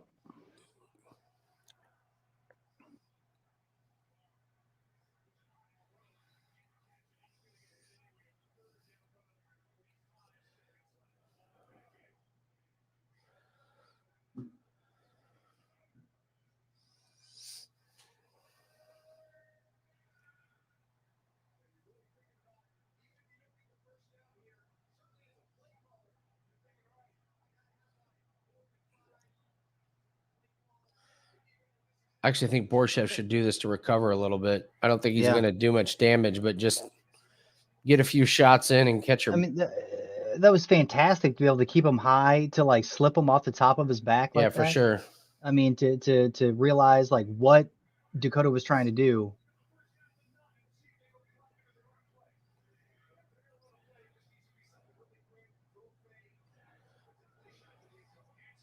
I mean, he's doing all the right things in regards to defense right now. I mean, it's like, this was a big question. Oh, well, look at that fence grab.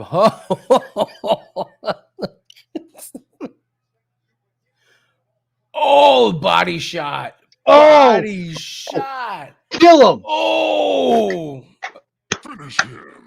Close. Look at the dance. Look at the dance.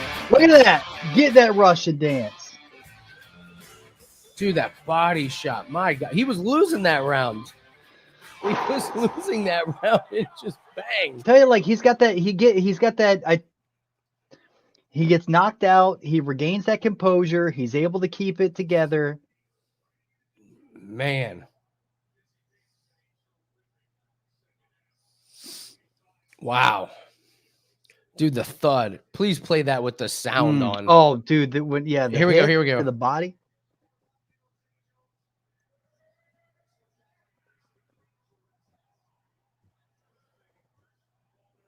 Oh, dude, dropped him.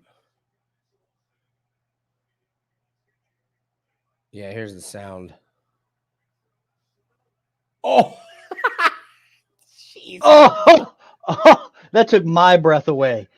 Oh, my God.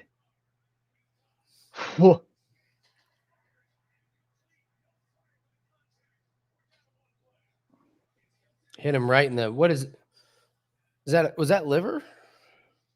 Yeah, that is the liver side too. Was that what it was? It looked like like So a liver shot. It's yeah. right side here, Mhm. I guess.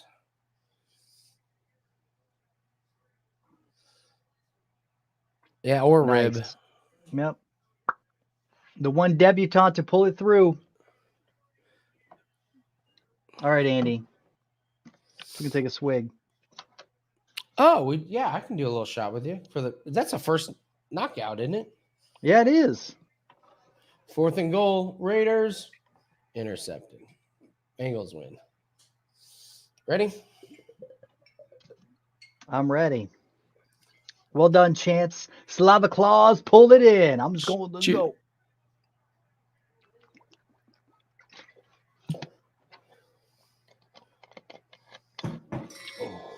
Yeah.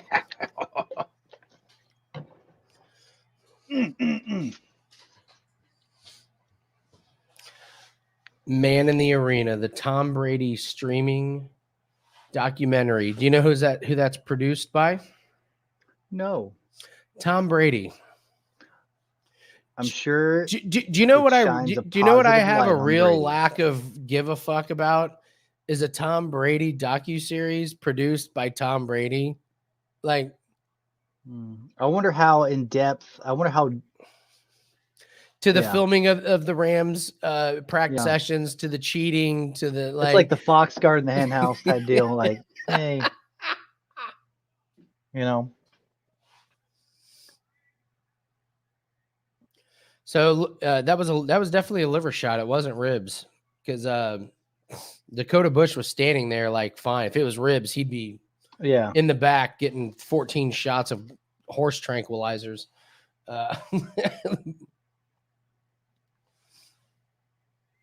Dude, he had great defense.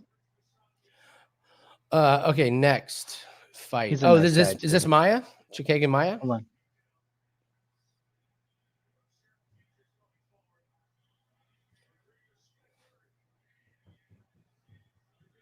Oh, dude, that just God, that hurt every time I see it. I know. like Dakota Bush is a guy who fights for a living, and to take one that hard in the body that he just crumbles is. Mm-hmm.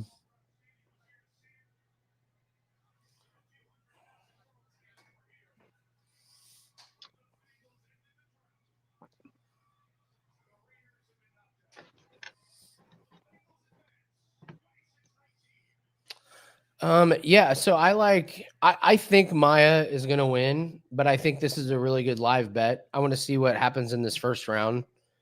If it's remotely close and Chookagian looks slow or looks like she can't,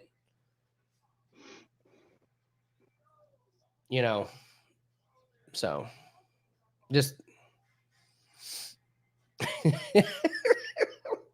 exactly, Chance. That's hilarious.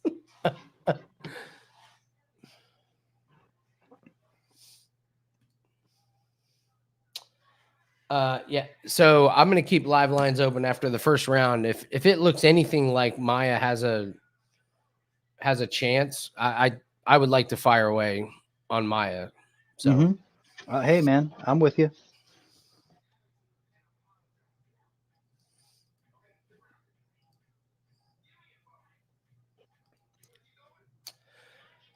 And then what do you think, man? Are we gonna fire one on Royval against Bontorin?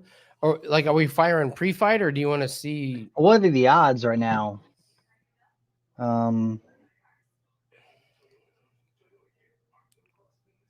It's Royval. He's minus 168 right now. Yeah. What was he? Is more money coming in on him? I just wanted to see. It's kind of going up and down, back and forth. Oh, excuse me.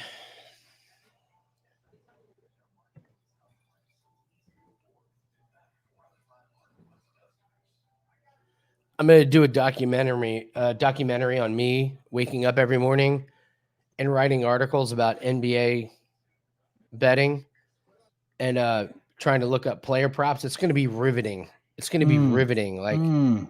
And now we get a look at Lang Googling Animated or Julius Randle rebounding average 2022. Enter. Now we get a look at Andy looking what the total is. Andy has decided the total does not match what he liked, therefore it's a pass. Riveting. I just everybody the edge of their seat. what do you think about this fight, Fig and Moreno? I don't understand it for Fig. I don't know why he's going back and doing another one. I literally think it's paycheck. Okay, yeah, correct. It's a money grab, but if he loses, doesn't that? I guess if he loses, he goes. If he loses, he drops down in weight class like he should have, or goes up in weight class like he should have a while ago. Like, remember when I said like a long time ago, like he does not want to be this weight class. Like, it's such a bad cut for him. Well, and I guess the other thing with this is I would say if you're wanting a money It's grab, like Aldo. This one might be just a huge one. But if you just say I'm going up to kick the shit out of like the weight class above me, couldn't you make like really good money? Because if he loses this one, then he's lost twice to Moreno. Doesn't that cut what he does in that? And if he wins, then what? Yeah, exactly. So I think he loses and he goes up a weight class like Aldo did stupid. or whatever. You know, like it's as stupid as it was for Nunez to throw the fight against what's her name? And she did throw the fight. She did. She fucking I've gone back and watched that. I'm convinced. Yeah. This is the same thing. I actually went back to a year ago to see what the underdogs did. Same thing's happening now. Same thing. Like this entire card has been underdogs, except for Borshchev. Well, no, sorry, TJ Brown, Brian Kelleher, but they were such huge favorites. I just went back and I was like, okay, what did the first couple of events of 2021 do? Did people get wrecked? And people got wrecked. Well, I mean, if you were to bet the favorites, you got wrecked because I think it was like out of whatever the cards, I think it was like 7 favorites, 5 underdogs. I mean, you know, like and I was looking back at the card, I was like, oh shit, like there was a lot of upsets and not close ones. But here tonight, you've got like 2. So the first 2 were, you know, the short replacements. You had to spend a lot of money to win. Of course, they were. But then you had Court McGee underdog, Jamie Pickett underdog, Bill Algeo underdog. Now we're on the main card. Well, sorry, main card was Bill Algeo and Borshchev. I wonder if it's going to continue. I wonder if Maia, like you're saying, is going to get it. I can't believe that Chase Sherman and Jay Collier is now the co-main event. I mean, why couldn't you put Brandon Royval? Like, why couldn't you do that? Why wouldn't you bump his fight up? Like, it doesn't make any. I mean, you had Chainley. It was Chooch and Maia as the co-main event. They dropped them, instead put the fucking. I don't understand it. They're just back there playing Wheel of Fortune with fighters. They're like, all right, who's going to be on the co-main event? Collier, Jake Sherman. Jake Sherman and Collier. Spit it again. No, it's broke. We can't. It's it. That's what we got. We can't just manually pick Brandon Royval and Roger Bortain. Like, we can't just do that. No, Noah, that is an awesome one. That is a great that is a great misspelling. Chase, are you a hickey guy? You a hickey guy? Just like, of course I am. Of course. Hickeyer didn't happen. By the way, add that to the list of ridiculously dumb things we did in the high school. Hickeys. Hickeys? Oh my God. I know. Good. Let me bite on your neck.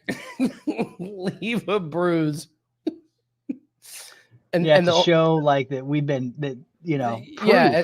That was like if Pixar didn't happen. Before then it was like Hickeys or didn't happen. It's like it was like the Instagram of our childhood. Hickeys. What are you doing? Oh man. Play something else. Fuck me. See, you're not gonna get a phone if all you do is play Fortnite. I wasn't even playing Fortnite. What is that? It's a like cherry oak chip. Oh Lit 'em on no, we fire all and smoked the glass no, and we made all sure laughing here, man. Delicious. We're all good. it was delicious.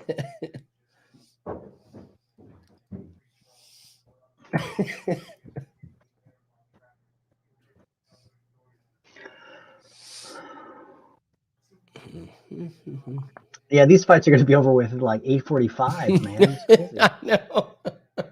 First time in a long time.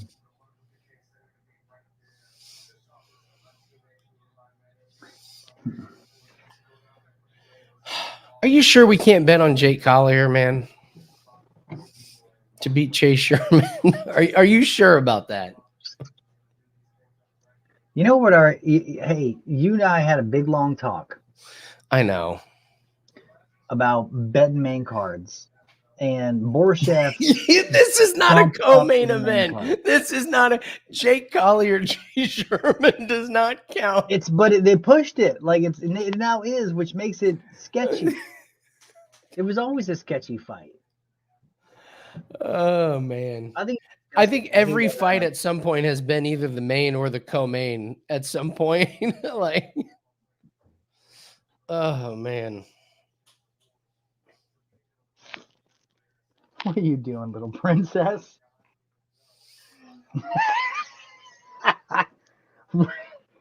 Out of breath. What's up, princess? Is that your phone? That is my phone. I got a new case for it because my other case busted. Can I see? Yeah, here it is. Wow. Whoa. Wait, you want to say hi to everybody before you go to bed? All right, show them your princess gloves. Oh, so she's changed. She did a wardrobe change. Got the princess. Now, frozen princess. Show them your hands. Oh, right before the Jenna. You know who's got frozen hands? Jennifer Maia tonight. She's gonna stick and move. Or can we call it slick and move? Please. Here, what you need to do is you need to hide right here. And then when he comes down, you gotta jump at him. That's what you do. No. Daddy, what? Damn, look how cut Jennifer. These are Maia little looks wood in that chips. one. Got the belly button piercing. What? Yeah. What?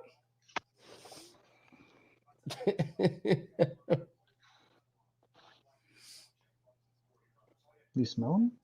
You should smell like cherry a little bit. One went up in your nose. No.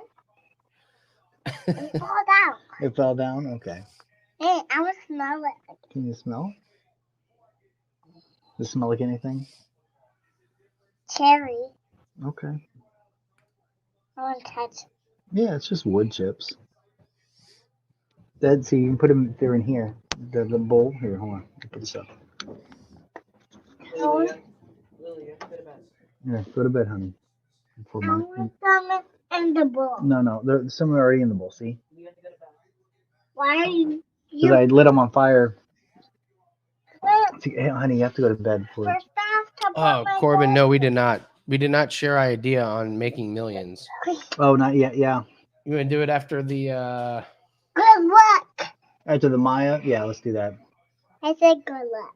Thank you. You have been good luck tonight. Here, honey. let me pull up the numbers here. Outside power. Yeah. All right, honey. Good night, sweetheart. I love you.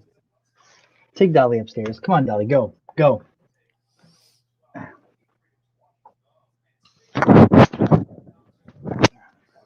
Grab Bebop.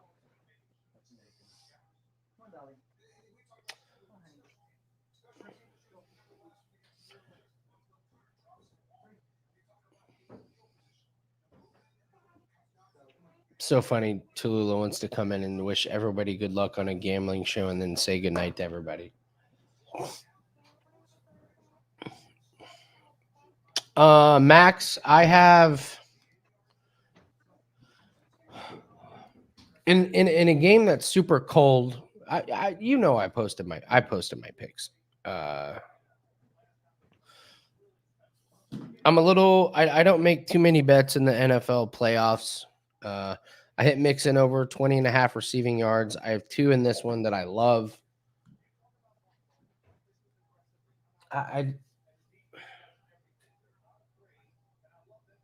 It's a lot. Yeah, Diggs should get his.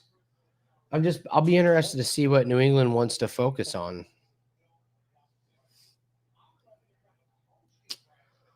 Why is money still coming on Chookagian? Because I'm not always right. I'm not always right. I wasn't right about Borshchev, but I wouldn't lay that much money on Chookagian.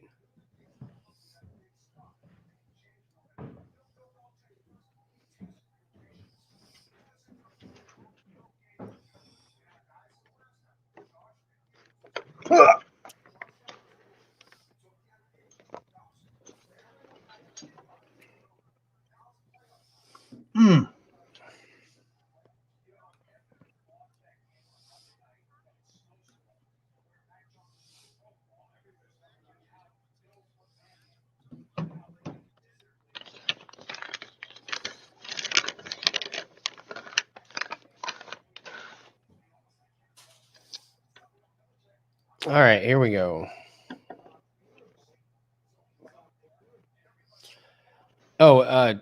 Chance, why is everyone on Chookagian? Mostly because Chookagian won the last fight that they had, but that was 3 years ago, 2.5 years ago. Like, I guess that's why. And people don't do their research.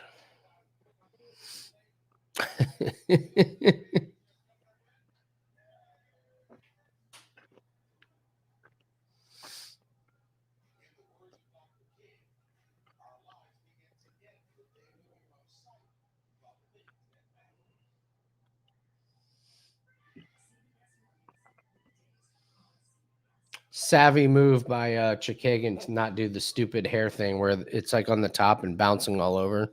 Savvy move.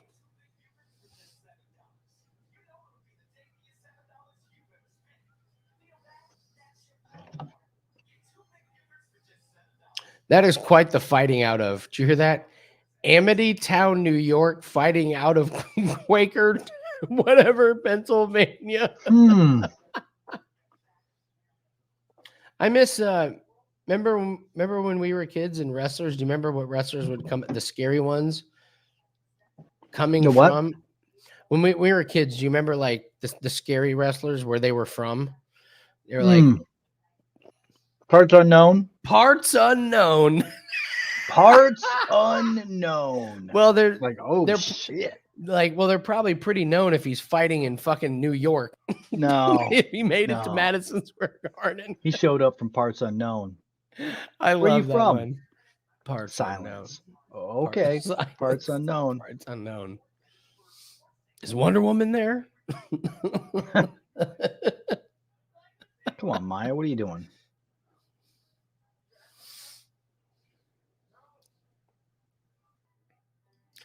All right, here we go. Come on, Maya. Inflate my ego.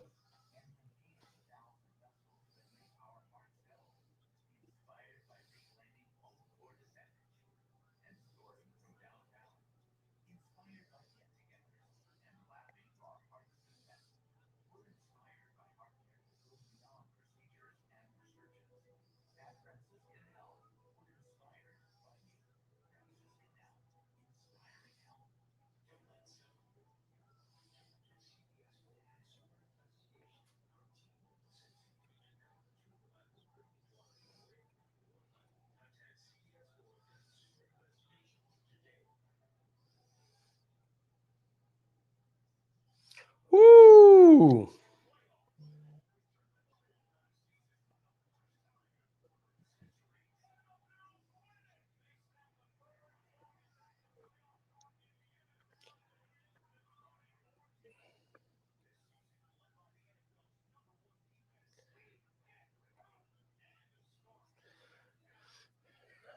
So I would say within a minute, Maya's got to start pushing like ducking and getting into some clinch work. Yeah. Like she's got to Which is- avoid that initial jab of Chookagian, which is basically like stops her from, But look at the left side of Chookagian's face. Maia Yeah. clipped her. No, it's like if Maia can like connect and get in there.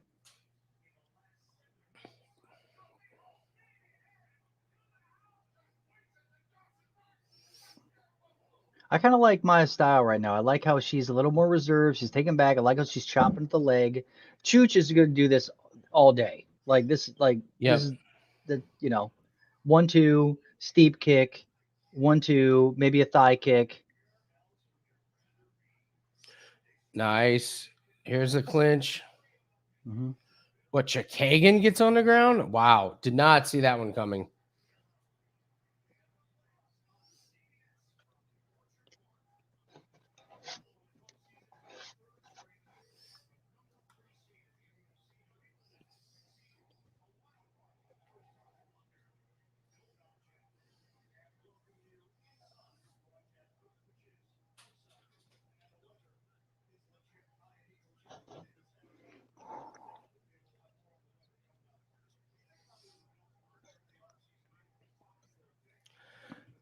It's a really good point, William.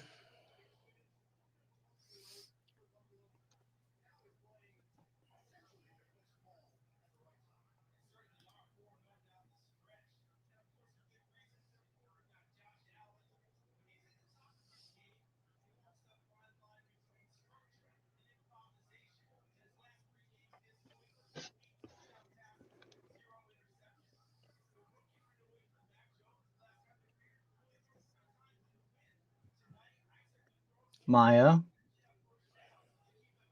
you're gonna get out grappled by Chookagian here. What's going on?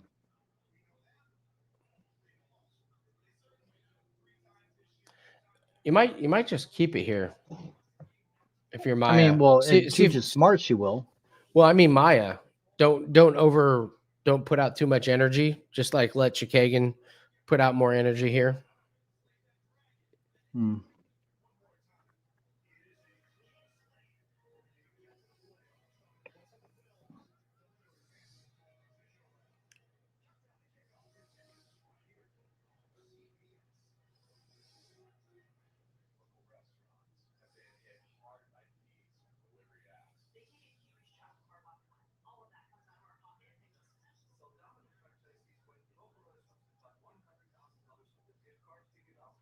Nice. Get your feet out. All right. Come on, Maia. Get up. Oh, nice into the head.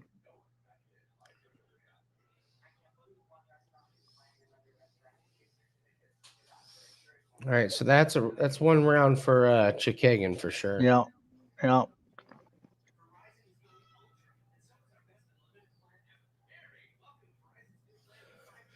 right. Second round is big. Second round is big. 2.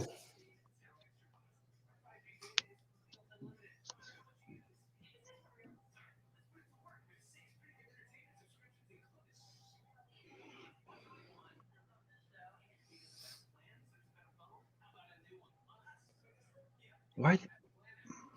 See what the live lines are. Sure, it's Chookagian minus like.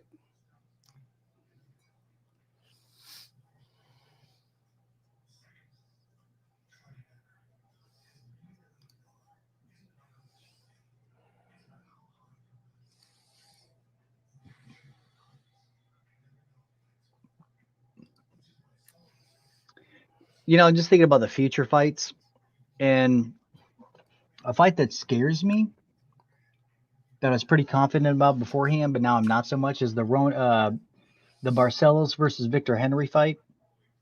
Okay. You know what I'm talking about, right? Yeah. Oh, yeah. Victor Henry being the debutante, but actually has had a lot of experience over in Japan and all that Yeah. stuff. It was going to be a contender regardless. And now the fight's been postponed. What? How Several many times. months? Yeah. Yeah.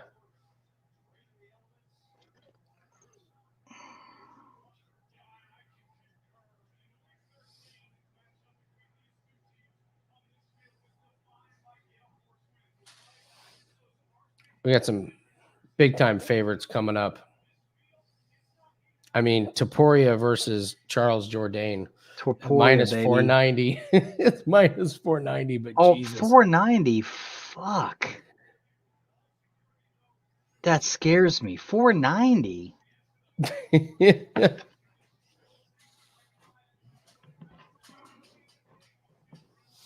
Oh.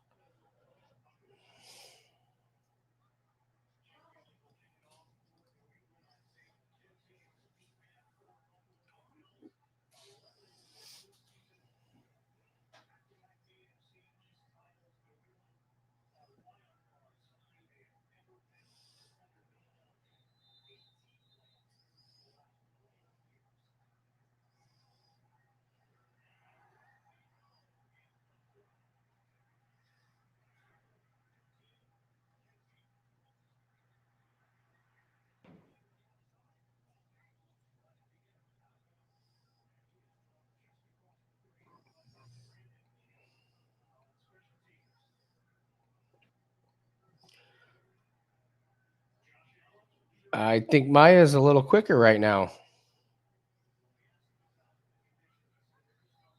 Well, she's got to do. I mean, yeah, she's fucking her face up, but I mean, I think to the judges, it's still Chooch. She's just outpointing her.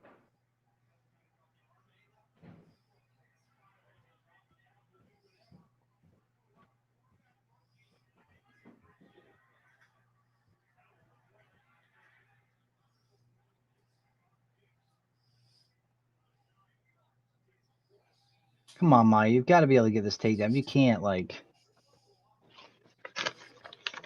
It's not going to look good with only 2:30 left. No, but she just needs to squeak out this round.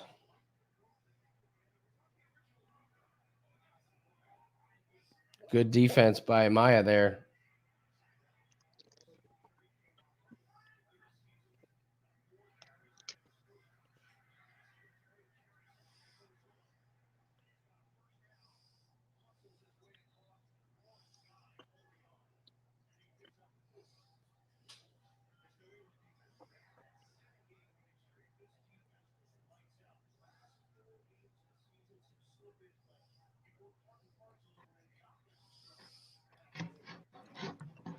This is going to be close.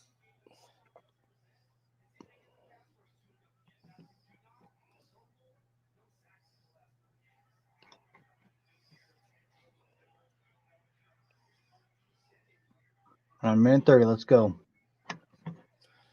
I like the striking of Maia, man.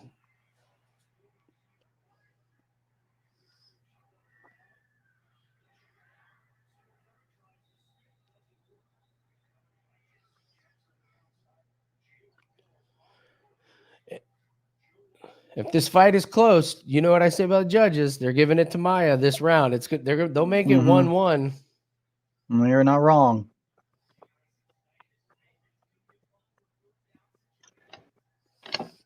What up, snacks? What's up, snacks? Got myself some snacks.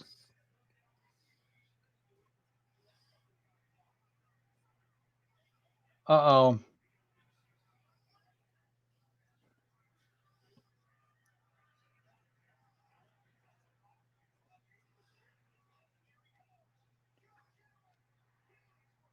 Maya fucked that up, dude. She gave that round to her. I don't know. You can't, I'm Andy. not. She gave Andy. I'm not joking, dude. She gave that round to her. Like that right there solidified it for Chookagian. Maya's got to finish it. I'm not joking. Like Okay, we don't have money on it. I didn't put money on it. I know. I'm just saying, like, I mean, like that she fucked up.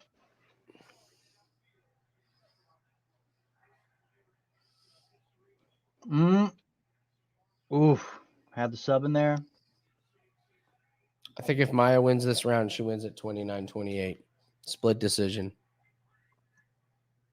You're out your mind, Andy. She's going to have to, it's a word of God. Okay. I think Chooch is going to have to slip on a banana peel.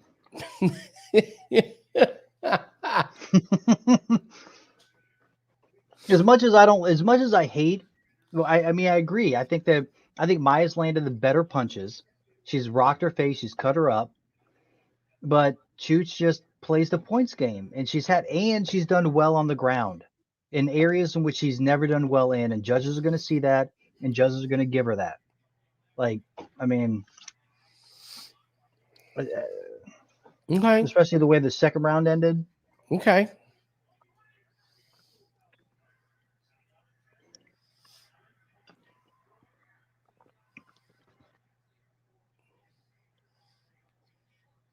We'll see how this round goes.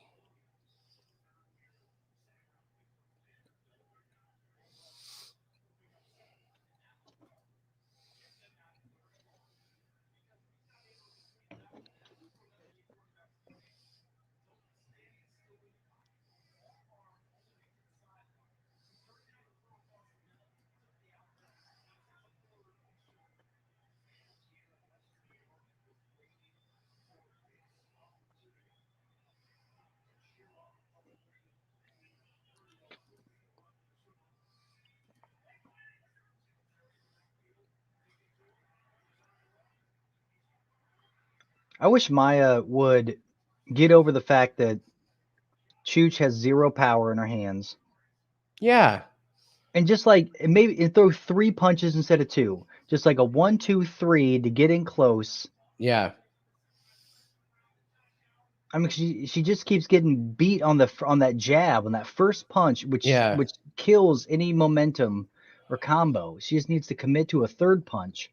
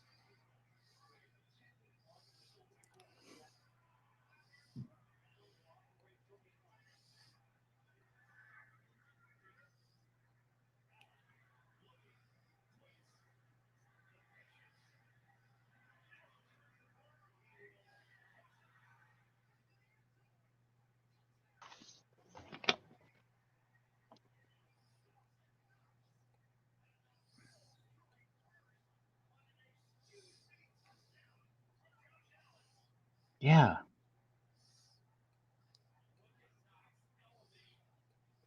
And what do you think happened?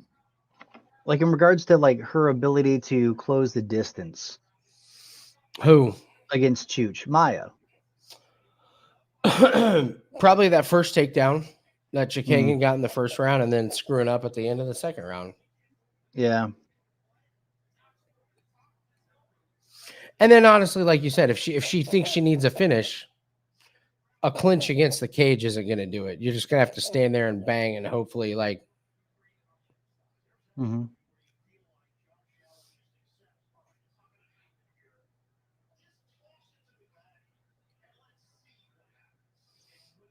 Exactly. Like.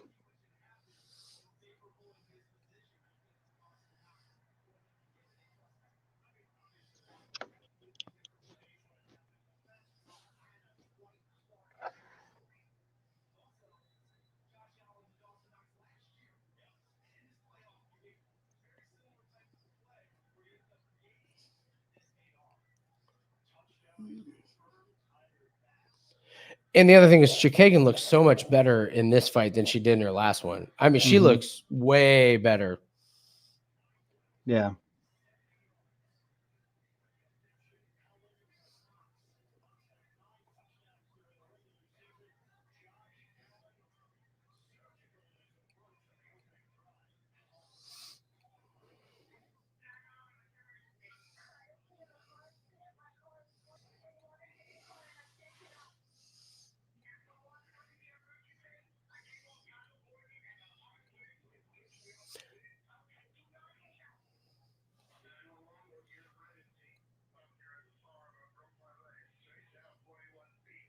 She waits till 40 seconds left in the fight to go for a To attempt a go takedown, which attempt got a stuffed. takedown. Jesus.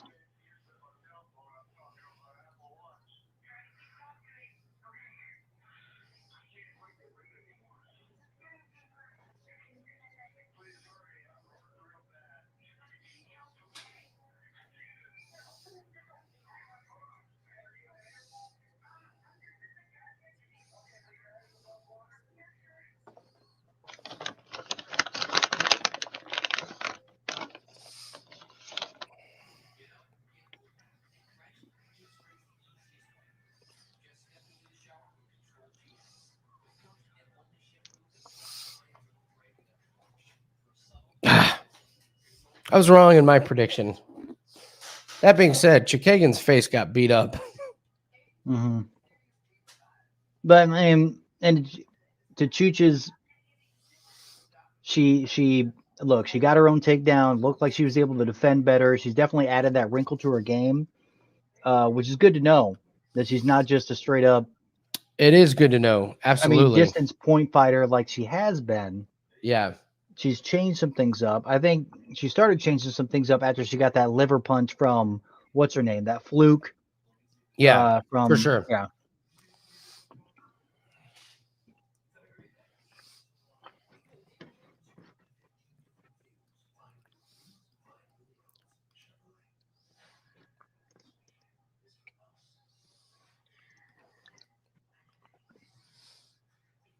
All right, Nathan, what do you like betting on Royval? Yeah, ma'am. Yeah, ma'am. Yeah, ma'am. It's a step down in competition for sure. Look at this.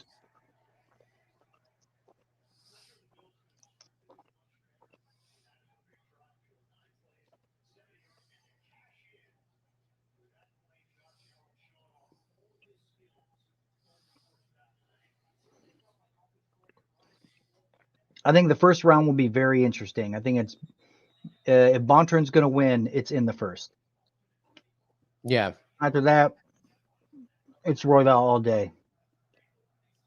30-27.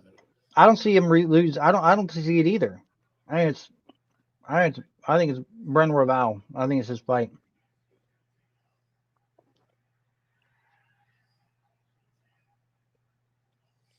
Yeah, nice chance. There you go, buddy. Guarantee that money.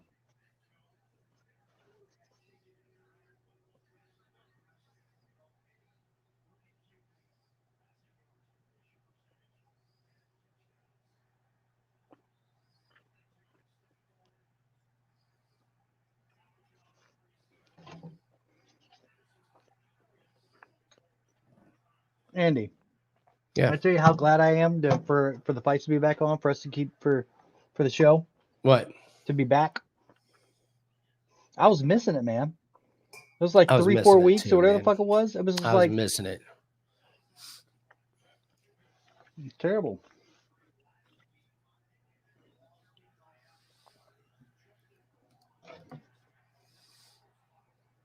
Glad to chit chat with these fools. Chance. Yeah. Thought I'd never miss you, but I did. Katie, of course, love having you. Snacks. Bubbles, Max. We should have given out awards because just one for our people. Yeah. Bubbles hands down wins the icon award, whatever the. Oh, okay, yeah, that. I get what you're saying. Mm-hmm.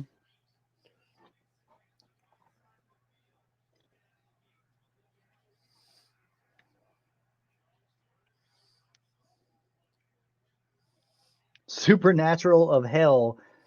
No, Chikadze hasn't fought yet.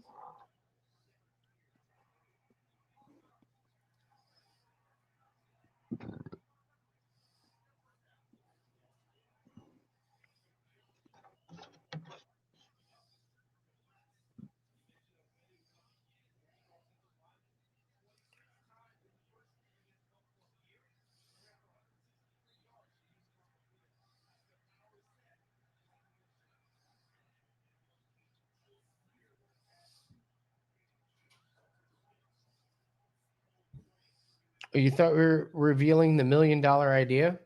You want to do that now? Yeah, we can do that, man. Okay. So Giga looking like the Professional, whatever that movie was with the French dude and what's her name? Anyway, all right. So here's our deal.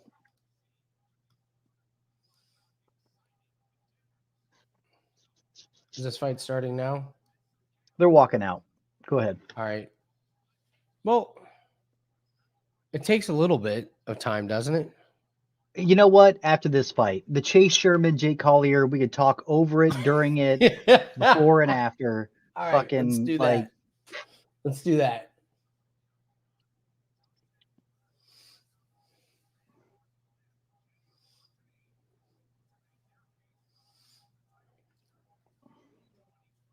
I think it's Royval's.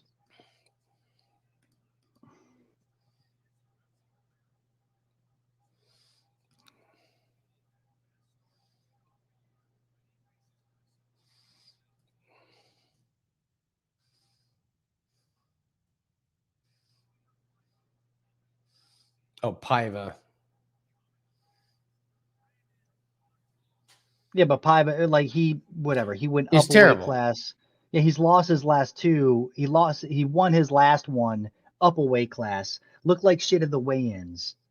Look Like, terrible at the weigh-ins. yeah, like at this actual weight class, he doesn't perform well. We like I just think Royval it's in a this. step down. next Yeah, I think it's a step down in competition for Royval. I can't wait to see, what he does. If he does anything differently, if he is taking the advice that he was talking about and making some changes.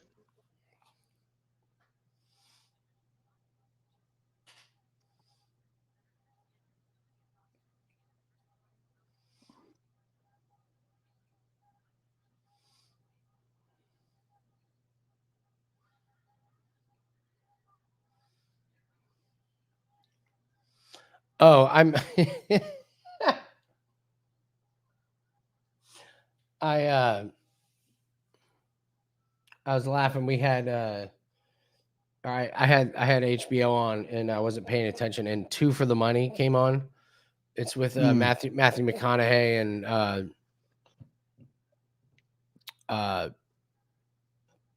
it's not De Niro. Whoever the hell I can't remember who's in it. And I was just laughing about like I was like, oh, that's like them like replicating or doing a movie about the sports gambling business. And I don't know if that's how it was, but just how Pacino. Yeah, that's right. Pacino. There it is. But Pacino, just- yeah, one of the two. But just how funny and laughable that movie is compared to what actually happened to the company. Like, so fucking funny. Like, and again, maybe 20 years ago, it kind of happened like that. But Yeah. the fact that they fly to another country and talk a guy into paying like $200,000 for somebody's like NFL picks, and then it loses. So what do? Like they track they track Matthew McConaughey down who's going for a run, and they tackle him, and the guy pees. Guy pees on his head. He's like, "This is what I think of your picks." Like, just. That'd be awesome. They're having you, Andy, like outside of your place, like you're going to take out the trash. And they're like, I bought your golf And- picks. and- Or and like Max- something like yeah, I Max bought your NBA props. Max Newman shows up.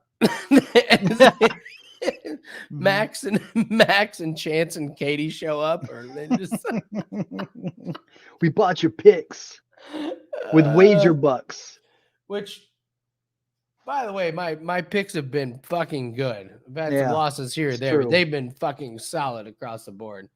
But Oh, yeah, here it we was, go. it was where you had to call in the 900 number. There was some accuracy of it, but then just like the picks that he makes are just so hilarious. Like where he So funny.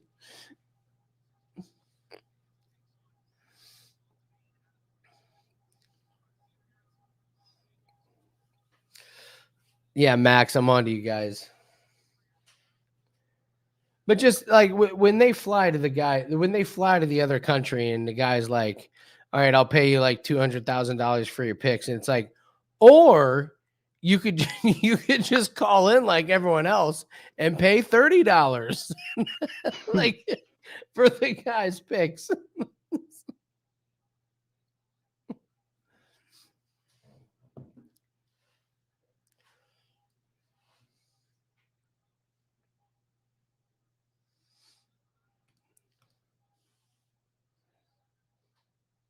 All right. Come on, Royval.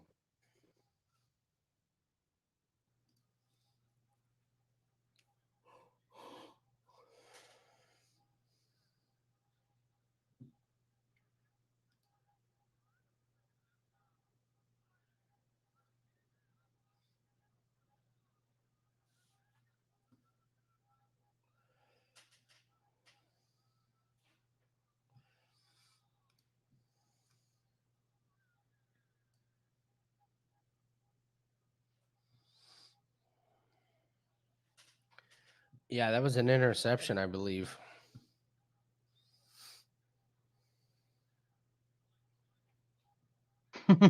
There you go, Corbin. I hope so. I hope it's a great performance. I love Royval.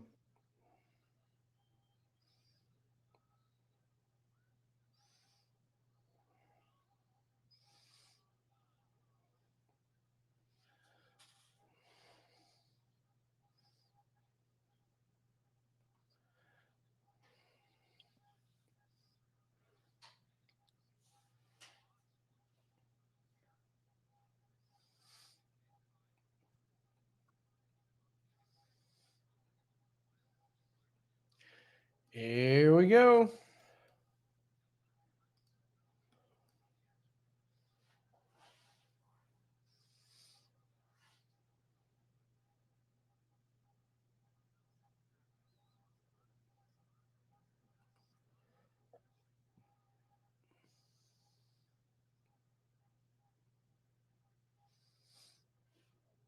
Dude, Royval is on skates. He's just like gliding yeah. across the. I don't know if that's good or bad, but Oh,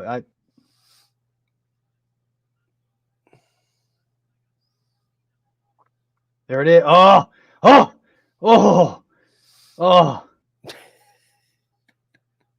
That was textbook Royval though. Like get tripped up, fall down. The guy comes in, he gets the sub. yeah.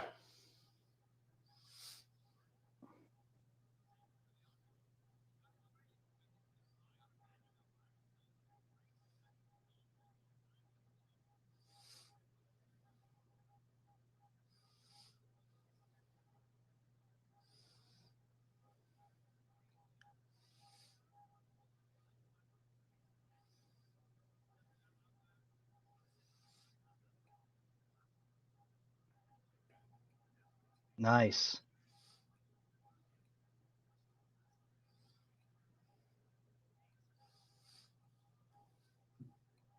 What time are you at, Nathan? 3:28. Okay. What are you at?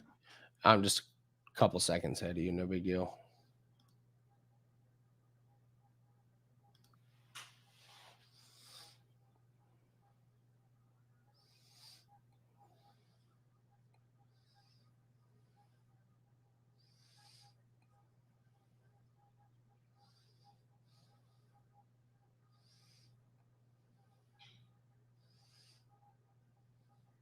The output of Royval is crazy. Like even off his back, so he led him with a jab, and then off his back Yeah. foot jabbed again, off the counter of Bontorin.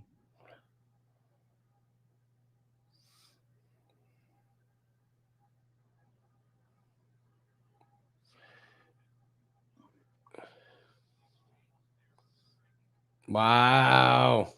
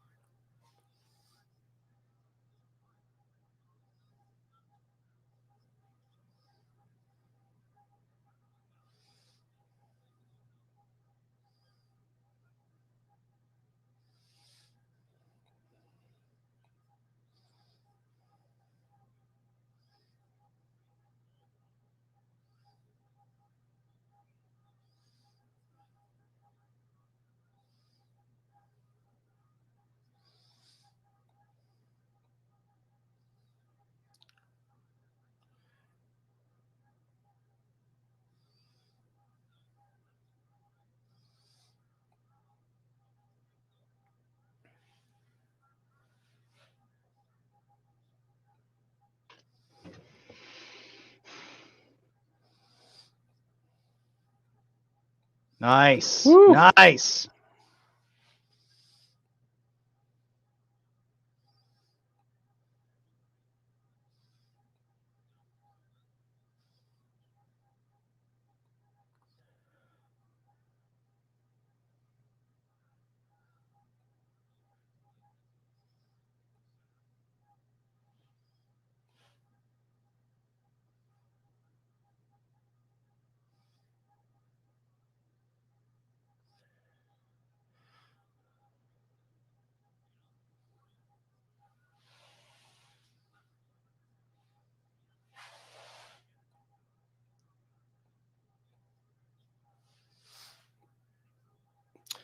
These are interesting takedowns because they don't. Oh, it's always look. What happens is the same thing, and Brandon was trying to get rid of it. It's always when he does like a spinning, like he gets Yeah. loose. He does a kick. He does a spinning back fist, and the guy rushes in, grabs his back, Yeah. and then is able to This get him is down. good. And then This is what great happens. work from Royval from the back. Oh no, I mean for like sure. he's landing.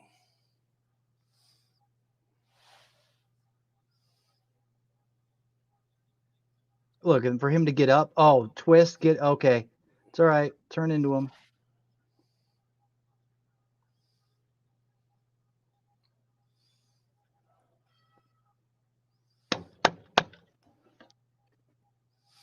That's tough, man. I think I would. It was Royval's round. It was I Royval's agree. round. I'm just saying, like, it was nice to see that he was able to escape from Bontorin, whose game plan was to keep it close. Like, if he was going to get him on the ground, like, he was going to hold him there and kind of worm his way into a position. And Royval wasn't. Royval made a couple of 2 or 3 mistakes during that round where he gave up, like, in the spinning attack. Bontorin was able to capitalize, charge in, and get the takedown or get his back. Yeah. But even with the mistakes, Royval is so good off of his back that I don't think Bontorin's the level of, Moreno or to where he can get away with that type of shit. He needs to stop doing that if he's going to be champ. The spinning stuff. Or, or just like he's got to stop that. Because obviously Bontorin was looking for that exact window of opportunity and took it twice. Mm-hmm.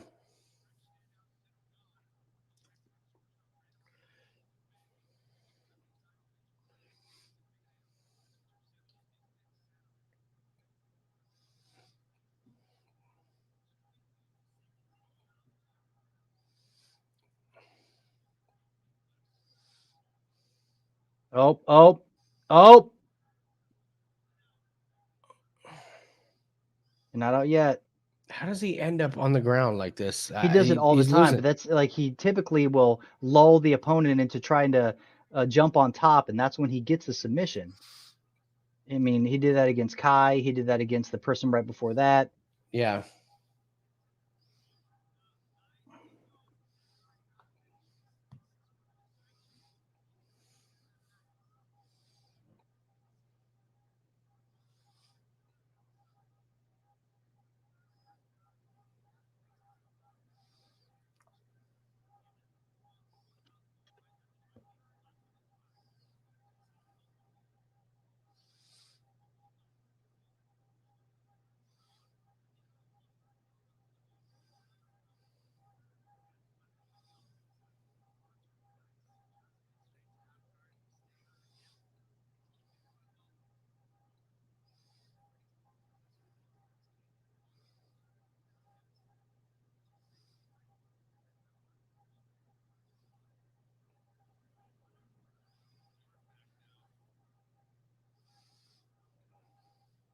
Nice.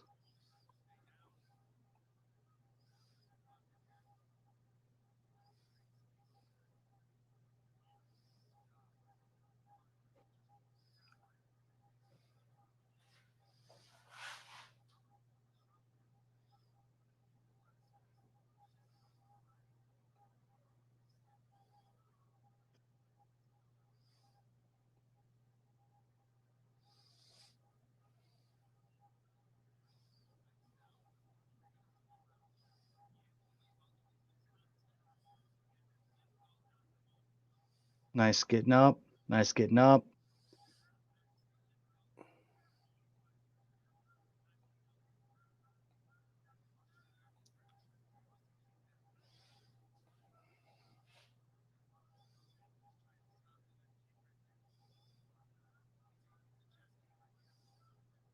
Nice.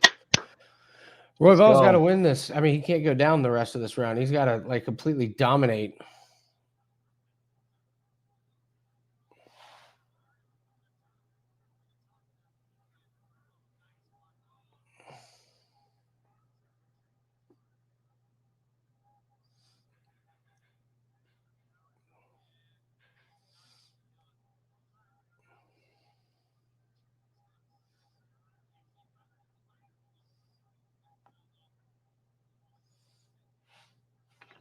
Come on, Royval.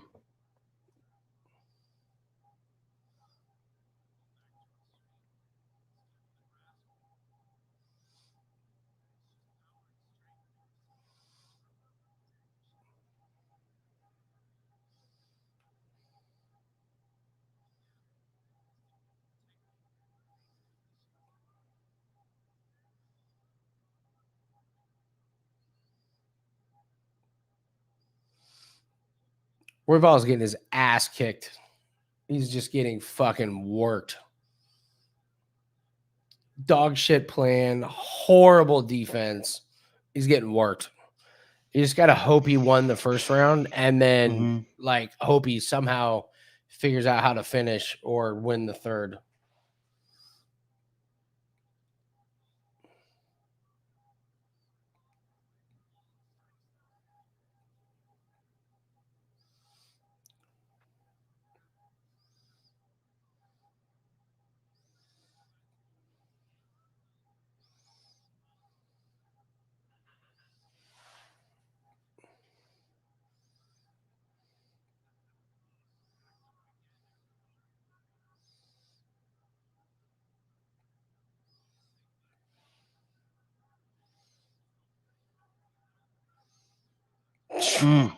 Yeah, he's getting ragdolled, dude. Royval sucks. Man. He sucks. This is 3 losses in a row for him. He blows.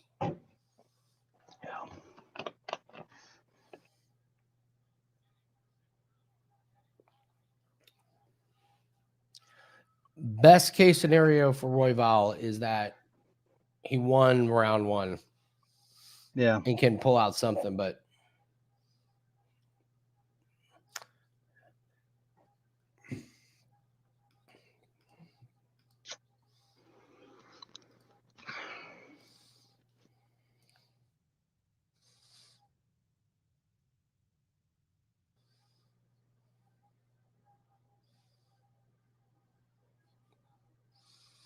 he can, but he's terrible.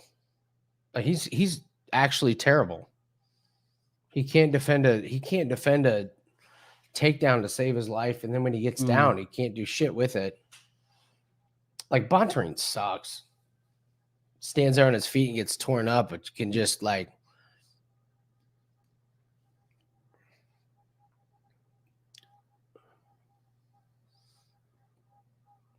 so disappointing from Royval. He looks so promising. It is. I mean, he looked so promising when he started. We loved him, but now he's just a skinny. Yes, $1 million plan. Fade Royval. I mean, he can get the finish for sure. Like if he needs a big hit, but his takedown like stuff is just awful.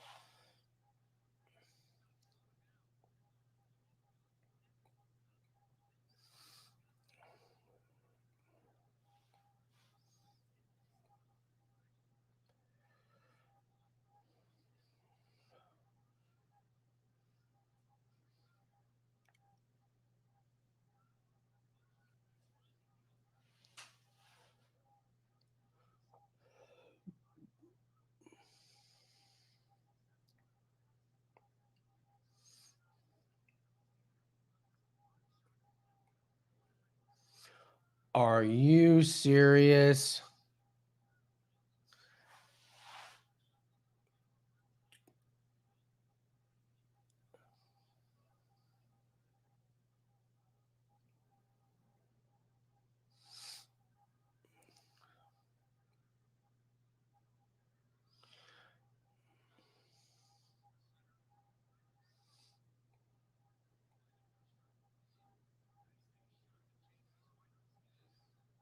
so bad.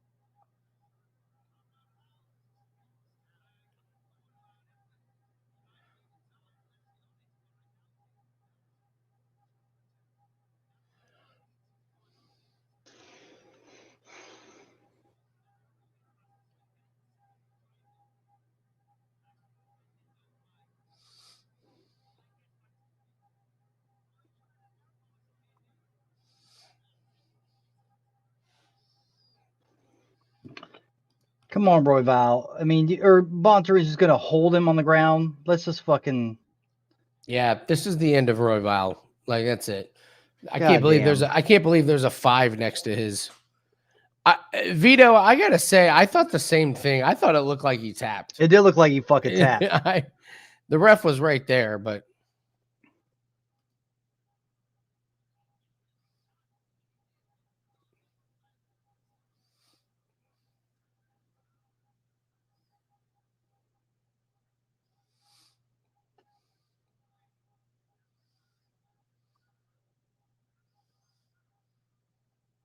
There you go.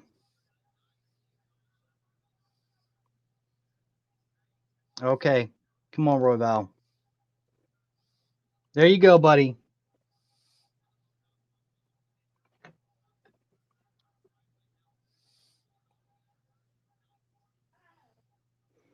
Come on. Hold, maintain.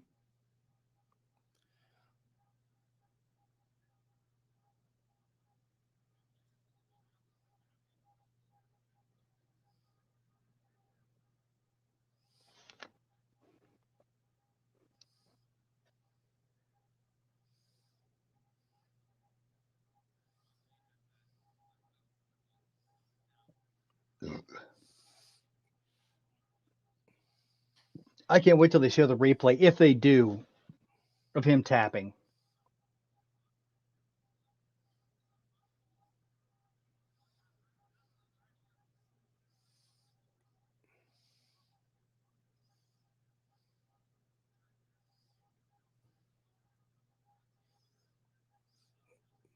it's kind of crazy they can't review a tap. All right, this is really interesting now. Well, it's good. I mean, this is. If he can sneak out this one, 'cause I think he won the first round. Mm-hmm. He still sucks, and he deserves to lose this fight.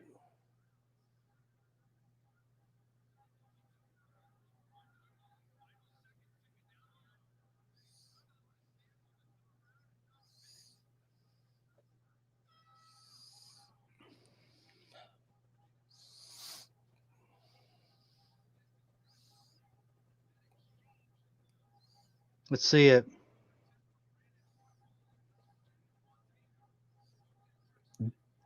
No,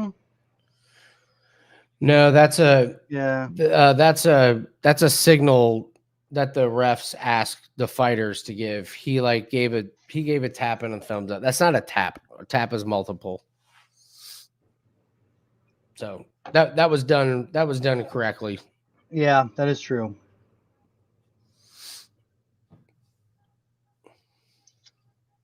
All right. Well, it's up to the judges to see what's happening here. The other thing you can't hear if the judge is yelling to the fighter or not. Like the judge is yelling, like, "Are you okay?" And if he says something or like, not a tap.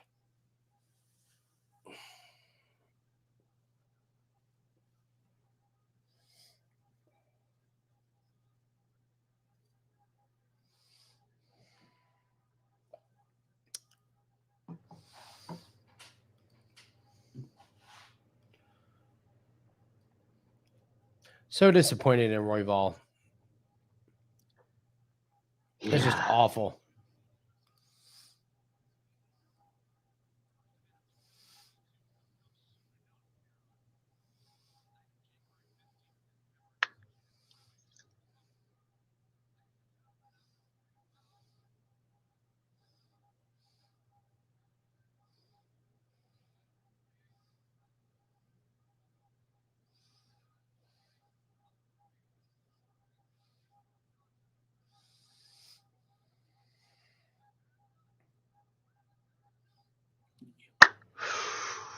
Pulled it out. Pulled it out. I'm not playing the drop. Nathan, you know what we have to do, right? Get that What? bad list. Get that bad list. Nathan. Huh.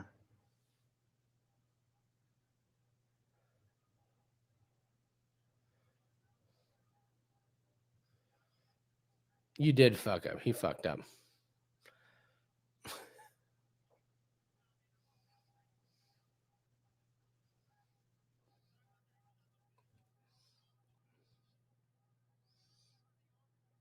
I think some of those motherfuckers can do some shit on that.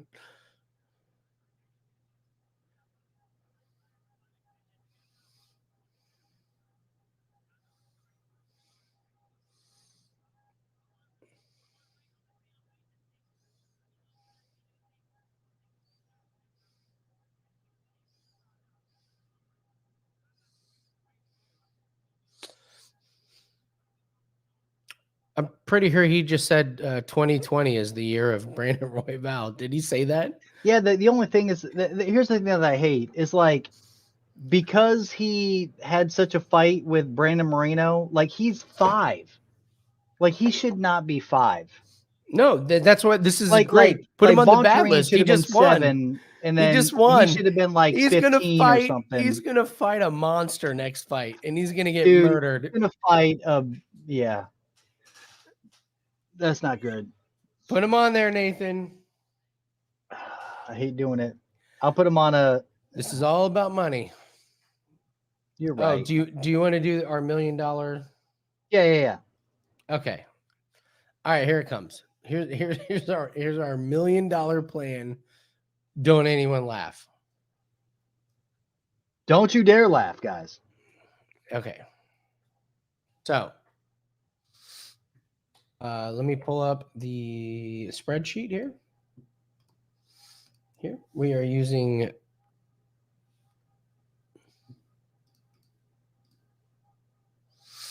Okay. We've been doing this as we figured the wrong way. We don't want to win money. We want to create wealth. So how can we do this?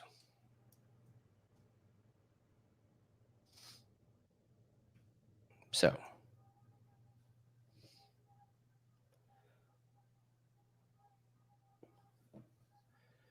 we're going to go weekly. Okay.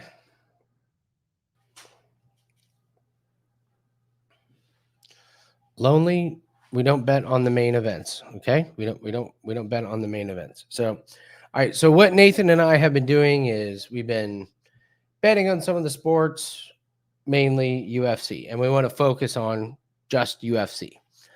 And we think we've been going at the wrong angle. We make some bets, we win, take the money out, blah, blah, blah. So here's been our mistake.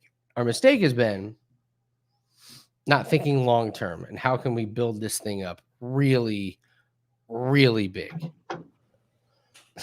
Your guys, all right, you guys are great. Please don't become strippers. Too late.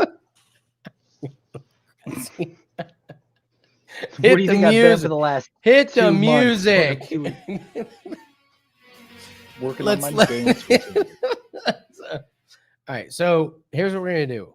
We're gonna start with $4,000. That's our bankroll, $4,000, and our plan is to increase that bankroll by 3% every event. Okay, We know there's going to be some ups and some downs, but we think we can average 3% because we think when we know we're having a bad night, we can just lay off. And we know we're having a good night, we can go at it. So here is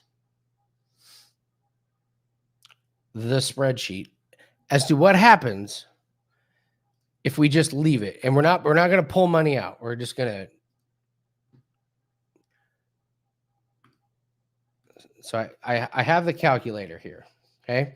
So if we start with $4,000 and all we do is we increase by 3% every week and we just leave it. This is an 8-year plan. Okay. In 8 years, we will have $498 million. Okay. So if we just increase by 3%, check it out. Here, let me see if I can increase it there. After this year, we'll have $17,000. Next year, we'll have $75,000. After year 3, $325,000. Then we get into the $1 million range, and then the floodgates open. 6,026,114. So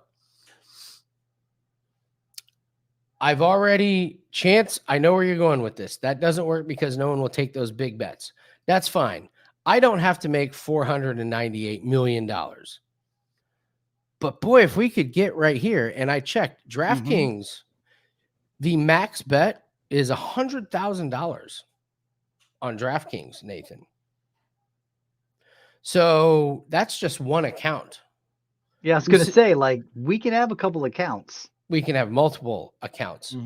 So, yeah, Katie, we get to follow. Yeah, you get to follow our plan. All we're doing is doing the bets that we give out on the show. We're not selling anything. It's just like these are the bets that we think we can do. And it's also and Andy and me talked about it, is hedging, like hedging when we need to hedge, keeping that 3% at minimum and making it happen. Like fuck it. Like, yeah, we might have put something in, eat crow when we know we made the wrong decision, like hedge out of it when obviously it's the wrong place so that we can cut any sort of, because the thing that you don't want to do with, like Chance was talking about, whatever, is like, lose when, especially when you've got a big favorite, like tonight when somebody would have put like money down on whoever. And I mean, it would have been detrimental to this plan, but we're just trying to make 3%. Okay. So I know there's a lot of holes that you can poke in this plan, and that's fine. So here's what I've done, Nathan. Would we have hedged out of Royval? We did not hedge out of Royval. We had Royval, and we did not hedge out. But Algeo, we were pretty open. Algeo was a live bet. Boom. Katie, Maia. Yes, we would have hedged out of. If I had a bet on Maia, hedged out. Maia, we would have hedged out of. And Katie, number one rule is no main card. Like that's it.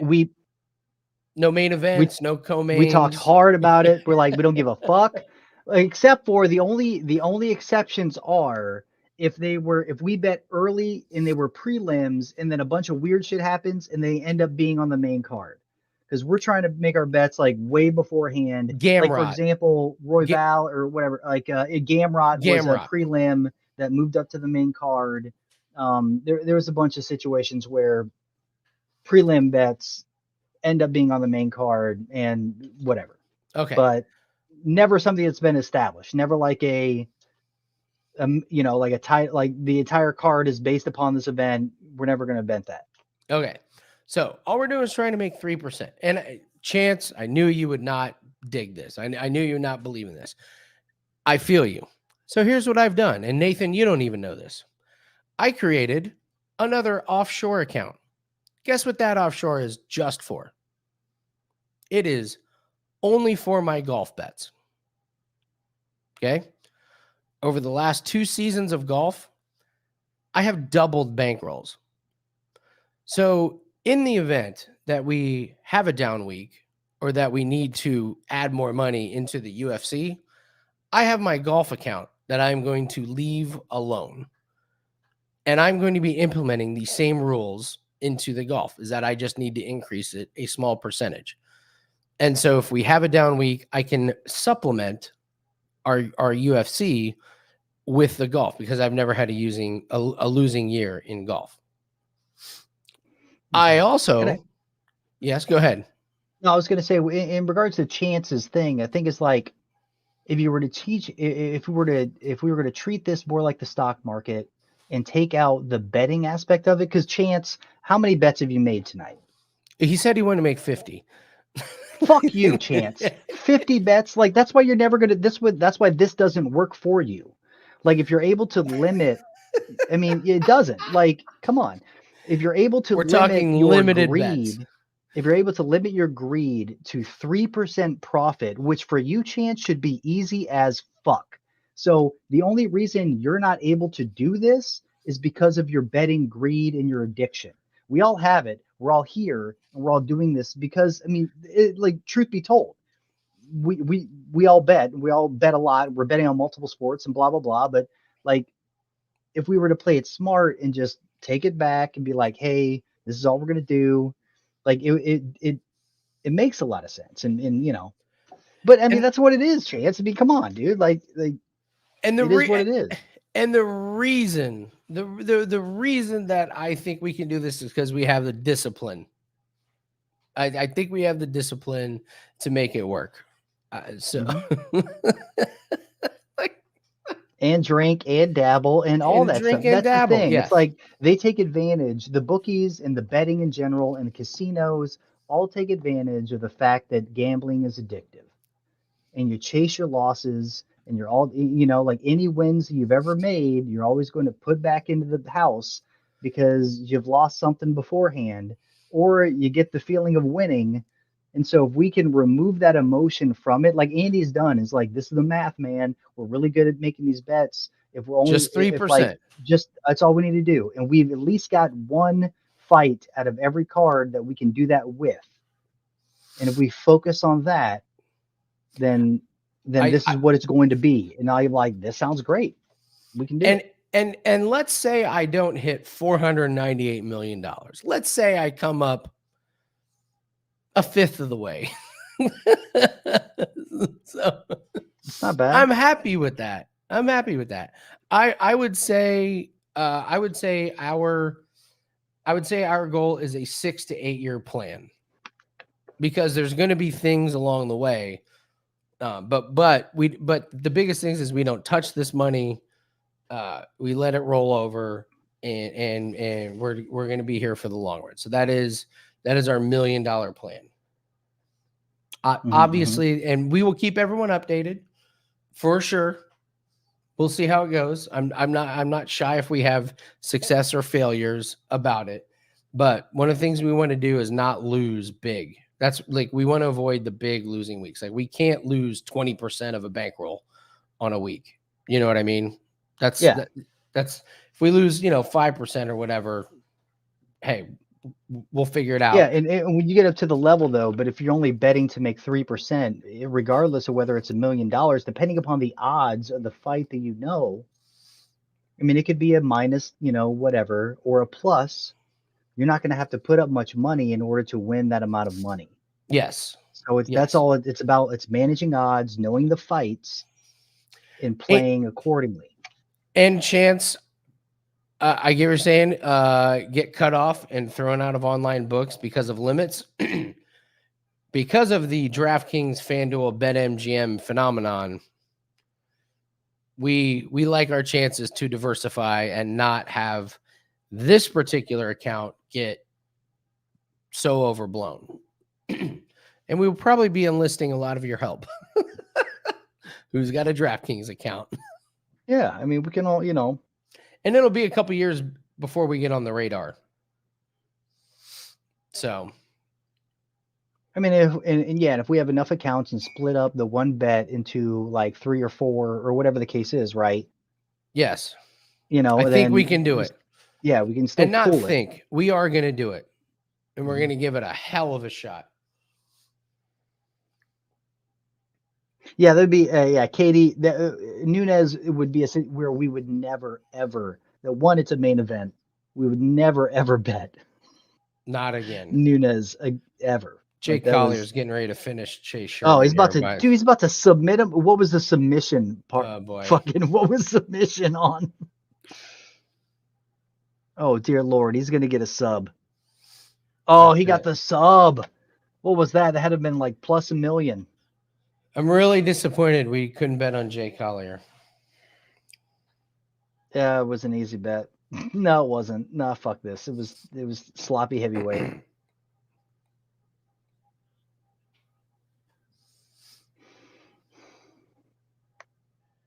What was that? Oh God, what was that? I'll look that on bet. And yes, we will let everybody know what would the end of year milestones be. If we start with 4,000, we would like to be up around 17,000. By the way, this is on a $500 million plan, max. So 17,000 year. So who won? Collier. Oh, Collier by submission was plus 1,100. Yeah, I just wanted to bet Collier minus 140. I know. But, I'm just saying. But it ended up being a co-main for some reason.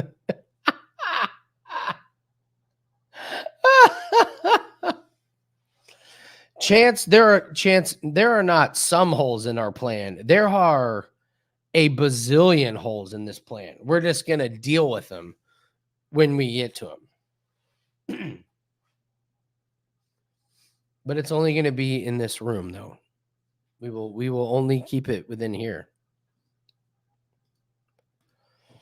And I got to say, Nathan, don't underestimate the power of having all those golf bets at our side, No, you know? Yeah, no, for sure. That's my sure. secret plan here is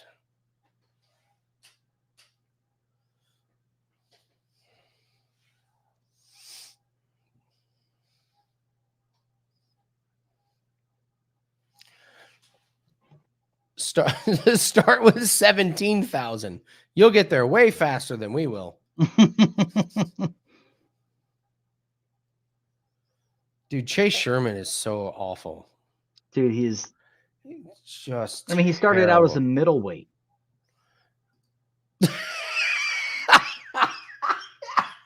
Did he really? Did he really?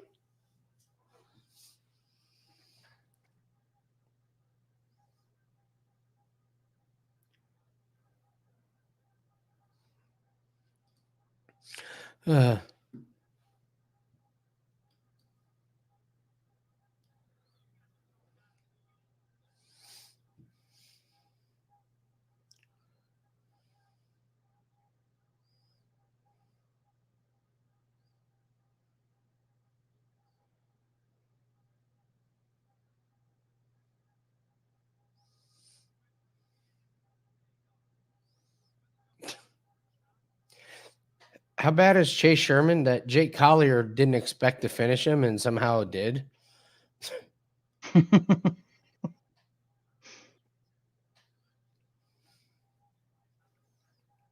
Ooh.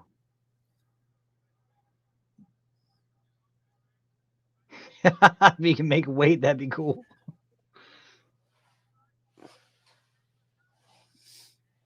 That's hilarious. If he can make weight.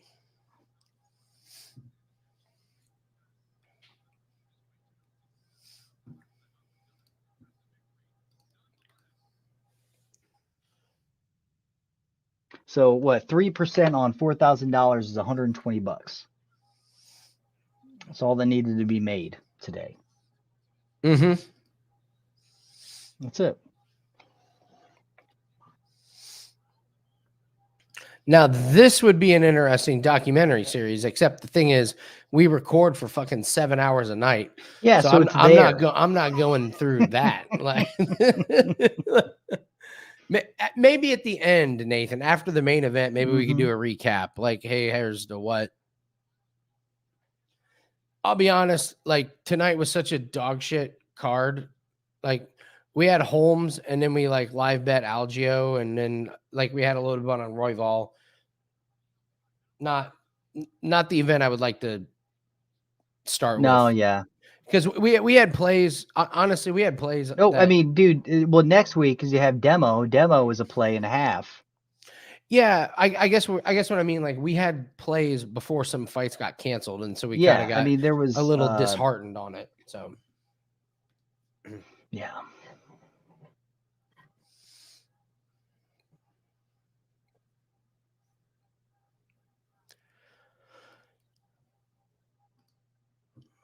Giga versus Kattar next, and we, as our rule, we will not Nope. bet on this fight. Nope. Want to do some The look only ads? thing- Yep. I just look aheads. Yeah, so I was already doing that for the goddamn pay-per-view. There's some parlay. There's definitely parlay opportunities for sure. So mine is going to be, from what I can see right off the bat, is going to be what we had earlier: Vanessa Demolopoulos over Savina Juarez. All the tape that I watched, everything. I think Demo is going to run through Juarez. Okay. Pereira over. I don't know why this is a weird thing. I had Pereira, but why they're giving him a debutante is absurd. And I think the reason why is because this guy just does nothing but finish his fights in the first round. So it's going to be a this banger. is like, okay. It's like I don't know. I mean, it's like if they wanted him to like be, like something, but he's coming from UAE Warriors as a debutant. He's never even had a contender series fight. He was in the PFL and got his ass kicked a bunch of times. He was in LFA, got his ass kicked. And then he went to XMMA, won, UAA, won. And dude, Pereira's going to beat the shit out of him. Okay. Then you got the Victor Henry and Barcelos fight, which I am now sketchy on. I have So just- Barcelos. We eliminate it.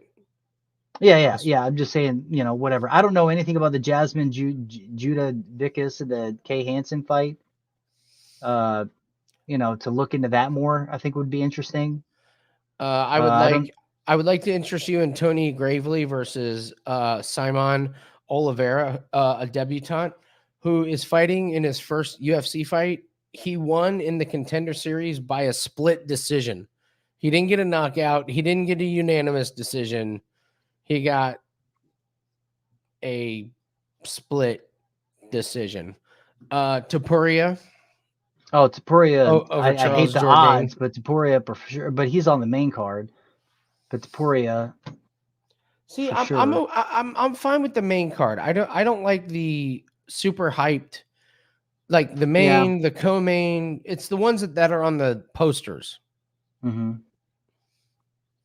I like Syed Nurmagomedov over Cody Stamen. Okay. Did you see Wellington Turman is fighting again? I saw that versus but it's against Rodolfo Vieira. But the thing is like Rodolfo's. I mean, he's the sub or die. Yes. He's the guy that like. I mean, if he gets you on the ground, he'll submit you. But if he doesn't. So yes, Rodolfo should win that. I don't know what the odds are.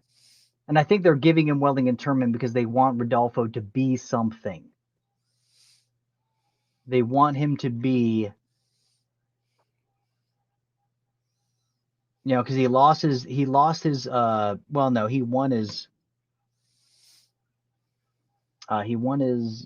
debut, then lost against Anthony Hernandez. He lost by submission against Anthony Hernandez, and then won against Dustin Stolfus, which Dustin Stolfus is a piece of shit. And he's going to fight Wellington Turman, who hasn't fought. These fights, man. Dude, I know it's a terrible card. It's a terrible card. Well, but we're looking at it from a Sam betting. Alvey. I mean, come on. But we're looking at it from a betting perspective, and I think this might work out really well for us. Fair enough. We have to make $500 million by the end of the year. Okay. Hey man, that's fine. I'm just saying, like, of the ones that I know that I've watched the tape of, it's Demolopoulos versus Juarez. I don't know what the odds are going to be by that time next week. I mean, right now they don't even have the odds.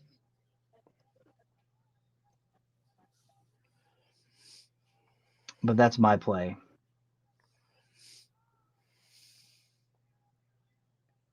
I mean, Topuria, but you said it's like minus fucking 450. It's a parlay piece. So you take Topuria and then. Fair enough. But you don't do it with like Barcelos or Rodolfo, who it's a little worrisome. Like maybe Michelle's a little worrisome as well. But God, Cyril Gahn's already minus 135. Just all this we said nonsense. No, remember? 0. I know, but I mean, like we're like all the nonsense is just like sending that one. Like Topuria, Tony Gravely, that's minus 143. That's manageable. Gravely's going to beat the shit out of a guy from the Contender Series, and Topuria. Tony Gravely's minus 250, and then there's fights in here that aren't even like Ji Yong Kim isn't even on, but he's on FanDuel. He's going to fight. Yeah, Ela Topuria is minus 400. Ronnie Barcelos is minus 355. He just keeps going up every week. They push it. You're right. And I just don't like it. I just don't like the fact that because I do like Victor Henry, but the fact that now Ronnie's up to minus 355, I would pass on that. Ilya Topuria, yes. Tony Gravely, I agree with you, yes. Syed Nurmagomedov's only a minus 200, and I think he beats the shit out of Cody Stamen.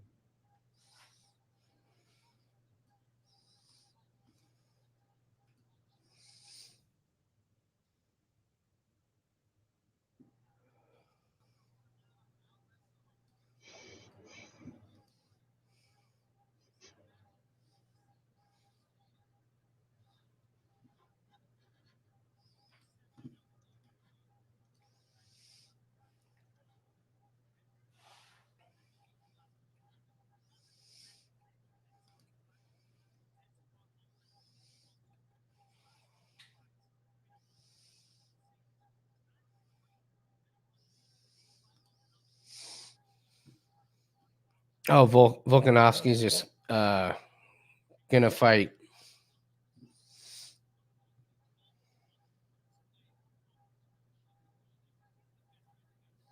Well, and then you got the funny thing is also you got Michael Morales versus Trevin Gills. Michael Morales is a debutante coming in. Trevin Gills, I would say Trevin Gills. I mean Giles or whatever Giles, who's on a 3-fight win streak up until Duplessis. Yeah.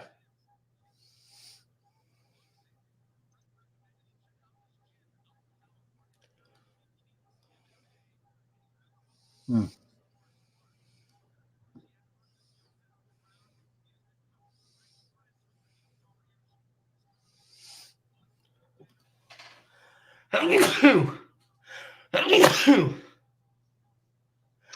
Dude, that was such I'm not a big fan of Cub Swanson, but I did not think that Giga was going to lay him out with a liver shot like that.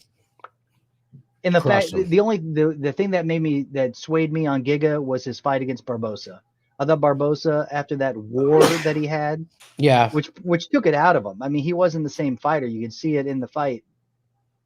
Giga, the way he was able to move on the outside, to keep the distance, and to finish him in the third, that was his true test of like, okay. Again, they've never given him a goddamn grappler. Anybody that fucking wrestles, that grapples, that does that. I mean, it's like they just want him. They're just pumping him. I haven't seen a pump like this in a long time. So, and there's too many question marks around Kattar. The fact that he took a year off, you just don't know. I think Kattar's taking a lot of damage. Yeah, but he's taking a year off. I mean, like I said, like my bet for this is to go over 3.5, I guess, is what it is. Give me just I say it goes to championship rounds. Give me a second. I'm sneezing here. Sneeze it up. Sneeze it around.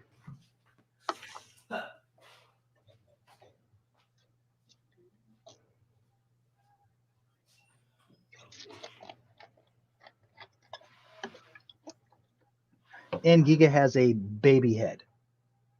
Genetically, he just looks like a baby.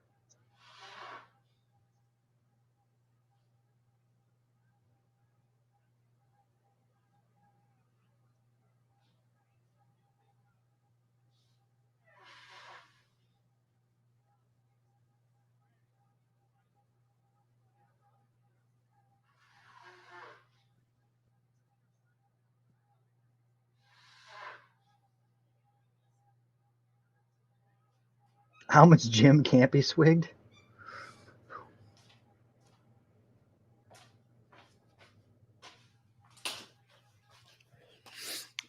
Okay. I'll be right back. That nose of Calvin's is going to be a problem.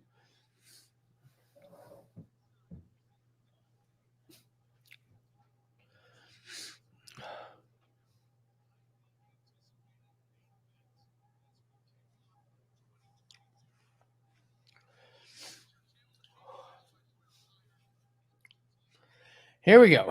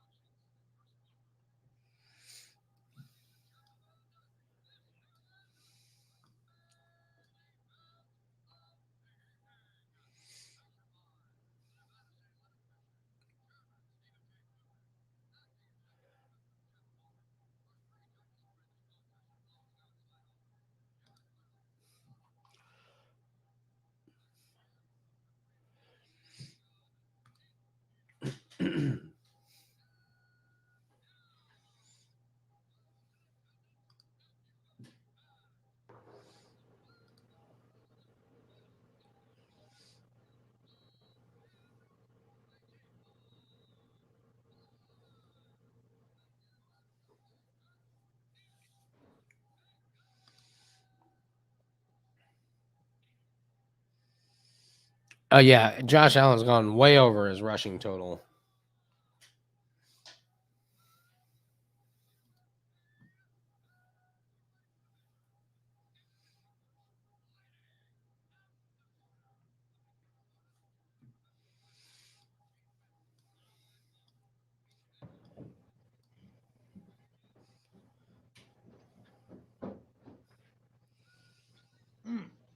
Oh, yeah. Boom.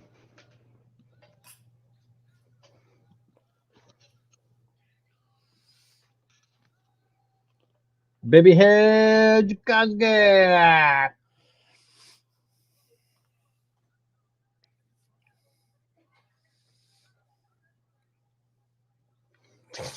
Dude, Calvin Cater's nose looks like it's already fucked up. Mhm. Like it's just... Yeah.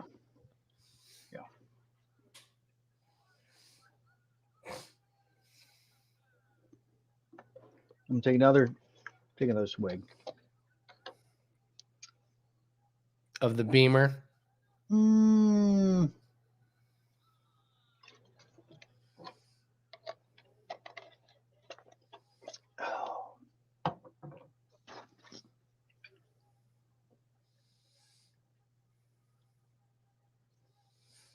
I am excited for this fight because I do want to see Giga lose.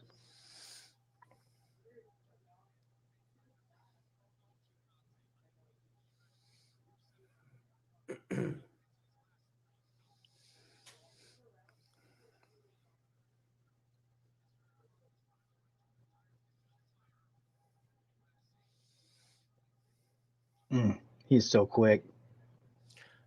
Oof. Oh.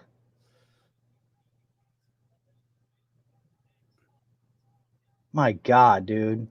His power is just like exponentially grown over the last few fights. I mean, those Well, are I just love his ridiculous. when he goes like a wide stance so that he can move in and out like to the side, like away from.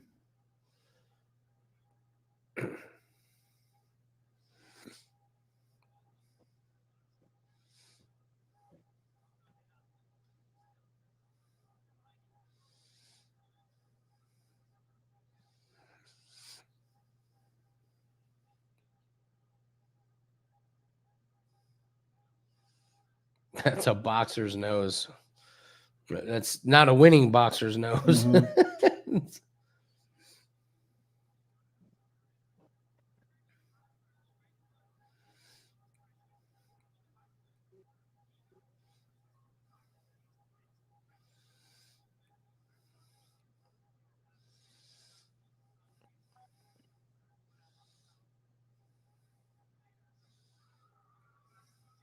Oh, that body kick landed clean. No. Oh, Oh, he swung and missed. Swung and missed. this is going to be big. And Calvin This got is a him. big test for you, Giga baby head.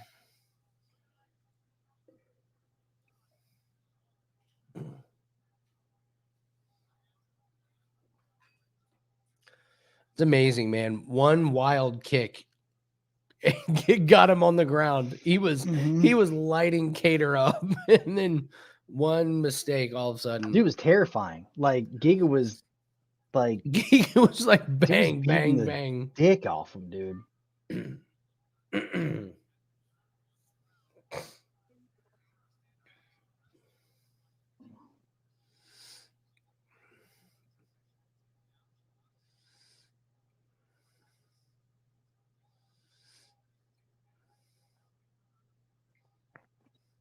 Does Kattar even know what he's doing on the ground? Like, serious question. I mean, I think of him as a, wants to No, stand he's a and boxer. bang. I mean, but he's got a little more experience than Giga does. So I mean, if all he needs to do is this, throw some punches, keep him on his back. If Giga can't get up, then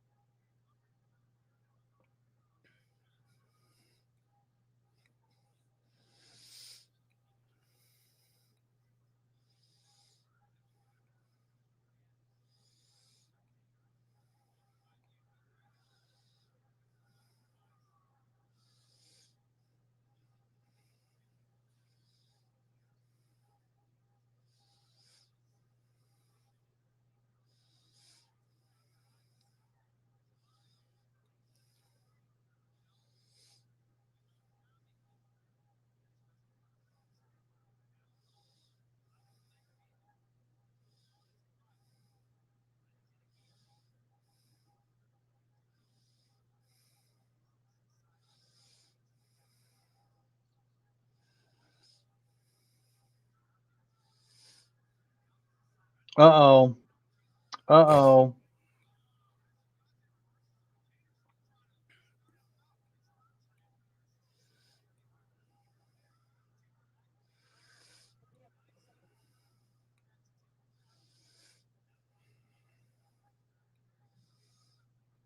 If Giga can come back from this, He will, man. Like, Kattar's not done damage from this.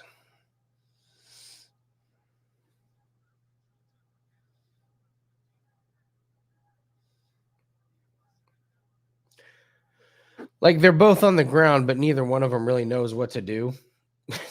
You know what I mean? like wow, we're here. Well, no, you're right.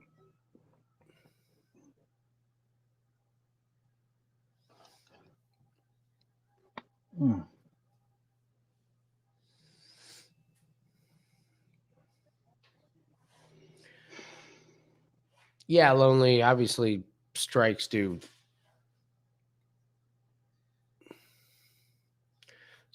more damage. I would those kicks were lighting up Kattar, and Kattar was like, oh my God. Yeah, like I don't want this. I don't want nothing to do with that.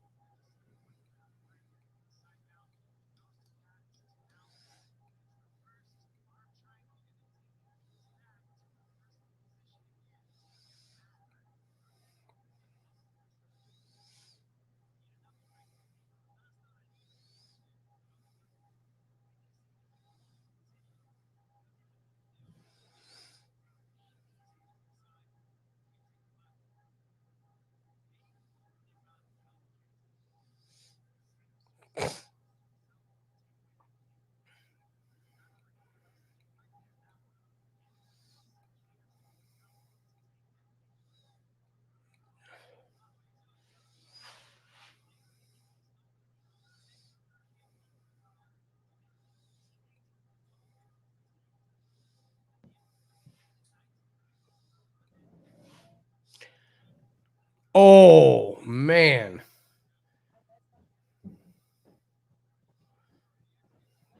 Oh, Giga's striking is just Yeah, it's next level, man. I just put my finger through the picture frame. Oh my God.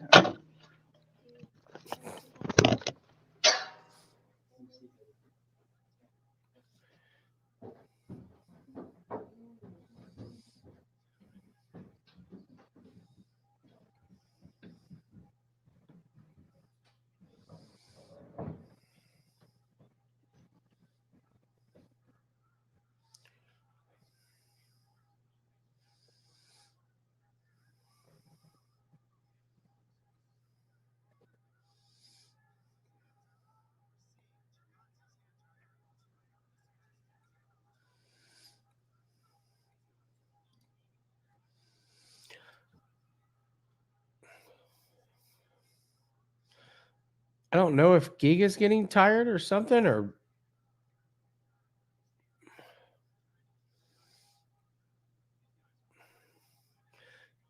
this is a lot of energy that they're both.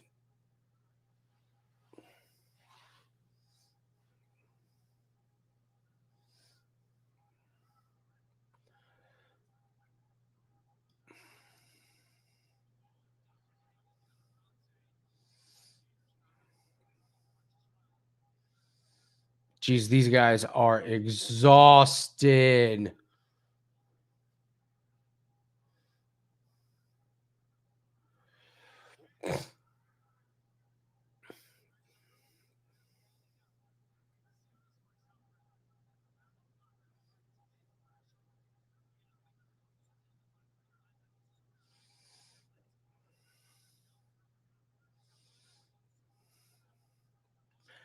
I don't know who's getting more tired.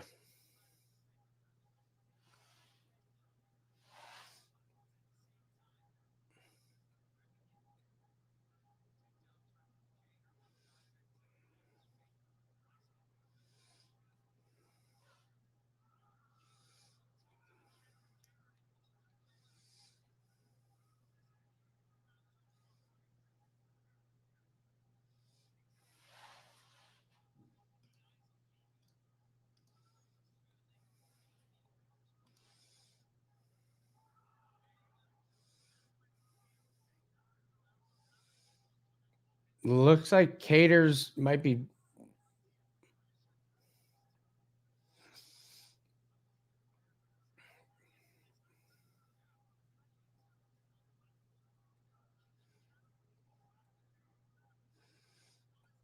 Yeah, Giga's getting exhausted.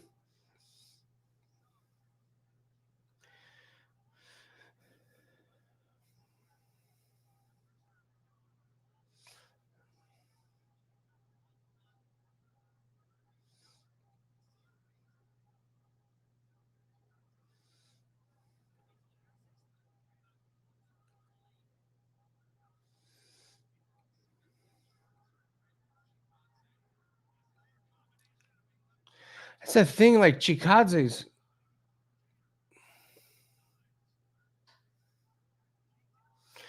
This fight's going to just end in a knockout, and I have no idea who it is going to be.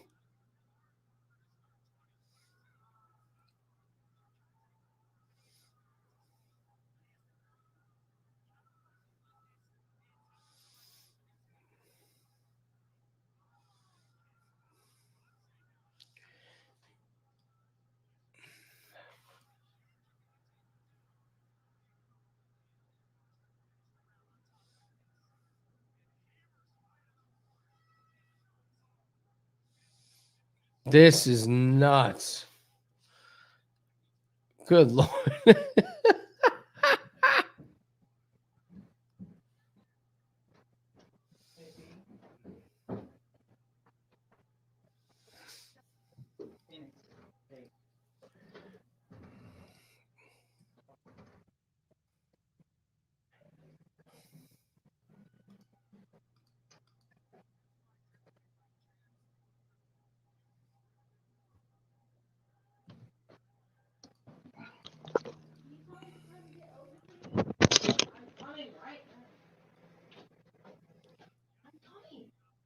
He just said that.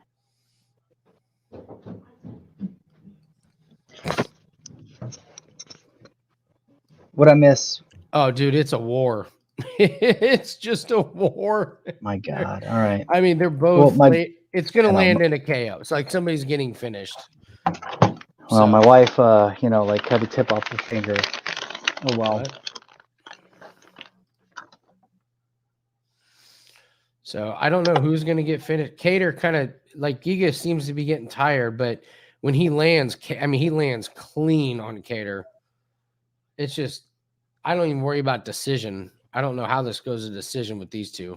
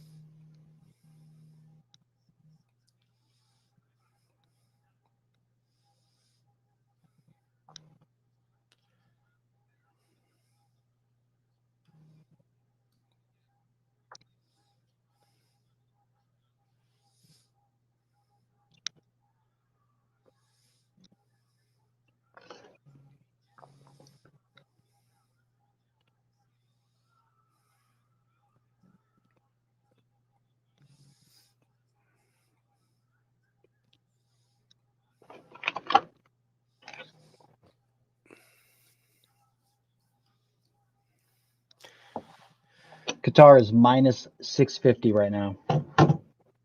I wouldn't take anybody as a favorite right now. I think like as much as Kattar is throwing right now, there's 2 more rounds. If he doesn't get the finish, he's going to be the one that's. I mean, Giga's corner told him like just like recover this round, Mhm. like throw some jabs and recover.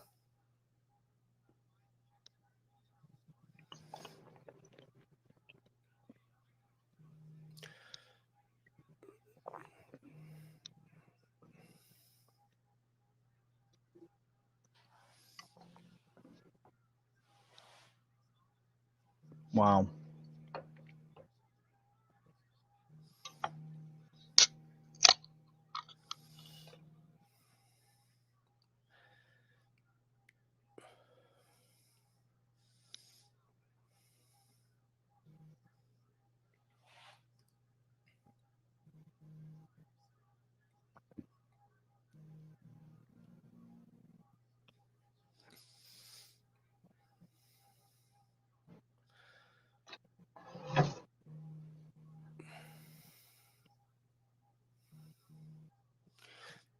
All right, so I gotta say, Kattar's slowing. Like they're both slowing, but Giga's corner just said like throw jabs and recover in this round. And so if he's taking shots and wearing out Kattar, it might switch in this next round. You better hope, dude.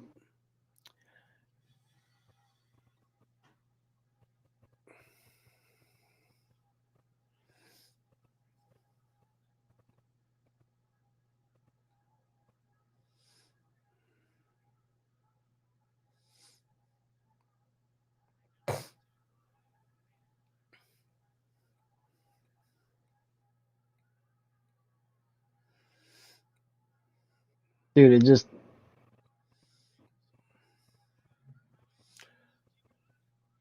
Dude, he's exhausted. We was trying to take a break. That's not how you take a break. Well, he rocked Kattar and they couldn't finish. He's so Well, that's sorry, yes, because he's fucking exhausted.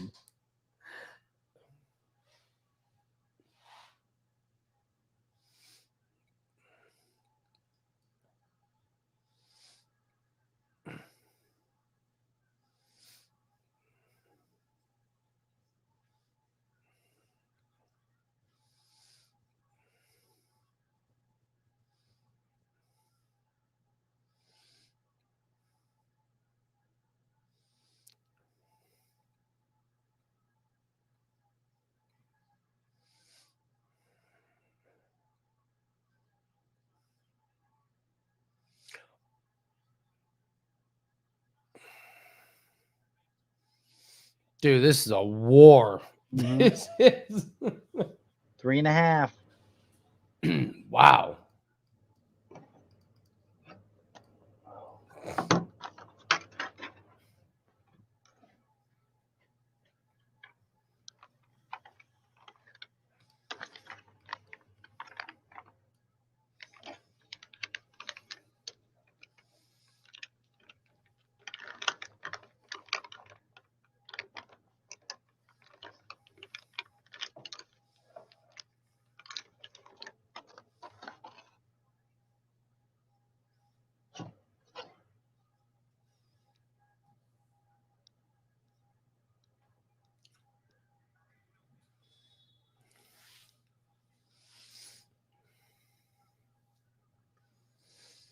Yeah, his corner's right. Like, don't come out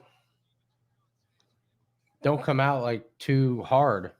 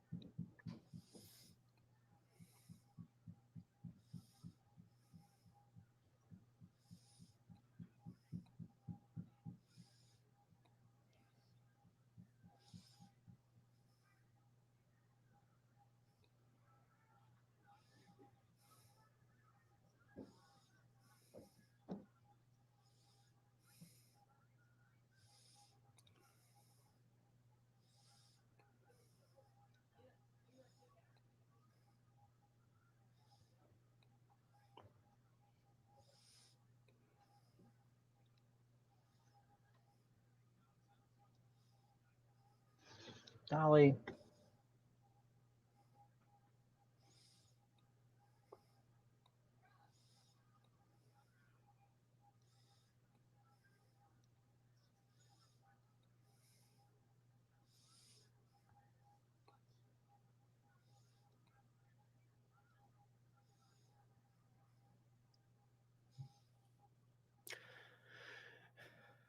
This whole fight turned on a missed kick.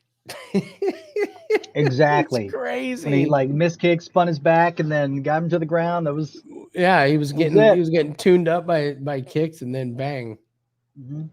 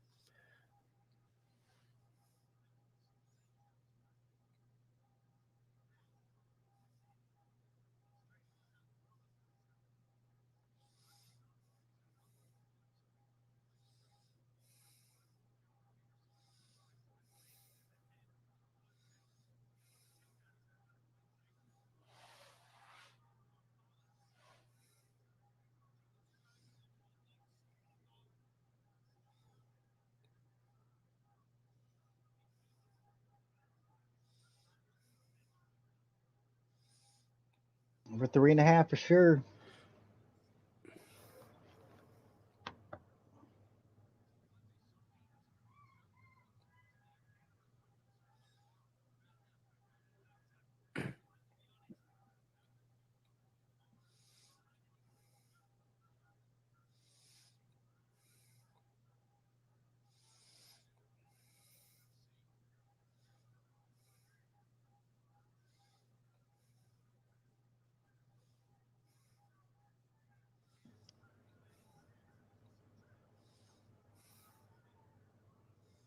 Man. Dude, this is just, I mean, these, they're just landing punch after punch after punch.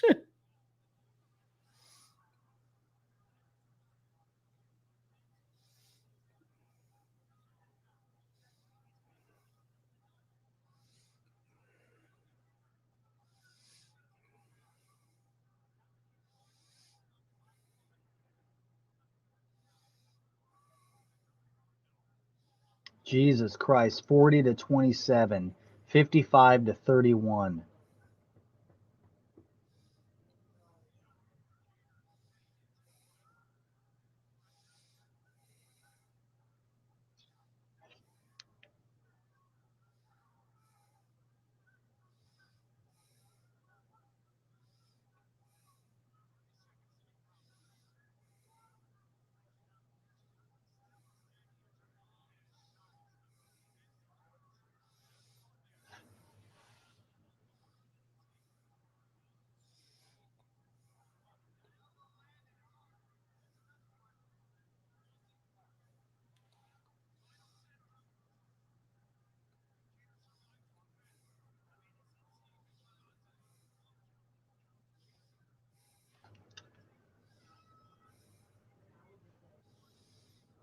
Damn, this fight is bonkers.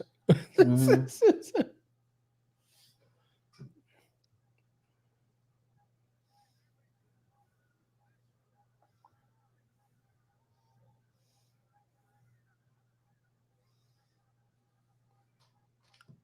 Oh, Calvin's exhausted.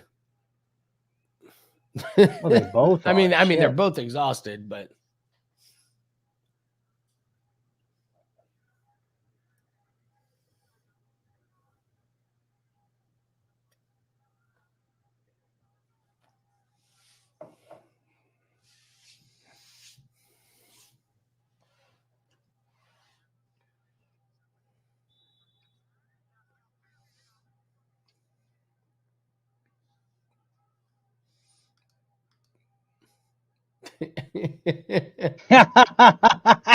Mr. Bubbles, well done.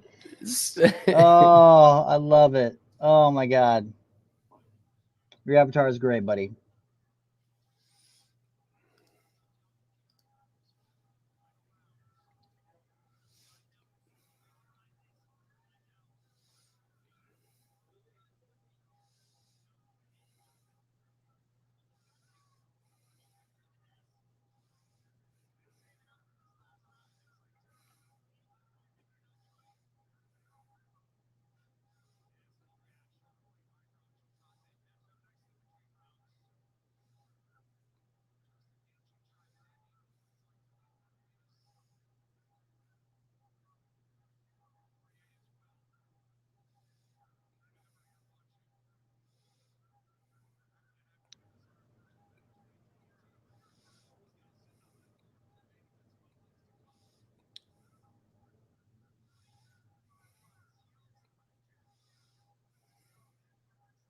Man.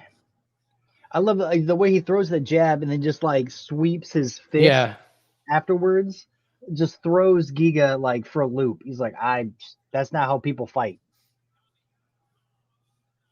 Oh wow.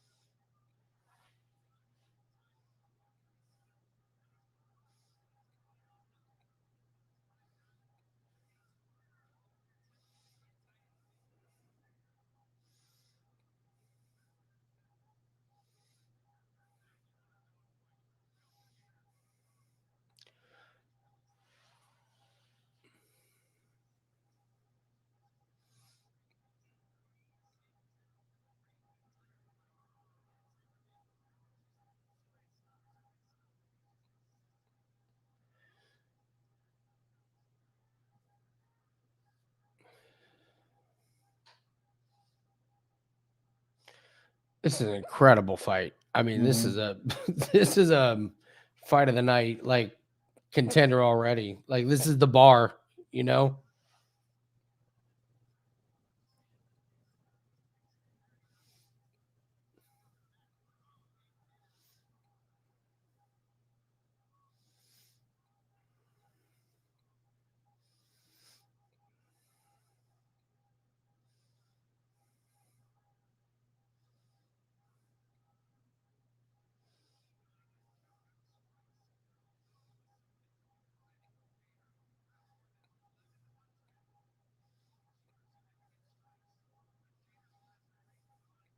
Damn. Max, best fight of the year.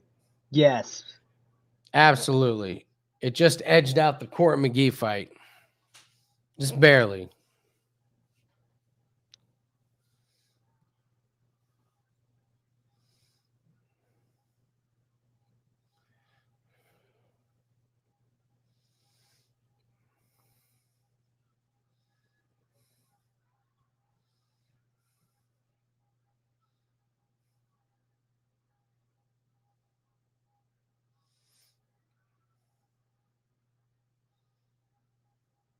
Oh, nice.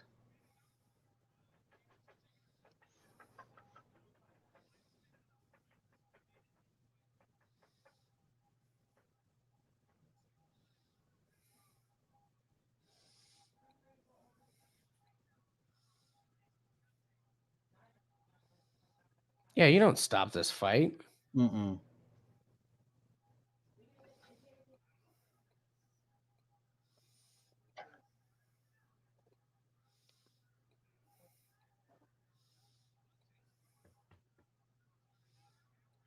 Grab his bald head? Is that what just happened? That was awesome. Oh, nice body shot.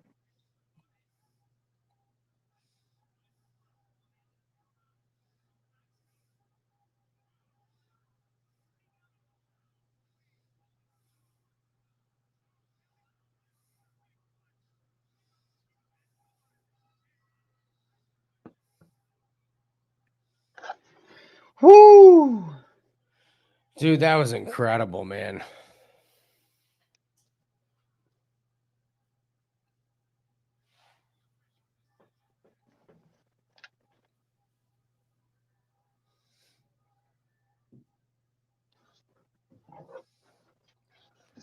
Dude, that was awesome. That was pretty fucking awesome. That was awesome. Dolly. It's an interesting point about like how Kattar was the one that got his ass kicked by Holloway, Mhm. and then comes back and does it. And then like, so what's Giga's next fight? And does he take like Well, I mean, time off Giga, and then well, come back and yeah, it's probably. I mean, definitely a drop down in competition. I mean, he'd been on such a skyrocketed level that he finally, reached mm-hmm. somewhat of merit.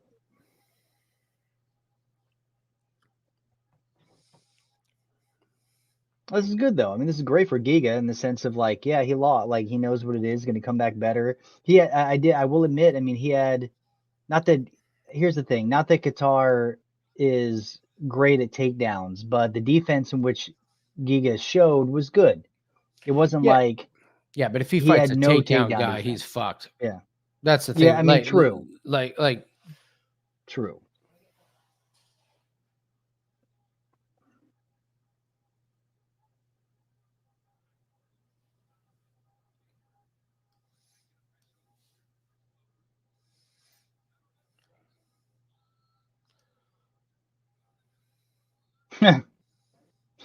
Wow, his face looks fucked up.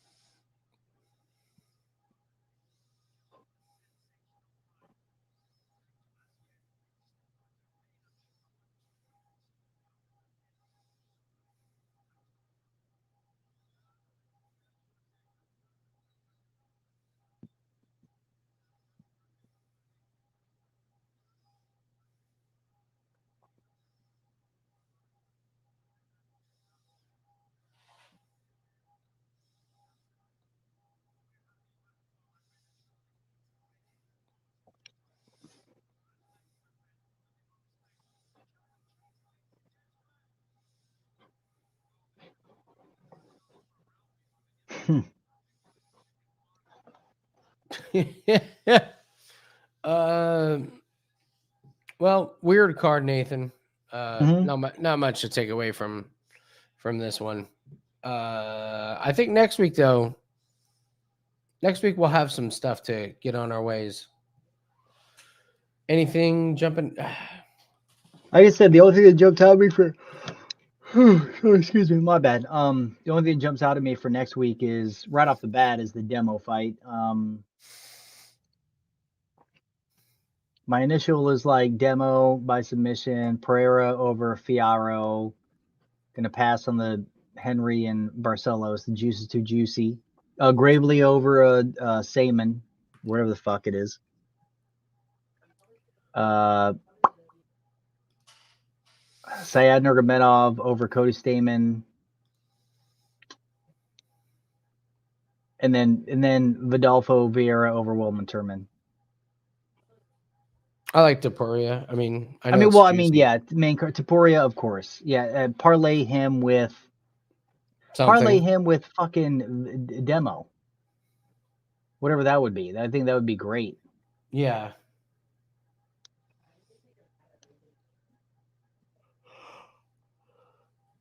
That's an interesting one. Yeah, I have Gravely and Tapurio.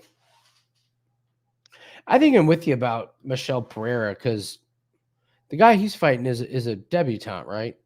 Yeah, as a debutante, he's been knocking people out, but like in a not even like a legit. I mean the UAE. Pereira is going to be so weird. He's going to be like, "What the fuck is going on?" Well, I mean, that's what they're doing. They're taking the guy that obviously is a round one or bust type of fighter. You know what I'm saying? Like a round one or bust type of fighter. So probably goes balls to the wall against Pereira, who is a typically like a crazy type of balls to the wall fighter. Yeah. But I just think Pereira has actually calmed down, and he's gone to decision his last two fights. You know, versus when he was on a tear. Yeah, I mean, I like Pereira, who's going to be so Pereira crazy, too. I mean, crazy he won against to overwhelm him. Yeah, I think. Somebody mentioned the Greg Hardy fight. No, the Greg Hardy fight is awful. Did you see the pictures of Greg Hardy's finger? Mm-mm. Oh, dude, he tore his finger in half. Ooh. Like, yeah, it was bad. So he's out. He took a picture of it. My guess is that's going to be at least a month before he's even remotely close to being ready. I don't. I mean, is Strickland and Hermanson the again? There's a bunch of motherfucking debutantes. It's crazy. This one should be okay because here's the thing: like you got Matt Frivola versus Gennaro Valdez. I mean, Frivola's shit, dude. Frivola's shit. I mean, lost his last two. He hasn't won since 2019 against Luis Pena, who's terrible as well. Who's awful. Pena, whatever. Come on. So you got this Pena guy coming up. I think it's a stay away though, because it's like what's better, a horrible professional UFC fighter or the new guy? No, true. I get it. I'm just saying, like, you have the same thing with like the Simon Oliveira, but at least Tony Gravely's like established. Gravely's that's what I mean. Gravely's a pro. Like he's a pro. Like Frivola, like this could be where Valdez. You know, I mean, I have to look at the tape, but Frivola sucks. So it's like. Yeah, and this is a fight higher than the Tony Gravely versus, you know. Yeah, Gravely got knocked out in his last one, but he won his previous two.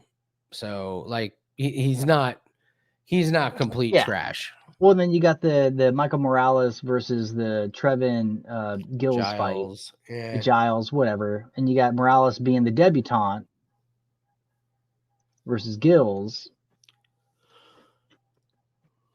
Who, like I said, won his last three, just lost against Duplessis. in round 1. So it's interesting. I want to look at the prelim, the first fight, the Pete Rodriguez versus Jack Della Mandela. Like, they both are debutantes, so that should be interesting. Yeah. Yeah, so we have Charles Jourdain coming off his big win against Andre Ewell. Losing. He fought 3 times. So he beat Ewell. He lost to a Rosa. And then who is... Well, Ewell's Ewell's trash. He's on our bad list. Yeah. So Marcelo Rojo. Oh, that was a debutant. Dude, Topuria is going to... He's going to... Topuria is going to beat the shit out of him. Topuria is going to beat the living shit out of him. That's what I mean. Like, it's... I mean... This is what we're talking about with our 3% things, where it's like maybe you don't have to have a lot of fights in one night. Maybe you just like isolate one and one. And why can't we find Topuria with the other like really good one and make 8%? Yeah. Like, because agreed. You're right, because yes, Topuria is gonna. Dude, yeah, Topuria is gonna beat the shit out of him. Topuria is awesome.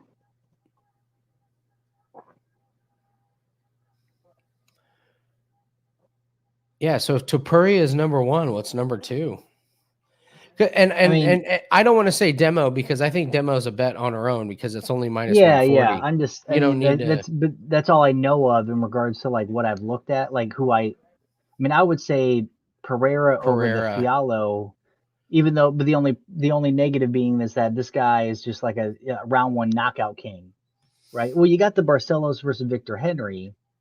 I don't like that one. I mean, neither do I. I mean, especially after the time that Victor Henry has had to prepare, and he's a good fighter. I like the Gravely.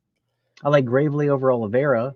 Yeah. I would like to know more about the women's fight. The Jasmine and the Kay Hansen, I think, is a good one to kind of pick apart. Okay. To go with the Topuria fight.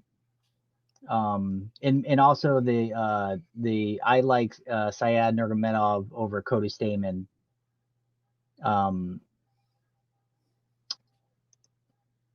I see you, Chance. You have a good night. Dude, he lost against Jimmy Rivera. Oh, fuck this dude. Who's that? He won against his last win. It was against Brian Kelleher. I'm talking about Cody Stamann versus Syed Nurmagomedov. Yeah. I mean, that might be one right there because Syed, he was on a tear until he lost a decision against Raoni Barcelos, which is understandable. Then won against Striegel. And then you got Stamann, on the other hand, losing against Jimmy Rivera, who is trash. And then lost against Merab Dushavali, which is understandable. Won against a decision against Brian Kelleher back in 2020.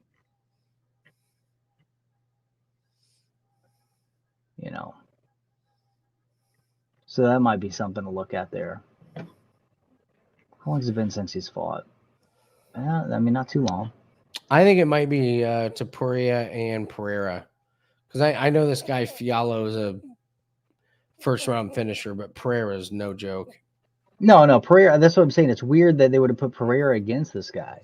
Because they're just hoping like for... up and coming, like what? He's number 18. He's ranked 18th, and this is a debutant. Wow, like, that's fucking crazy. Which is weird. Like, is this a? Hold on, let me look at this. I just want to see. How is he only 18th? Was this a canceled fight? Like, yeah, they were supposed to fight tonight. No, I'm just saying. Or Pereira was supposed to fight tonight, and he was supposed to. He was fighting. No, because so Pereira was supposed to fight Muslim Saklava, and it got canceled. Then he was supposed to fight this Andrea guy, and it got canceled, and then so it got rescheduled to next week. I gotcha. So he was a last-minute replacement. Yeah, he's going to beat the shit out of him. Yeah, he was because it was a great fight against Saklo. I mean, that was a good fight that was supposed to happen. I mean, he's beat Chaos Williams, Nico Price.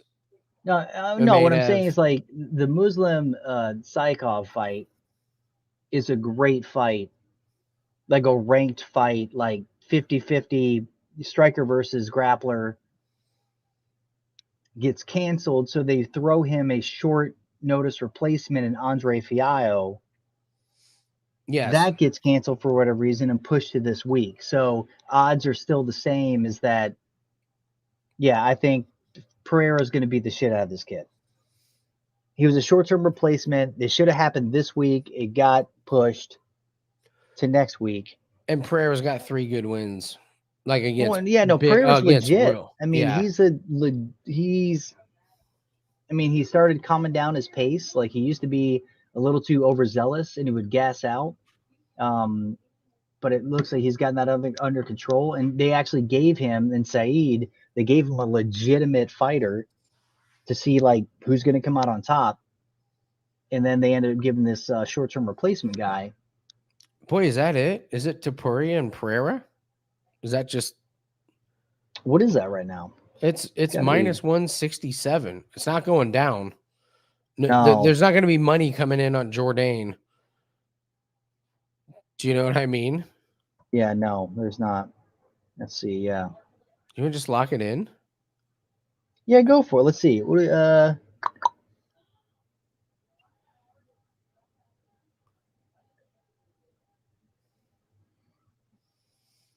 like it. Yeah, let's just. And you said it gets down to minus what? Yeah, dude. No, it's not going to get. Like the odds aren't. Yeah, the odds aren't gonna. We can't just wait on it and be like, oh, dude. Well, yeah, because better. it started out as plus 210 for this Andre Fiallo guy, and now it's plus already 243. Okay.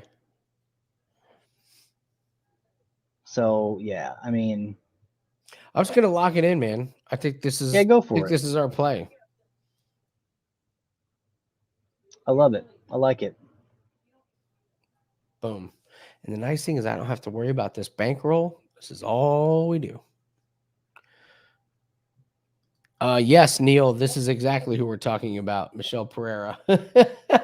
That's him. Yeah. Yeah, that's exactly what we're talking about. And the thing is, like, looking at it, like I said, I feel much more confident because I was like, why is the number 18th ranked fighter taking on a guy who's a debutant? Yeah. And then it makes sense because he was going to take on Saeed, got canceled, short-term replacement, gets pushed, but they still keep the fight. It's the same and now thing, like, Saeed's fighting. And now Saeed's fighting. Yeah. So yeah, yes, thank you, Corbin. So Pereira's toned it back. Yeah, he has. So he should, and if this guy tries to do some crazy shit, Pereira's going to be the guy that's like, yeah, he's like the, like you think you're crazy? No, I'm crazy. Like don't out crazy the crazy. Mm-hmm. So, all right, we're locked in. I love that one. Sweet. There's a few more. Like we said, we got demo on that one. Yeah, demos on that card. The big problem I had tonight, Nathan, was our live bets. We did not have the live bets we had last, and I don't know if it was because of the lack of, I don't know. I don't know if it's because of the lack of like amazing card or if they're changing some things, but like I barely got that Algeo line in, so I couldn't see anything on FanDuel. Like, yeah. I think I saw like a live bet once. Yeah. But it was on like one that was like, obviously it was minus 600 versus, like whatever, right? Anything close. Yeah. So I would see anything at all. Yeah. So I would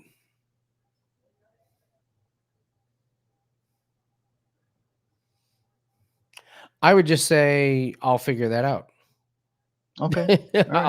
I'll try and figure out the best bet or the best books or why. There was something that had to do with the live lines, but yeah, we did not have the live line opportunity. So wasn't a ton of them, but whatever. So, all right, man. All right. All right, guys. Stuff. Hey, Yeah, it's like a break even. We lost the Holmes, but we hit the Algeo. So I expect 2020, baby. I expect to 2020. 2022, sorry. But hindsight is 2020. Saved it. Saved it.